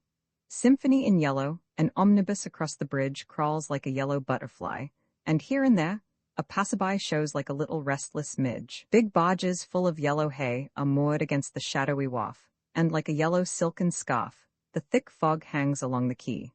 The yellow leaves begin to fade and flutter from the temple elms, and at my feet the pale green Thames lies like a rod of rippled jade. In the forest out of the midwood's twilight into the meadow's dawn, ivory-limbed and brown-eyed, flashes my fawn. He skips through the copses singing, and his shadow dances along, and I know not which I should follow. Shadow or song? O hunter, snare me his shadow. O nightingale, catch me his strain. Else, moonstruck with music and madness, I track him in vain. To my wife with a copy of my poems, I can write no stately proem as a prelude to my lay. From a poet to a poem I would dare to say. For if of these fallen petals one to you seem fair, love will waft it till it settles on your hair. And when wind and winter harden all the loveless land, it will whisper of the garden, you will understand. With a copy of A House of Pomegranates go, little book, to him who, on a lute with horns of pearl, sang of the white feet of the golden girl, and bid him look into thy pages. It may hap that he may find that golden maiden's dance through thee. Roses and rue to LL, could we dig up this long-buried treasure, were it worth the pleasure? We never could learn love's song, we are parted too long. Could the passionate past that is fled call back its dead? Could we live it all over again, were it worth the pain? I remember we used to meet by an ivied seat, and you wobbled each pretty word with the air of a bird, and your voice had a quaver in it, just like a linnet, and shook, as the blackbird's throat with its last big note. And your eyes, they were green and gray like an April day, but lit into amethyst when I stooped and kissed, and your mouth, it would never smile for a long, long while, then it rippled all over with laughter 5 minutes after. You were always afraid of a shower, just like a flower. I remember you started and ran when the rain began. I remember I never could catch you, for no one could match you. You had wonderful, luminous, fleet, little wings to your feet. I remember your hair, did I tie it? For it always ran riot, like a tangled sunbeam of gold. These things are old. I remember so well the room, and the lilac bloom that beat at the dripping pane in the warm June rain.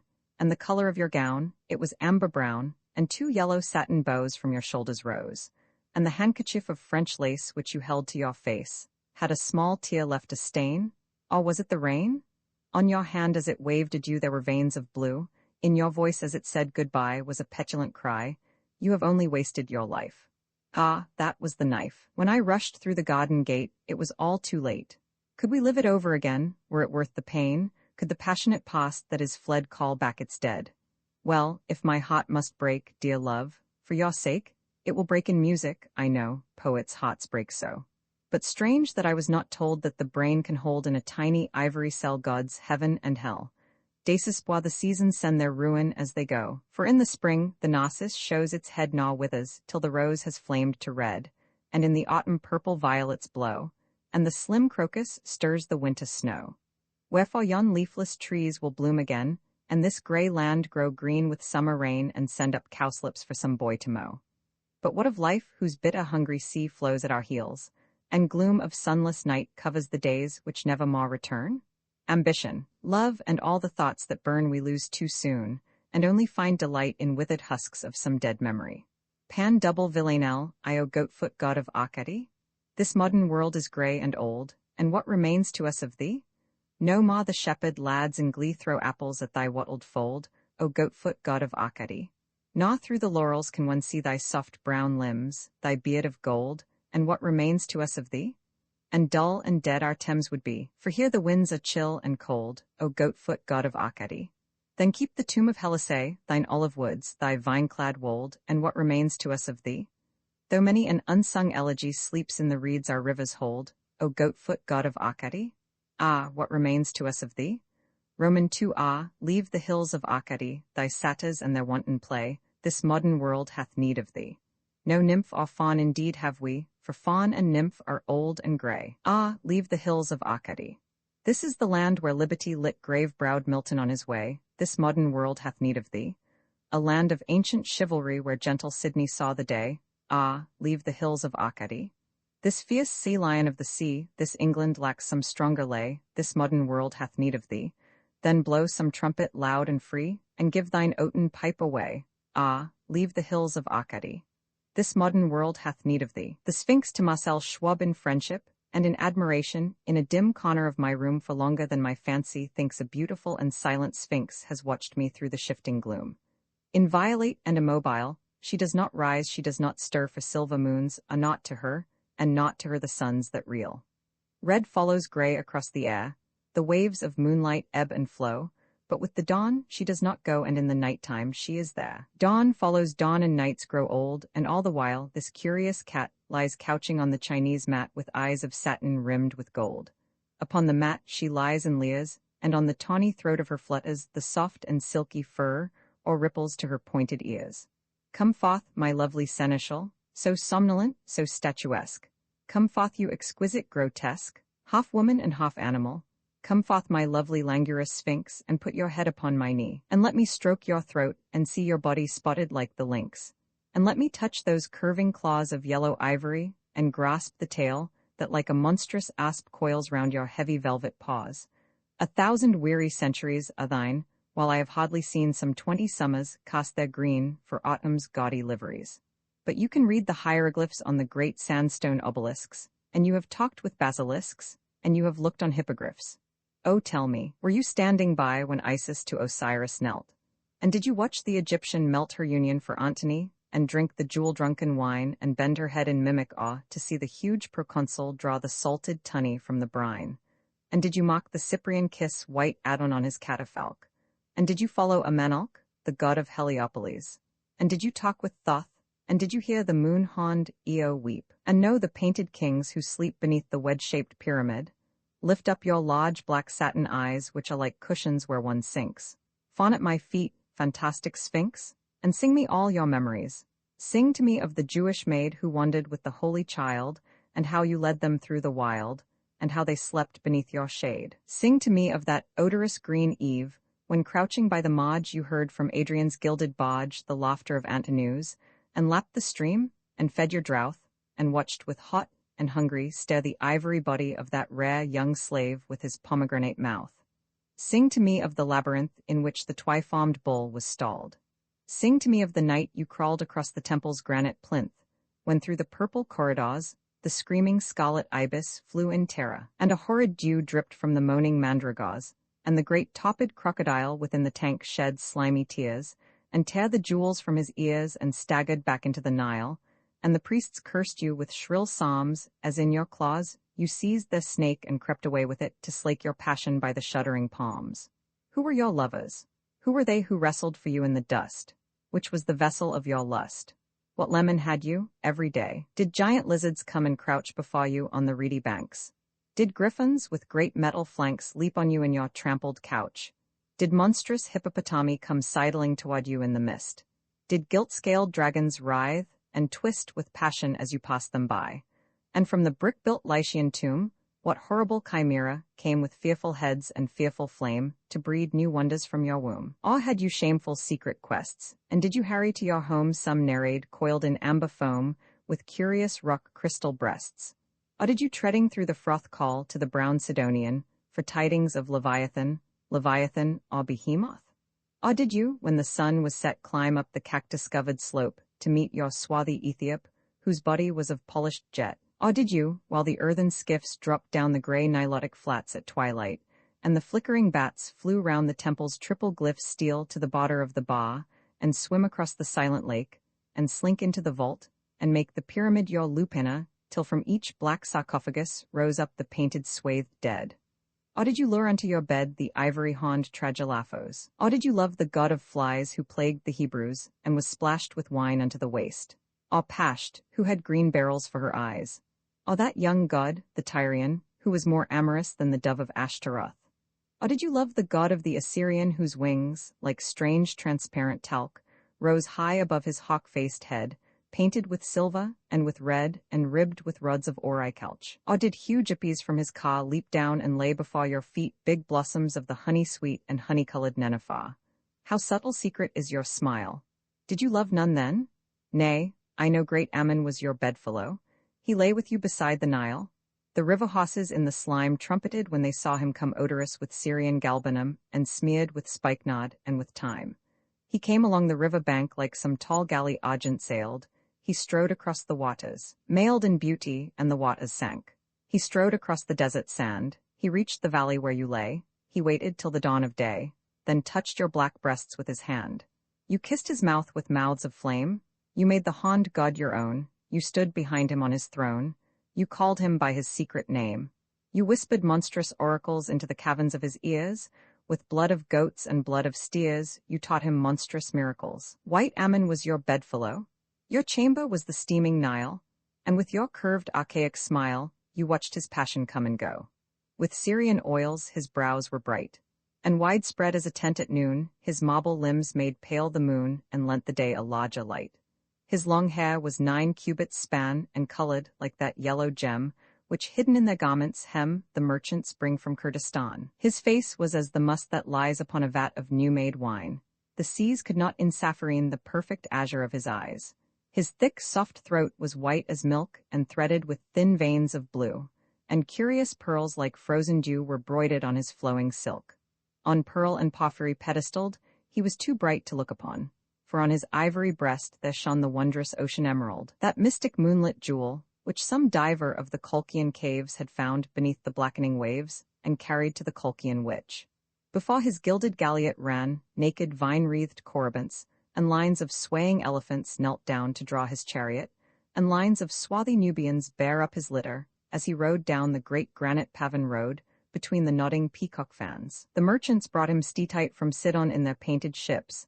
The meanest cup that touched his lips was fashioned from a chrysolite. The merchants brought him cedar chests of rich apparel, bound with cords. His train was borne by Memphian lauds. Young kings were glad to be his guests. 100 shaven priests did bow to Ammon's altar day and night. 100 lamps did wave their light through Ammon's carven house.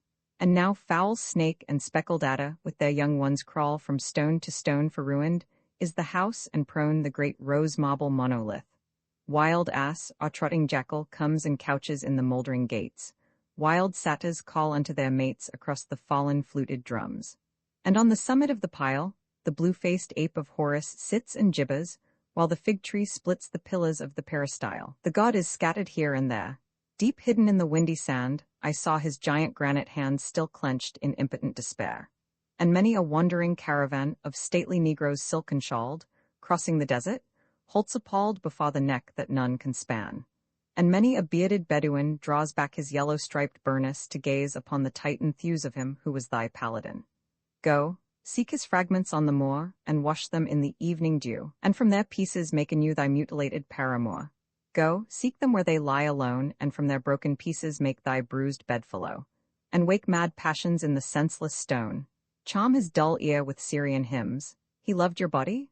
Oh, be kind, paw spike not on his hair, and wind soft rolls of linen round his limbs. Wind round his head the figured coins, stain with red fruits those pallid lips. Weave purple for his shrunken hips, and purple for his barren loins. Away to Egypt? Have no fear. Only one god has ever died. Only one god has let his side be wounded by a soldier's spear. But these, thy lovers, are not dead. Still by the 100-cubit gate dog-faced Anubis sits in state with lotus lilies for thy head. Still from his chair of porphyry gaunt Memnon strains his lidless eyes across the empty land, and cries each yellow morning unto thee. And Nilus with his broken horn lies in his black and oozy bed, until thy coming will not spread his waters on the withering corn. Your lovers are not dead, I know. They will rise up and hear your voice, and clash their cymbals and rejoice, and run to kiss your mouth. And so, set wings upon your argosies, set horses to your ebon car, back to your Nile, or if you are grown sick of dead divinities, follow some roving lion's spoor across the copper-colored plain. Reach out and hail him by the mane and bid him be your paramour. Couch by his side upon the grass and set your white teeth in his throat, and when you hear his dying note, lash your long flanks of polished brass and take a tiger for your mate, whose amber sides are flecked with black, and ride upon his gilded back in triumph through the Theban gate, and toy with him in amorous jests. And when he turns, and snarls, and gnaws, oh, smite him with your jasper claws, and bruise him with your agate breasts. Why are you tarrying?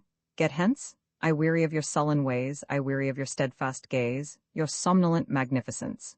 Your horrible and heavy breath makes the light flicker in the lamp, and on my brow I feel the damp and dreadful dews of night and death. Your eyes are like fantastic moons that shiver in some stagnant lake, your tongue is like a scarlet snake that dances to fantastic tunes, your pulse makes poisonous melodies, and your black throat is like the hole left by some torch or burning coal on Saracenic tapestries. Away, the sulphur-colored stars are hurrying through the western gate. Away, or it may be too late to climb their silent silver cars. See, the dawn shivers round the gray gilt-dialed towers, and the rain streams down each diamonded pane and blurs with tears the oneish day. What snake-tressed fury fresh from hell, with uncouth gestures and unclean, stole from the poppy-drowsy queen and led you to a student's cell?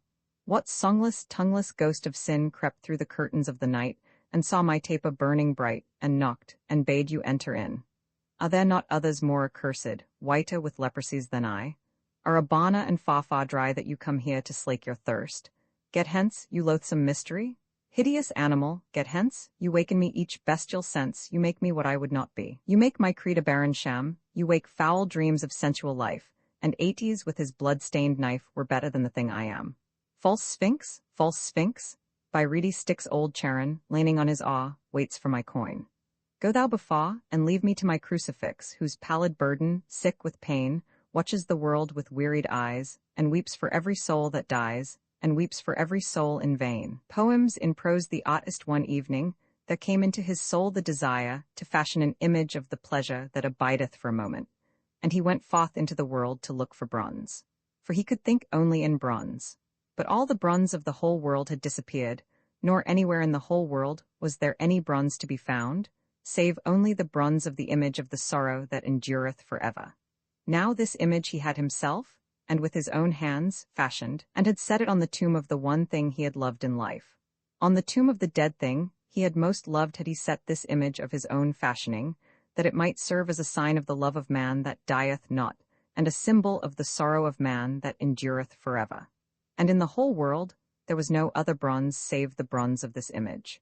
And he took the image he had fashioned, and set it in a great furnace, and gave it to the fire. And out of the bronze of the image of the sorrow that endureth forever he fashioned an image of the pleasure that abideth for a moment. The doer of good. It was night time, and he was alone. And he saw afar off the walls of a round city, and went towards the city. And when he came near, he heard within the city the tread of the feet of joy, and the laughter of the mouth of gladness, and the loud noise of many lutes. And he knocked at the gate, and certain of the gatekeepers opened to him. And he beheld a house that was of marble, and had fair pillars of marble before it. The pillars were hung with garlands, and within and without there were torches of cedar. And he entered the house. And when he had passed through the hall of chalcedony and the hall of jasper, and reached the long hall of feasting, he saw lying on a couch of sea-purple one, whose hair was crowned with red roses, and whose lips were red with wine. And he went behind him, and touched him on the shoulder, and said to him, Why do you live like this? And the young man turned round and recognized him, and made answer and said, But I was a leper once, and you healed me. How else should I live? And he passed out of the house and went again into the street. And after a little while he saw one whose face and raiment were painted, and whose feet were shod with pearls. And behind her came, slowly as a hunter, a young man who wore a cloak of 2 colors. Now the face of the woman was as the fair face of an idol, and the eyes of the young man were bright with lust. And he followed swiftly and touched the hand of the young man and said to him, Why do you look at this woman and in such wise? And the young man turned round and recognized him and said, But I was blind once, and you gave me sight. At what else should I look? And he ran forward and touched the painted raiment of the woman and said to her, Is there no other way in which to walk save the way of sin? And the woman turned round and recognized him, and laughed and said, But you forgave me my sins, and the way is a pleasant way. And he passed out of the city. And when he had passed out of the city, he saw seated by the roadside a young man who was weeping. And he went towards him and touched the long locks of his hair and said to him, Why are you weeping? And the young man looked up and recognized him and made answer, But I was dead once, and you raised me from the dead. What else should I do but weep? The disciple, when Narcissus dyed the pool of his pleasure, changed from a cup of sweet waters into a cup of salt tears, and the Oreads came weeping through the woodland that they might sing to the pool and give it comfort. And when they saw that the pool had changed from a cup of sweet waters into a cup of salt tears, they loosened the green tresses of their hair, and cried to the pool, and said, We do not wonder that you should mourn in this manner for Narcissus, so beautiful was he. But was Narcissus beautiful? Said the pool. Who should know that better than you? Answered the Oreads. Us did he ever pass by, but you he sought for, and would lie on your banks and look down at you, and in the mirror of your waters he would mirror his own beauty. And the pool answered, But I loved Narcissus because, as he lay on my banks and looked down at me, in the mirror of his eyes I saw ever my own beauty mirrored. The master now, when the darkness came over the earth, Joseph of Arimathea, having lighted a torch of pine wood, passed down from the hill into the valley. For he had business in his own home. And kneeling on the flint stones of the valley of desolation, he saw a young man who was naked and weeping. His hair was the color of honey, and his body was as a white flower. But he had wounded his body with thorns, and on his hair had he set ashes as a crown. And he who had great possessions said to the young man who was naked and weeping, I do not wonder that your sorrow is so great, for surely he was a just man. And the young man answered, It is not for him that I am weeping, but for myself. I too have changed water into wine, and I have healed the leper and given sight to the blind. I have walked upon the waters, and from the dwellers in the tombs I have cast out devils. I have fed the hungry in the desert where there was no food, and I have raised the dead from their narrow houses, and at my bidding, and before a great multitude of people, a barren fig tree withered away. All things that this man has done, I have done also. And yet they have not crucified me. The house of judgment, and there was silence in the house of judgment, and the man came naked before God. And God opened the book of the life of the man. And God said to the man, Thy life hath been evil, and thou hast shown cruelty to those who were in need of succor, and to those who lacked help thou hast been bitter and hard of heart. The poor called to thee, and thou didst not hearken, and thine ears were closed to the cry of my afflicted. The inheritance of the fatherless thou didst take unto thyself, and thou didst send the foxes into the vineyard of thy neighbor's field. Thou didst take the bread of the children and give it to the dogs to eat, and my lepers who lived in the marshes and were at peace and praised me, thou didst drive forth on to the highways, and on mine earth out of which I made thee thou didst spill innocent blood. And the man made answer and said, Even so did I. And again God opened the book of the life of the man. And God said to the man, Thy life hath been evil, and the beauty I have shown thou hast sought for, and the good I have hidden thou didst pass by. The walls of thy chamber were painted with images, and from the bed of thine abominations thou didst rise up to the sound of flutes. Thou didst build 7 altars to the sins I have suffered, and didst eat of the thing that may not be eaten, and the purple of thy raiment was broidered with the 3 signs of shame. Thine idols were neither of gold nor of silver that endure, but of flesh that dieth. Thou didst stain their hair with perfumes, and put pomegranates in their hands. Thou didst stain their feet with saffron and spread carpets before them. With antimony thou didst stain their eyelids, and their bodies thou didst smear with myrrh. Thou didst bow thyself to the ground before them, and the thrones of thine idols were set in the sun. Thou didst show to the sun thy shame, and to the moon thy madness. And the man made answer and said, Even so did I. And a third time God opened the book of the life of the man. And God said to the man, Evil hath been thy life, and with evil didst thou requite good, and with wrongdoing kindness. The hands that fed thee thou didst wound, and the breasts that gave thee suck thou didst despise. He who came to thee with water went away thirsting, and the outlawed men who hid thee in their tents at night thou didst betray before dawn. Thine enemy who spared thee thou didst snare in an ambush, and the friend who walked with thee thou didst sell for a price, and to those who brought thee love thou didst ever give lust in thy turn. And the man made answer and said, Even so did I. And God closed the book of the life of the man and said, Surely I will send thee into hell, even into hell will I send thee. And the man cried out, Thou canst not. And God said to the man, Wherefore can I not send thee to hell, and for what reason? Because in hell have I always lived. Answered the man, and there was silence in the house of judgment. And after a space God spake and said to the man, Seeing that I may not send thee into hell, surely I will send thee unto heaven, even unto heaven will I send thee. And the man cried out, Thou canst not. And God said to the man, Wherefore can I not send thee unto heaven, and for what reason? Because never and in no place have I been able to imagine it, answered the man. And there was silence in the house of judgment. The teacher of wisdom from his childhood, he had been as one filled with the perfect knowledge of God.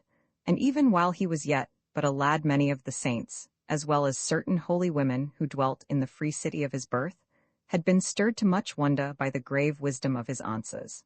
And when his parents had given him the robe and the ring of manhood, he kissed them, and left them, and went out into the world, that he might speak to the world about God. For there were at that time many in the world who either knew not God at all, or had but an incomplete knowledge of him, or worshipped the false gods who dwell in groves and have no care of their worshippers. And he set his face to the sun, and journeyed, walking without sandals, as he had seen the saints walk, and carrying at his girdle a leathern wallet and a little water bottle of burnt clay. And as he walked along the highway, he was full of the joy that comes from the perfect knowledge of God, and he sang praises unto God without ceasing. And after a time he reached a strange land in which there were many cities. And he passed through 11 cities. And some of these cities were in valleys, and others were by the banks of great rivers, and others were set on hills. And in each city he found a disciple who loved him and followed him. And a great multitude also of people followed him from each city. And the knowledge of God spread in the whole land, and many of the rulers were converted. And the priests of the temples in which there were idols found that half of their gain was gone. And when they beat upon their drums at noon, none, or but a few, came with peacocks, and with offerings of flesh, as had been the custom of the land before his coming. Yet the more the people followed him, and the greater the number of his disciples, the greater became his sorrow. And he knew not why his sorrow was so great. For he spoke ever about God, and out of the fullness of that perfect knowledge of God which God had himself given to him. And one evening he passed out of the 11th city, which was a city of Armenia, and his disciples and a great crowd of people followed after him. And he went up onto a mountain and sat down on a rock that was on the mountain, and his disciples stood round him, and the multitude knelt in the valley. And he bowed his head on his hands and wept, and said to his soul, Why is it that I am full of sorrow and fear, and that each of my disciples is an enemy that walks in the noonday? And his soul answered him and said, God filled thee with the perfect knowledge of himself, and thou hast given this knowledge away to others. The pearl of great price thou hast divided, and the vesture without seam thou hast parted asunder. He who giveth away wisdom robbeth himself. He is as one who giveth his treasure to a robber. Is not God wiser than thou art? Who art thou to give away the secret that God hath told thee? I was rich once, and thou hast made me poor. Once I saw God, and now thou hast hidden him from me. And he wept again, for he knew that his soul spake truth to him, and that he had given to others the perfect knowledge of God, and that he was as one clinging to the skirts of God, and that his faith was leaving him by reason of the number of those who believed in him. And he said to himself, I will talk no more about God. He who giveth away wisdom robbeth himself. And after the space of some hours, his disciples came near him and bowed themselves to the ground and said, Master, talk to us about God, for thou hast the perfect knowledge of God, and no man save thee hath this knowledge. And he answered them and said, I will talk to you about all other things that are in heaven and on earth, but about God I will not talk to you. Neither now, nor at any time, will I talk to you about God. And they were wroth with him and said to him, Thou hast led us into the desert that we might hearken to thee. Wilt thou send us away hungry, and the great multitude that thou hast made to follow thee? And he answered them and said, I will not talk to you about God. And the multitude murmured against him and said to him, Thou hast led us into the desert, and hast given us no food to eat. Talk to us about God, and it will suffice us. But he answered them not a word, for he knew that if he spake to them about God, he would give away his treasure. And his disciples went away sadly, and the multitude of people returned to their own homes. And many died on the way. And when he was alone, he rose up and set his face to the moon, and journeyed for 7 moons, speaking to no man nor making any answer. And when the 7th moon had waned, he reached that desert, which is the desert of the great river. And having found a cavern in which a centaur had once dwelt, he took it for his place of dwelling, and made himself a mat of reeds on which to lie, and became a hermit. And every hour the hermit praised God that he had suffered him to keep some knowledge of him, and of his wonderful greatness. Now, one evening, as the hermit was seated before the cavern in which he had made his place of dwelling, he beheld a young man of evil and beautiful face who passed by in mean apparel, and with empty hands. Every evening with empty hands the young man passed by, and every morning he returned with his hands full of purple and pearls. He was a robber, and robbed the caravans of the merchants, and the hermit looked at him and pitied him. But he spoke not a word, for he knew that he who speaks a word loses his faith. And one morning, as the young man returned with his hands full of purple and pearls, he stopped and frowned and stamped his foot upon the sand, and said to the hermit, Why do you look at me ever in this manner as I pass by? What is it that I see in your eyes? For no man has looked at me before in this manner, and the thing is a thorn and a trouble to me. And the hermit answered him and said, What you see in my eyes is pity. Pity is what looks out at you from my eyes. And the young man laughed with scorn, and cried to the hermit in a bitter voice, and said to him, I have purple and pearls in my hands, and you have but a mat of reeds on which to lie. What pity should you have for me? And for what reason have you this pity? I have pity for you, said the hermit, because you have no knowledge of God. Is this knowledge of God a precious thing? Asked the young man, and he came close to the mouth of the cavern. It is more precious than all the purple and the pearls of the world, answered the hermit. And have you got it? Said the young robber, and he came closer still. Once, indeed, answered the hermit, I possessed the perfect knowledge of God, but in my foolishness I parted with it and divided it amongst others. Yet even now is such knowledge as remains to me more precious than purple or pearls. And when the young robber heard this, he threw away the purple and the pearls that he was bearing in his hands, and drawing a sharp sword of curved steel, he said to the hermit, Give me, forthwith, this knowledge of God that you possess, or I will surely slay you. Wherefore should I not slay him who has a treasure greater than my treasure? And the hermit spread out his arms and said, Were it not better for me to go unto the utmost courts of God and praise him, than to live in the world and have no knowledge of him? Slay me if that be your desire, but I will not give away my knowledge of God. And the young robber knelt down and besought him, but the hermit would not talk to him about God, nor give him his treasure. And the young robber rose up and said to the hermit, Be it as you will. As for myself, I will go to the city of the 7 sins, that is but 3 days' journey from this place, and for my purple they will give me pleasure, and for my pearls they will sell me joy. And he took up the purple and the pearls and went swiftly away. And the hermit cried out and followed him and besought him.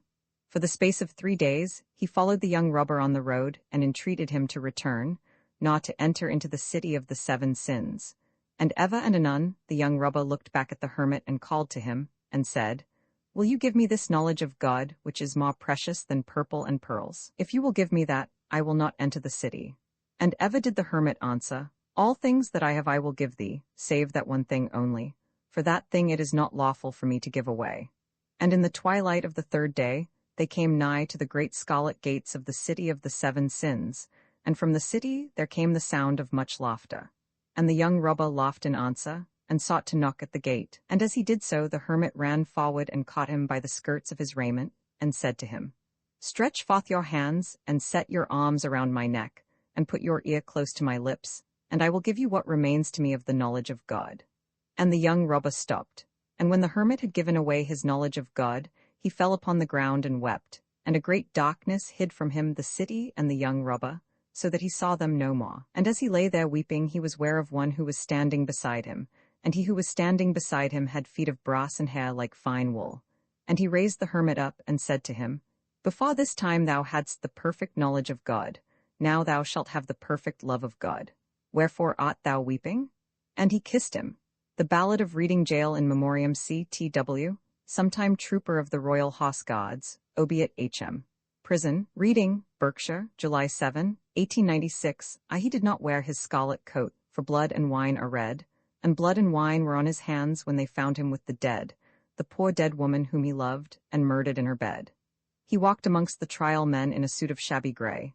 A cricket cap was on his head, and his step seemed light and gay, but I never saw a man who looked so wistfully at the day. I never saw a man who looked with such a wistful eye upon that little tent of blue which prisoners call the sky, and at every drifting cloud that went with sails of silver by. I walked, with other souls in pain, within another ring, and was wondering if the man had done a great or little thing, when a voice behind me whispered low, That fellow's got to swing. Dear Christ, the very prison walls suddenly seemed to reel, and the sky above my head became like a cask of scorching steel, and though I was a soul in pain, my pain I could not feel. I only knew what hunted thought quickened his step, and why he looked upon the garish day with such a wistful eye. The man had killed the thing he loved, and so he had to die. Yet each man kills the thing he loves, by each let this be heard, some do it with a bitter look, some with a flattering word, the coward does it with a kiss, the brave man with a sod. Some kill their love when they are young, and some when they are old. Some strangle with the hands of lust, some with the hands of gold. The kindest use a knife, because the dead so soon grow cold. Some love too little, some too long, some sell, and others buy. Some do the deed with many tears, and some without a sigh. For each man kills the thing he loves, yet each man does not die. He does not die a death of shame on a day of dark disgrace, nor have a noose about his neck, nor a cloth upon his face, nor drop feet foremost through the floor into an empty space. He does not sit with silent men who watch him night and day, who watch him when he tries to weep, and when he tries to pray, who watch him lest himself should rob the prison of its prey. He does not wake at dawn to see dread figures throng his room, the shivering chaplain robed in white, the sheriff stern with gloom, and the governor all in shiny black, with the yellow face of doom. He does not rise in piteous haste to put on convict clothes, while some cross-mouthed doctor gloats, and notes each new and nerve-twitched pose, fingering a watch whose little ticks are like horrible hammer blows. He does not know that sickening thirst that sands one's throat, before the hangman with his gardener's gloves slips through the padded door, and binds one with 3 leathern thongs, that the throat may thirst no more. He does not bend his head to hear the burial office read, nor, while the terror of his soul tells him he is not dead, cross his own coffin as he moves into the hideous shed. He does not stare upon the air through a little roof of glass. He does not pray with lips of clay for his agony to pass, nor feel upon his shuddering cheek the kiss of Caiaphas. Roman 2 6 weeks our guardsman walked the yard, in the suit of shabby grey. His cricket cap was on his head, and his step seemed light and gay. But I never saw a man who looked so wistfully at the day. I never saw a man who looked with such a wistful eye upon that little tent of blue, which prisoners call the sky, and at every wandering cloud that trailed its ravelled fleeces by. He did not wring his hands, as do those witless men who dare to try to rear the changeling hope in the cave of black despair. He only looked upon the sun, and drank the morning air. He did not wring his hands nor weep, nor did he peak or pine, but he drank the air as though it held some healthful anodyne. With open mouth he drank the sun as though it had been wine. And I and all the souls in pain, who tramped the other ring, forgot if we ourselves had done a great or little thing, and watched with gaze of dull amaze the man who had to swing. And strange it was to see him pass with a step so light and gay, and strange it was to see him look so wistfully at the day, and strange it was to think that he had such a debt to pay. For oak and elm have pleasant leaves that in the springtime shoot, but grim to see is the gallows tree, with its adabitten root, and, green or dry, a man must die before it bears its fruit. The loftiest place is that seat of grace for which all worldlings try, but who would stand in hempen band upon a scaffold high, and through a murderer's collar take his last look at the sky. It is sweet to dance to violins when love and life are fair, to dance to flutes, to dance to lutes is delicate and rare, but it is not sweet with nimble feet to dance upon the air. So with curious eyes and sick surmise we watched him day by day, and wondered if each one of us would end the self-same way, for none can tell to what red hell his sightless soul may stray. At last the dead man walked no more amongst the trial men, and I knew that he was standing up in the black dock's dreadful pen, and that never would I see his face in God's sweet world again. Like two doomed ships that pass in storm we had crossed each other's way, but we made no sign, we said no word, we had no word to say, for we did not meet in the holy night, but in the shameful day. A prison wall was round us both, two outcast men we were, the world had thrust us from its heart, and God from out his care, and the iron gin that waits for sin had caught us in its snare. Roman 3 in debtor's yard the stones are hard, and the dripping wall is high, so it was there he took the air beneath the leaden sky, and by each side a water walked, for fear the man might die. Or else he sat with those who watched his anguish night and day, who watched him when he rose to weep, and when he crouched to pray, who watched him lest himself should rob their scaffold of its prey. The governor was strong upon the regulations act. The doctor said that death was but a scientific fact, and twice a day the chaplain called, and left a little tract. And twice a day he smoked his pipe, and drank his quart of beer. His soul was resolute, and held no hiding place for fear. He often said that he was glad the hangman's hands were near. But why he said so strange a thing no water dared to ask for, he to whom a watcher's doom is given as his task, must set a lock upon his lips and make his face a mask. Or else he might be moved, and try to comfort or console. And what should human pity do pent up in murderer's hole? What word of grace in such a place could help a brother's soul? With slouch and swing around the ring, we trod the fool's parade. We did not care. We knew we were the devil's own brigade, and shaven head and feet of lead make a merry masquerade. We tore the tarry rope to shreds with blunt and bleeding nails. We rubbed the daws and scrubbed the flaws and cleaned the shining rails, and rank by rank, we soaped the plank and clatted with the pails. We sewed the sacks, we broke the stones, we turned the dusty drill. We banged the tins and bawled the hymns, and sweated on the mill, but in the heart of every man terror was lying still. So still it lay that every day crawled like a weed-clogged wave, and we forgot the bitter lot that waits for fool and knave, till once, as we tramped in from work, we passed an open grave. With yawning mouth the yellow hole gaped for a living thing, the very mud cried out for blood to the thirsty asphalt ring, and we knew that ere one dawn grew fair some prisoner had to swing. Right in we went, with soul intent on death and dread and doom. The hangman, with his little bag, went shuffling through the gloom, and each man trembled as he crept into his numbered tomb. That night the empty corridors were full of forms of fear, and up and down the iron town stole feet we could not hear, and through the bars that hide the stars white faces seemed to peer. He lay as one who lies and dreams in a pleasant meadowland. The watchers watched him as he slept, and could not understand how one could sleep so sweet a sleep with a hangman close at hand. But there is no sleep when men must weep who never yet have wept, so we, the fool, the fraud, the knave, that endless vigil kept, and through each brain on hands of pain another's terror crept. Alas, it is a fearful thing to feel another's guilt. For right within, the sod of sin pierced to its poisoned hilt, and as molten laid were the tears we shed for the blood we had not spilt. The waters with their shoes of felt crept by each padlocked door, and peeped and saw, with eyes of awe, grey figures on the floor, and wondered why men knelt to pray who never prayed before. All through the night we knelt and prayed, mad mourners of a cause. The troubled plumes of midnight were the plumes upon a hearse, and bitter wine upon a sponge was the savour of remorse. The grey cock crew, the red cock crew, but never came the day, and crooked shapes of terror crouched in the corners where we lay, and each evil sprite that walks by night before us seemed to play. They glided fast, like travellers through a mist. They mocked the moon in a rigadoon of delicate turn and twist, and with formal pace and loathsome grace the phantoms kept their tryst. With mop and mow, we saw them go, slim shadows hand in hand, about, in ghostly rout they trod a saraband. And the damned grotesques made arabesques, like the wind upon the sand. With the pirouettes of marionettes they tripped on pointed tread, but with flutes of fear they filled the ear. As their grisly masque they led, and loud they sang, and long they sang, for they sang to wake the dead. "Oh ho!"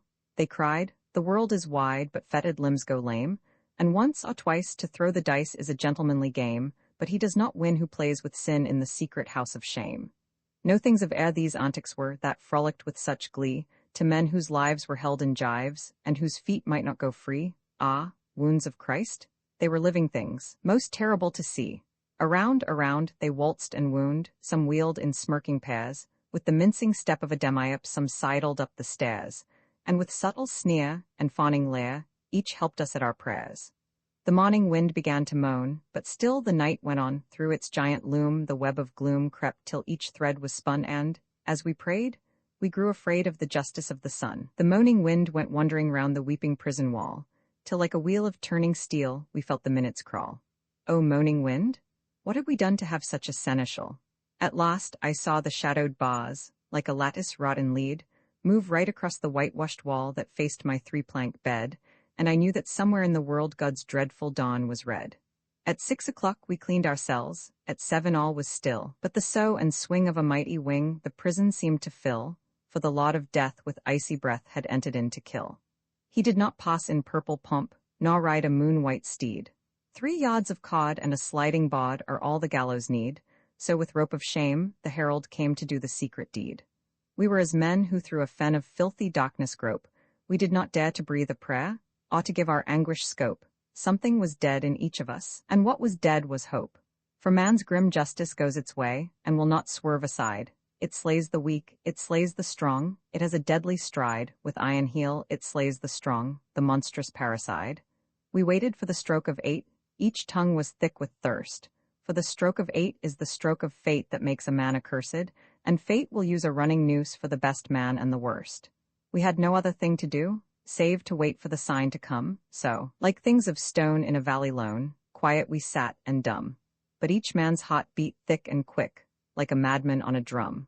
With sudden shock the prison clock smote on the shivering air, and from all the jail rose up a wail of impotent despair, like the sound that frightened marshes hear from some leper in his lair.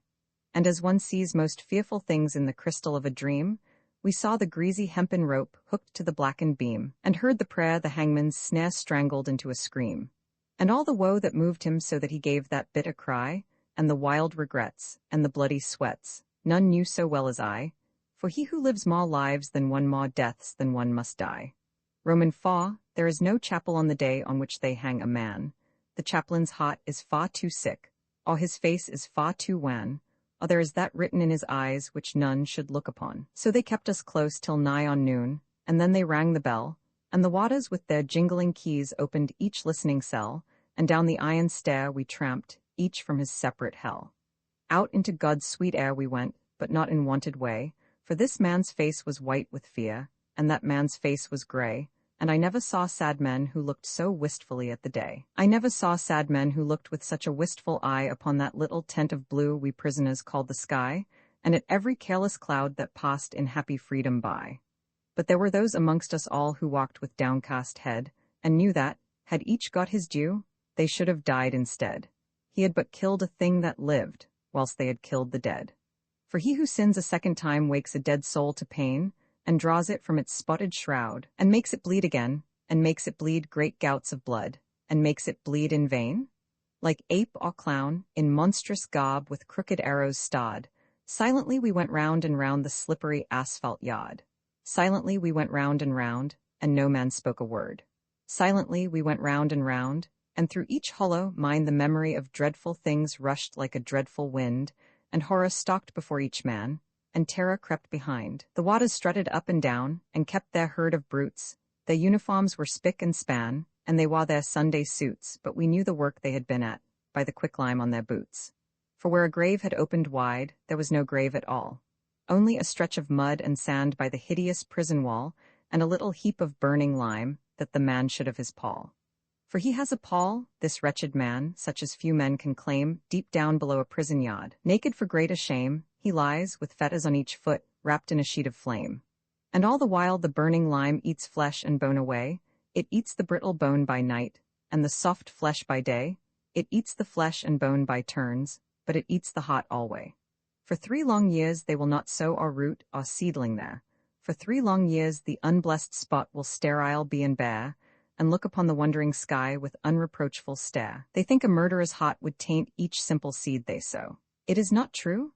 God's kindly earth is kindlier than men know, and the red rose would but blow more red, the white rose whiter blow. Out of his mouth a red, red rose, out of his heart a white. For who can say by what strange way Christ brings his will to light, since the barren staff the pilgrim bough bloomed in the great Pope's sight, but neither milk-white rose nor red may bloom in prison air. The shod, the pebble, and the flint are what they give us there, for flowers have been known to heal a common man's despair. So never will wine-red rose or white, petal by petal, fall on that stretch of mud and sand that lies by the hideous prison wall, to tell the men who tramped the yard that God's Son died for all. Yet though the hideous prison wall still hems him round, and a spirit may not walk by night that is with fetters bound, and a spirit may but weep that lies in such unholy ground, he is at peace, this wretched man, at peace all will be soon.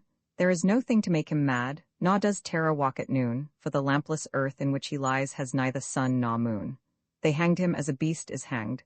They did not even toll a requiem that might have brought rest to his startled soul, but hurriedly they took him out and hid him in a hole. They stripped him of his canvas clothes and gave him to the flies. They mocked the swollen purple throat and the stark and staring eyes, and with laughter loud they heaped the shroud in which their convict lies. The chaplain would not kneel to pray by his dishonored grave, nor mock it with that blessed cross that Christ for sinners gave, because the man was one of those whom Christ came down to save. Yet all is well. He has but passed to life's appointed bawn, and alien tears will fill for him pity's long-broken urn, for his mourners will be outcast men, and outcasts always mourn. I know not whether laws be right, or whether laws be wrong. All that we know who lie in jail is that the wall is strong, and that each day is like a year whose days are long. But this I know, that every law that men have made for man, since first man took his brother's life, and the sad world began, but straws the wheat and saves the chaff with a most evil fan. This too I know, and wise it were if each could know the same, that every prison that men build is built with bricks of shame, and bound with bars, lest Christ should see how men their brothers maim. With bars they blur the gracious moon, and blind the goodly sun, and they do well to hide their hell, for in it things are done that Son of God nor Son of Man ever should look upon. The vilest deeds like poison weeds bloom well in prison air. It is only what is good in man that wastes and withers there. Pale anguish keeps the heavy gate, and the water is despair. For they starve the little frightened child till it weeps both night and day, and they scourge the weak, and flog the fool, and jibe the old and gray, and some grow mad, and all grow bad, and none a word may say. Each narrow cell in which we dwell is a foul and dark latrine, and the fetid breath of living death chokes up each grated screen, and all, but lust, is turned to dust in humanity's machine.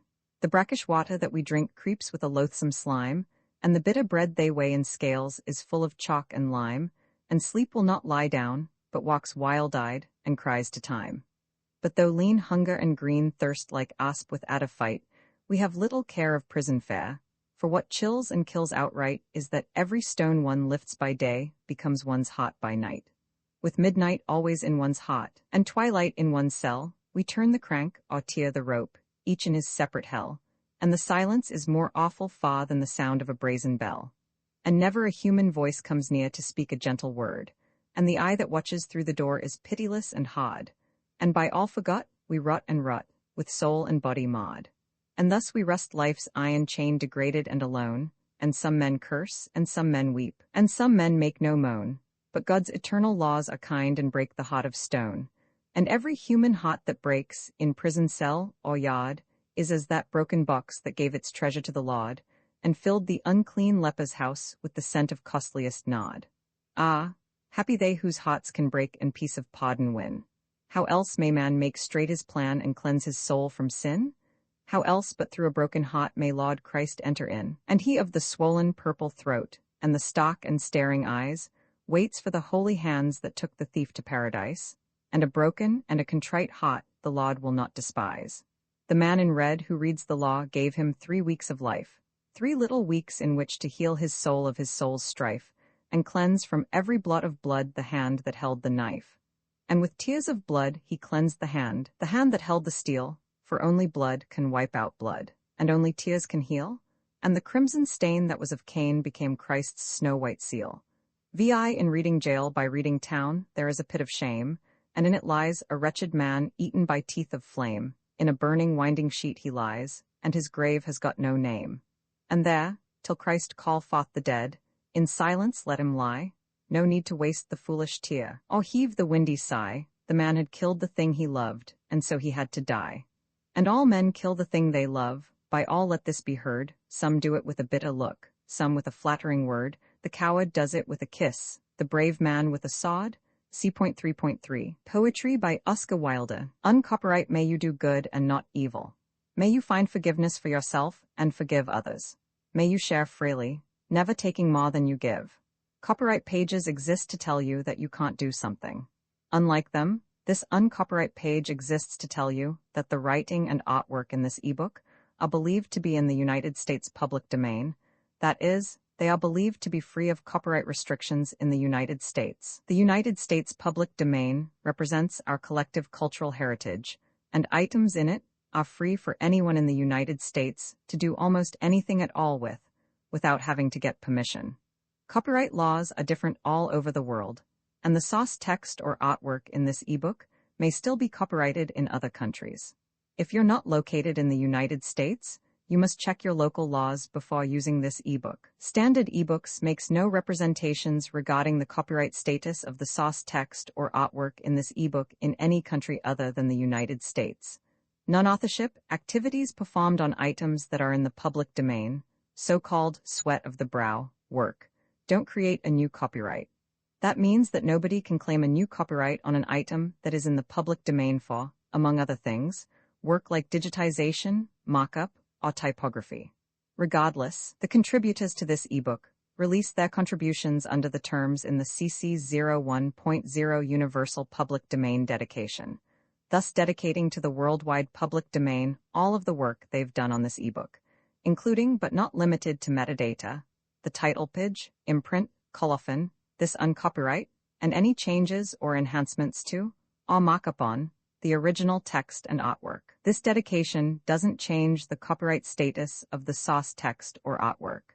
We make this dedication in the interest of enriching our global cultural heritage, to promote free and libre culture around the world, and to give back to the unrestricted culture that has given all of us so much. Table of Contents Landmarks.